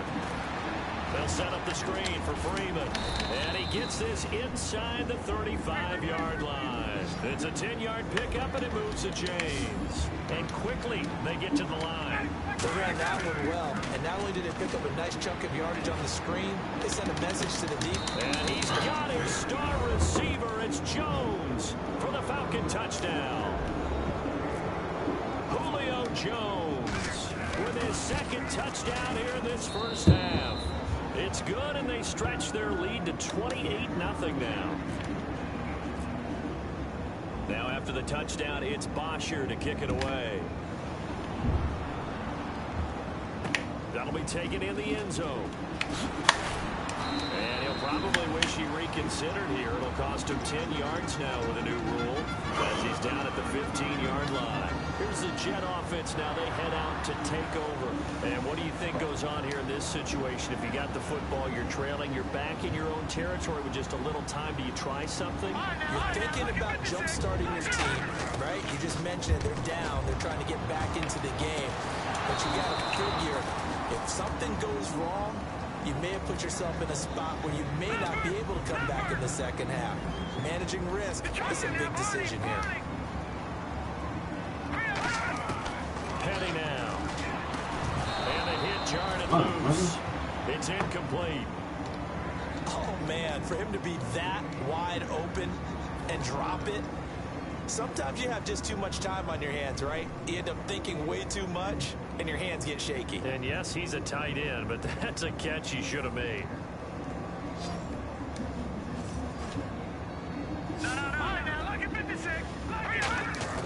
Here's Patty. Nowhere to escape, and he goes down. Vic Beasley getting him once again, his 3rd sack of the afternoon. Here's Lachlan Edwards now. As the drive goes backwards, so he's on to punt it away. And now a timeout defensively by the Falcons. It's just their first, so they'll have 2 remaining here before we get to halftime. Here's Lachlan Edwards now, as he'll kick it away for the second time.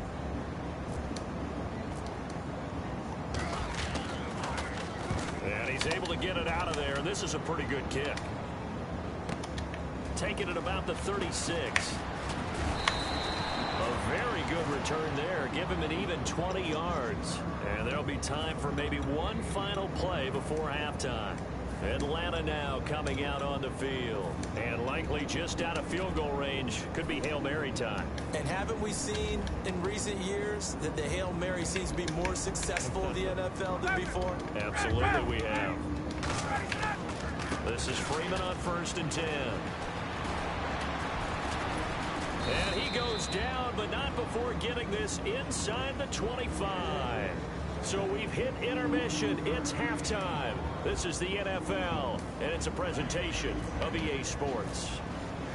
Both teams appear ready for the fight ahead, and we resume action here in quarter number 3. That's fielded in the end zone. And he will be brought down here at about the 17-yard line. Now New York set to take the field. They come out here with a 0 on the scoreboard. What was said in that locker room? That's what I want to know. I would love to have been in there because we often have the feeling that there's a lot of shouting, screaming, people upset. But typically, halftime locker rooms are a lot more clinical than that. And in this case, are they upset that the plays weren't working because of execution?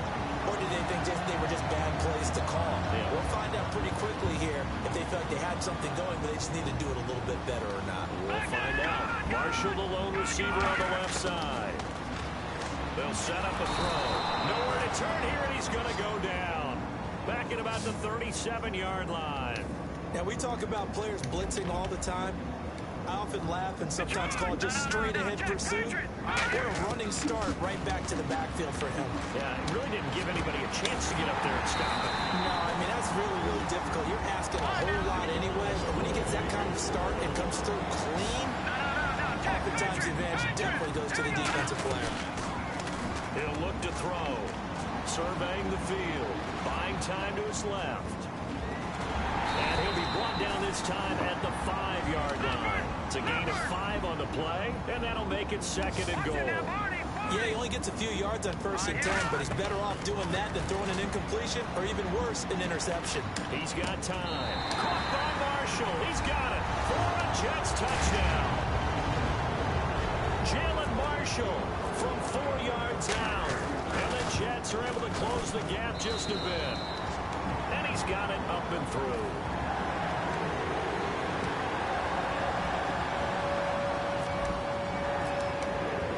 Folk now set to boot it after his guys put 6 on the board. That's fielded in the end zone. And he'll be brought down at the 23, make it the 24-yard line. Here comes the Falcons offense. It's their first possession of the second half now.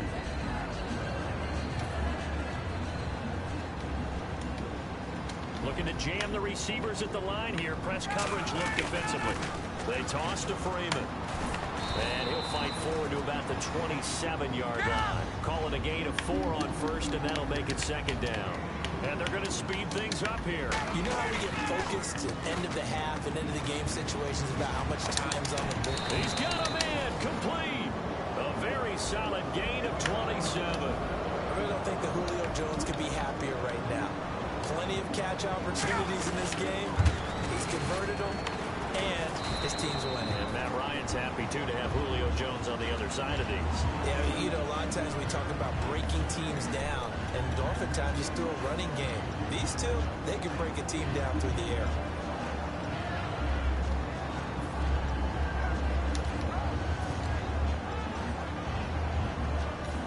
Yards still left on 2nd down. Shift together here from the D-line. Now Ryan on 2nd down. Nowhere to escape, and he goes down. Darren Lee in there to make the sack. He buries him for a loss of 10. And I know it seems like we say this a lot in broadcast booths, but a quarterback can hold on to the football too long in these situations. I think he did right there. Oh, I agree with you totally. Sometimes you have to understand situations. Get rid of the football, save some yardage, and make it less to gain for the next down. Instead, he was so hipped on ball security, he held on to it and took a big sack. Looks like Ryan's going to stay out there. Indeed, they're going to try for this on 4th down. They're going on 4th down. It's Ryan. And it is incomplete. Boy, it looked like he had it and dropped it. And this defense is going to get the football back near midfield, right at the 48. And New York set to take the field. And they're going to need another score. Got one last time, but still down here. When you're playing catch-up, every possession becomes crucial, doesn't it? It's vital. Get back out on the field, punch it in the end zone again. They know it's... And this is intercepted, but they'll say out of bounds. So very close to a turnover there in the end zone. Well, interceptions have been a problem in this one. If he could have gotten his feet down here, it would have been another. Would have been a huge one. They've had a great game taking the ball away. Thought they had another one, just unable to get those cleats in bounds. It'll be a pickup of 10 yards. And that's going to make it 3rd down and less than a yard. They're going to hurry back to the line now. Again, it's Robinson. Officially a gain of just a yard there, but they do convert on 3rd and inches.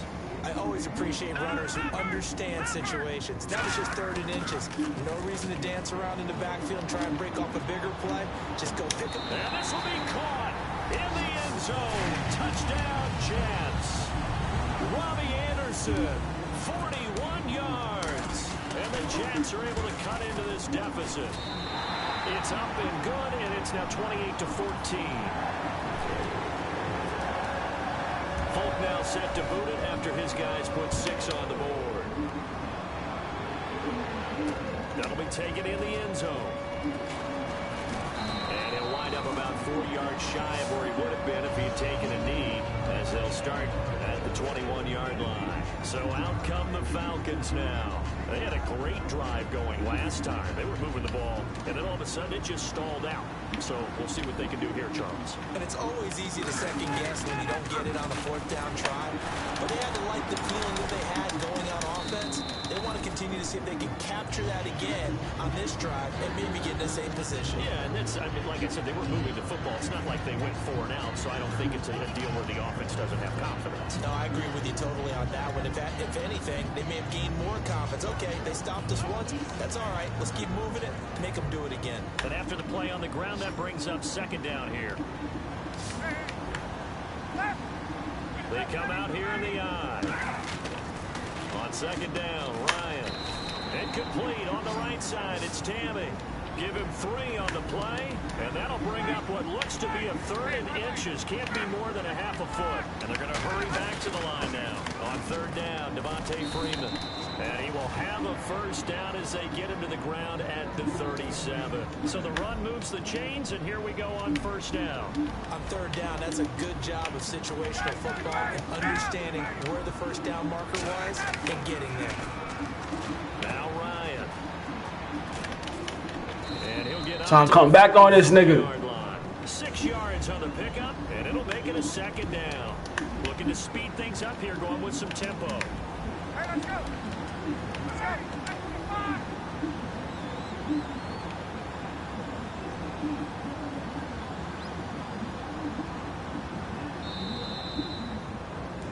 Back now here on EA Sports.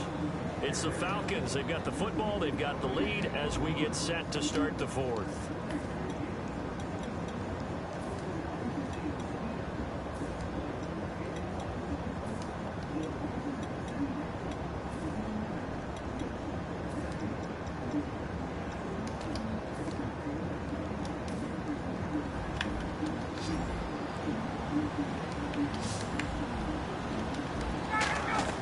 On 2nd down, here's Ryan. And he almost had it defensively. Could have been a game changer there in this 2nd half. Instead, it's 3rd down. 3rd and 4. Looks like the defense in press coverage here. From the gun on third down, Ryan. It's caught. Jones. Touchdown, Falcons. Julio What's up, too, Freddie? 57 yards. And the Falcons will add on to their lead. They were still throwing with a comfortable lead here late, and now that lead even more comfortable. And your first thought is there bad blood that went into this one ahead of time, that maybe they're seeking some revenge or they just don't like them? But the other thing that always hits me is, are they worried about playoff positioning, right? Are they worried about, do you need enough points in case there's a tiebreaker that comes into play later?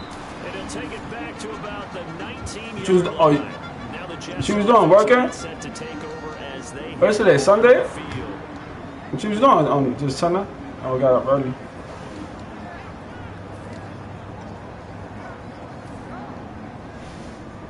How you like the crib? The crib is hot, right? Marshall, the lone receiver on the left side. Here's Patty. And the tip there altered the Fuck, ball yo. flight, and it falls incomplete. It'll be second down. I think the defenders have to feel pretty good, even though the ball was tipped in the air and could have become a big play for the offense. They actually won one. I'm watching Netflix. The guy flinging it today, he's having quite the performance. Couple of touchdown passes. Fucking losing, man. Fucking team is hard to stop, man. Fucking Nancy. Lady Luck is on his side. Patty now. And they can't get the long connection as it falls incomplete. That shit ain't work. Incomplete pass on second down. Let's see. Well, Isaac got in the room. Up here on third. From the shotgun, he'll look to throw. In trouble. Man, Down he goes. Back at the 8-yard line. Adrian Claiborne able to get him down for a loss of 11 on the play. And it'll be fourth down. They're already slim hopes are going to ride on this one. They'll go on fourth down. They come up in an empty set. 4 wide receivers, 1 tight end. Looking to throw. Looking here for Smith downfield. And he's going to be intercepted a third time. It's Desmond Trufant. And they take over. They'll set up shop at the 46-yard line. Now the Falcons offense gets ready to head back onto the field. And they'll be looking to build. Yeah, Julio Jones is crazy. Last time a drive that really relied on the quarterback. Making good decisions, distributing the ball well, distributing it accurately, keeping it away from danger. A really nicely run drive. But now the deep. And he's got his star receiver. It's Jones for the Falcon touchdown. Julio Jones. Just throwing that shit like nothing. 45 yards. And the Falcons turn that interception into a touchdown. And it's up and good. Now after the touchdown, it's Bosher to kick it away. That'll be taken in the end zone. And he'll get it up past the 20 to the 20. What you was doing? You was playing on the video game? And New York set to take the field.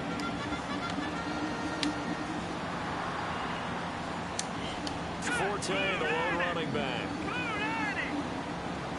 Baby, open. They'll get the football here. And he's able to plow forward up to about the 29, just shy of the 30. 7 yards on the pickup there, and it'll leave him with a 2nd and 3. Let's add somebody like Julio Jones. Back to throw. And it's a short one here, complete to the tight end. Man, that nigga pushed me back. I know sometimes we can get fooled when we watch him make catches, as we just saw him do there, because he really looks like a wide receiver the way he goes about his business. Yeah, 230, 240 range. Yeah, not super huge. Maybe not counted on to be that inline point of attack blocker that we used to have in the good old days. But you can flex him out. You can run wide receiver routes with him. You can make him a primary target, and that's how he'll shred a defense. 2 yards on the pickup there. It'll be 2nd and 8. The best defensive linemen, they play great leverage so they can get low and not get bowled over by offensive linemen. They have excellent hands. They can throw people off on a play. We just saw a great example of a really good run stop by a guy playing the defensive tackle position. I play a little bit, ladies, hang it up, TV. From the midfield stripe, they'll look to throw. He's going to leave this for his running back. It's complete. And he'll be brought down at the 45-yard line. A gain of 4 on the play, and that's going to lead to a 3rd down. And now it looks like they're going to be in the hurry-up. They'll set up to throw. He's going to rifle one deep left side. That's going to be knocked away and incomplete. They were trying to go to Marshall that time, and it's 4th and 4.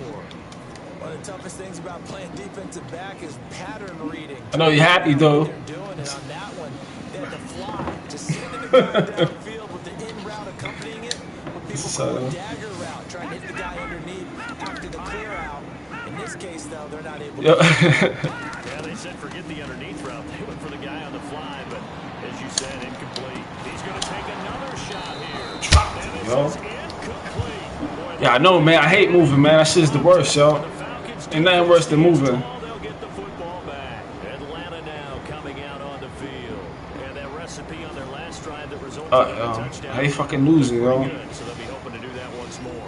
It takes me back to when we sat with the offensive coordinator, the head coach. They felt pretty good about their game plan and thought there were some holes in the defense, and they exploited them the last time out. Let's see if they can come back and put together a similar drive. And we'll see if they can do just that. A gain of 3, 2nd down. Partner, you know I love to point out when teams bring tendency to do something a little bit different from the norm. But when you run the ball in the first play of the drive, that's not a tendency breaker at all. That's just trying to establish yourself. Yeah, he did scrape me. On 2nd down, Ryan. Damn, yo. I swear, yo. And brings up 3rd down. That was a classic example of trying to run. Oh, man, he did kick my ass, yo. Oh, shit. From earlier. But he's just throwing bombs, you know what I mean? They catch the bombs too easy.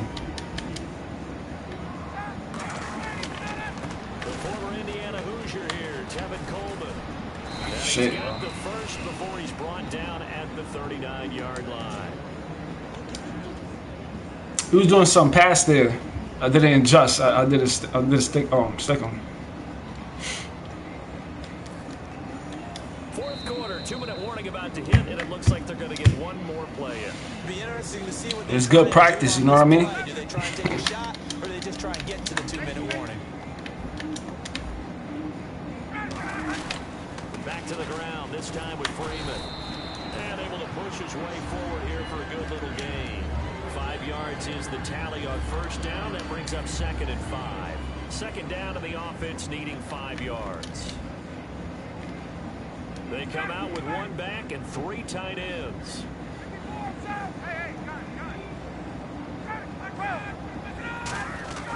Ryan wants to throw it. And Jones has it over the middle.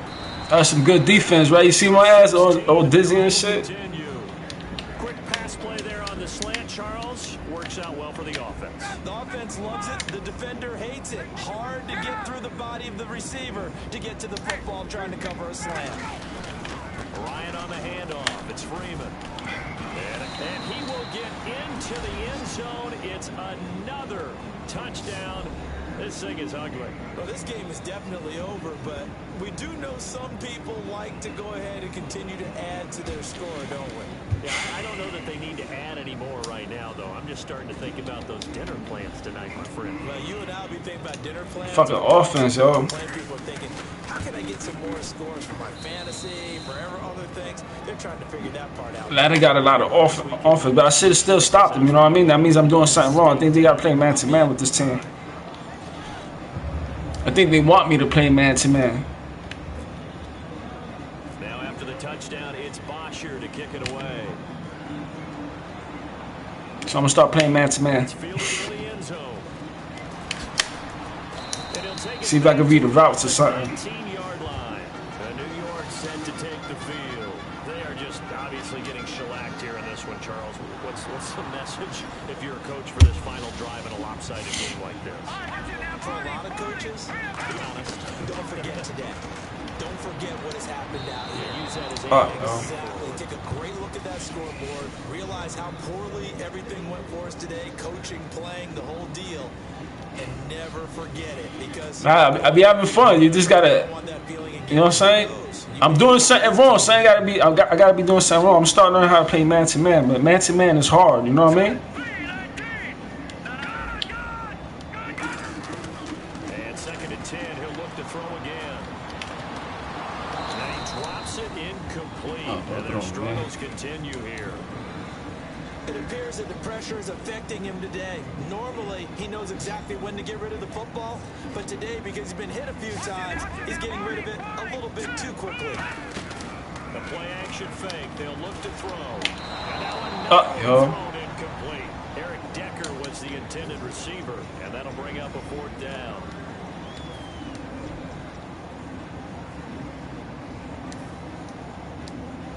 All right, they're going to try and keep hope alive here on 4th down. They're going for it.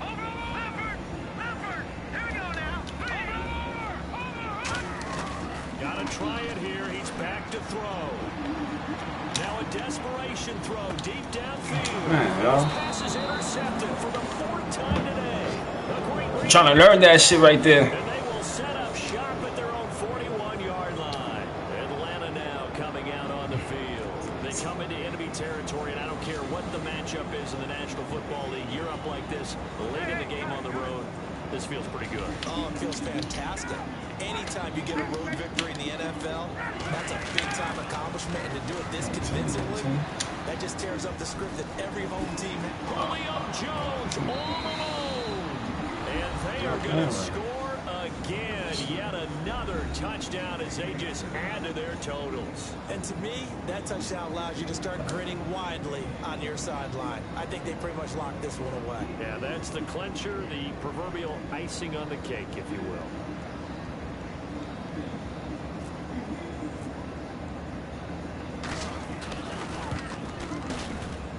Now this one was over a while ago as they just add on to their big lead.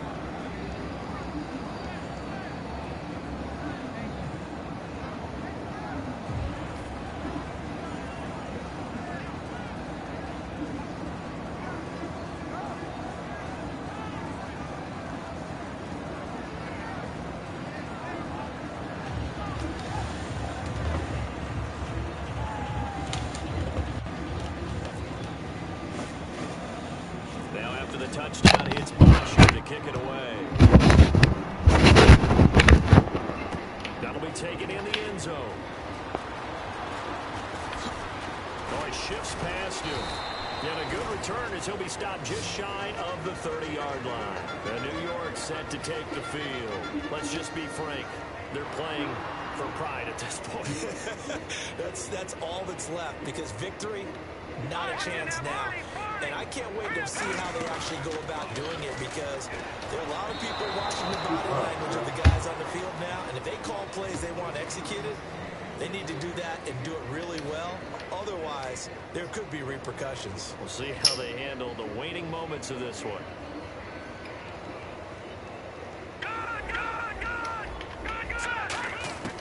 Here's Petty. He's going to let it fly. So the long attempt falls innocently to the ground, and it brings up 3rd. Brandon, I came out of my chair on that one. A lovely-looking deep ball thrown. They were just unable to connect. That's great.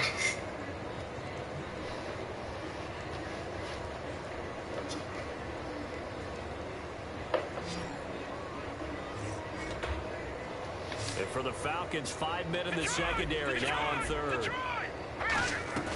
On play action, they'll throw. Finding time. And that will be incomplete as well. And that incompletion was caused by the defense. I think they were trying to get one into the middle of the field, trying to find a receiver there. But they were in zone defense. And what are the advantages of being in zone? Eyes and reaction. Eyes meaning all eyes are on the quarterback and able to react when he throws the football and rally to that spot. And that's exactly what happened. Pressure brought in, and the Falcons get there for the sack. They had to go for it with such little time remaining. In there to record another sack. Their 6th of the afternoon. Really nice starting field position here for the offensive unit.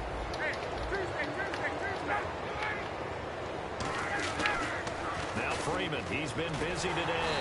And he is going to lose yardage here. That's going to go as a loss of 2, and it'll be second down. Now here's a timeout defensively. Defensive timeout called by the Jets. It's just their first. They've got 2 more to use here in the final stages.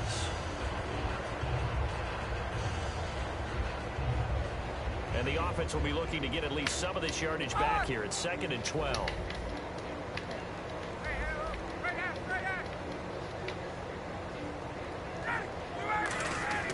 Oh, look at this. Ryan's going to throw it. The left side completion to Jones. Now the Jets are going to burn another timeout.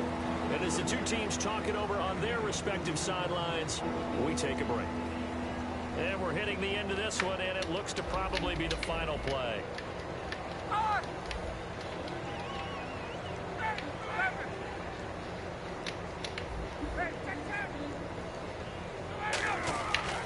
Here's Coleman. And he'll at least get him inside the red zone here, down to about the 19. Well, Charles, it's one thing to win. It's another thing to win and put up the amount of points that they did. Boy, were they clicking on offense. They can't help but feel great about themselves, can they? I mean, what a game to put up that number of points, continually feel like they're moving the ball and things are working and clicking. They think that they can bottle this and carry it with them. And as an offensive coordinator, you just don't think you can do anything wrong. Whatever you call, run, pass, it's all going to work. That's called being in the zone.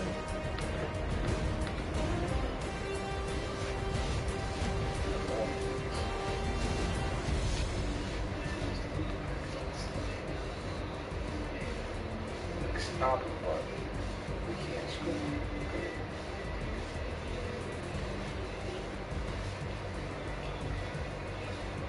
So that'll do it for my partner, Charles Davis, and the best darn crew in the industry. I'm Brandon Gaudin. This has been a presentation of the NFL on EA Sports.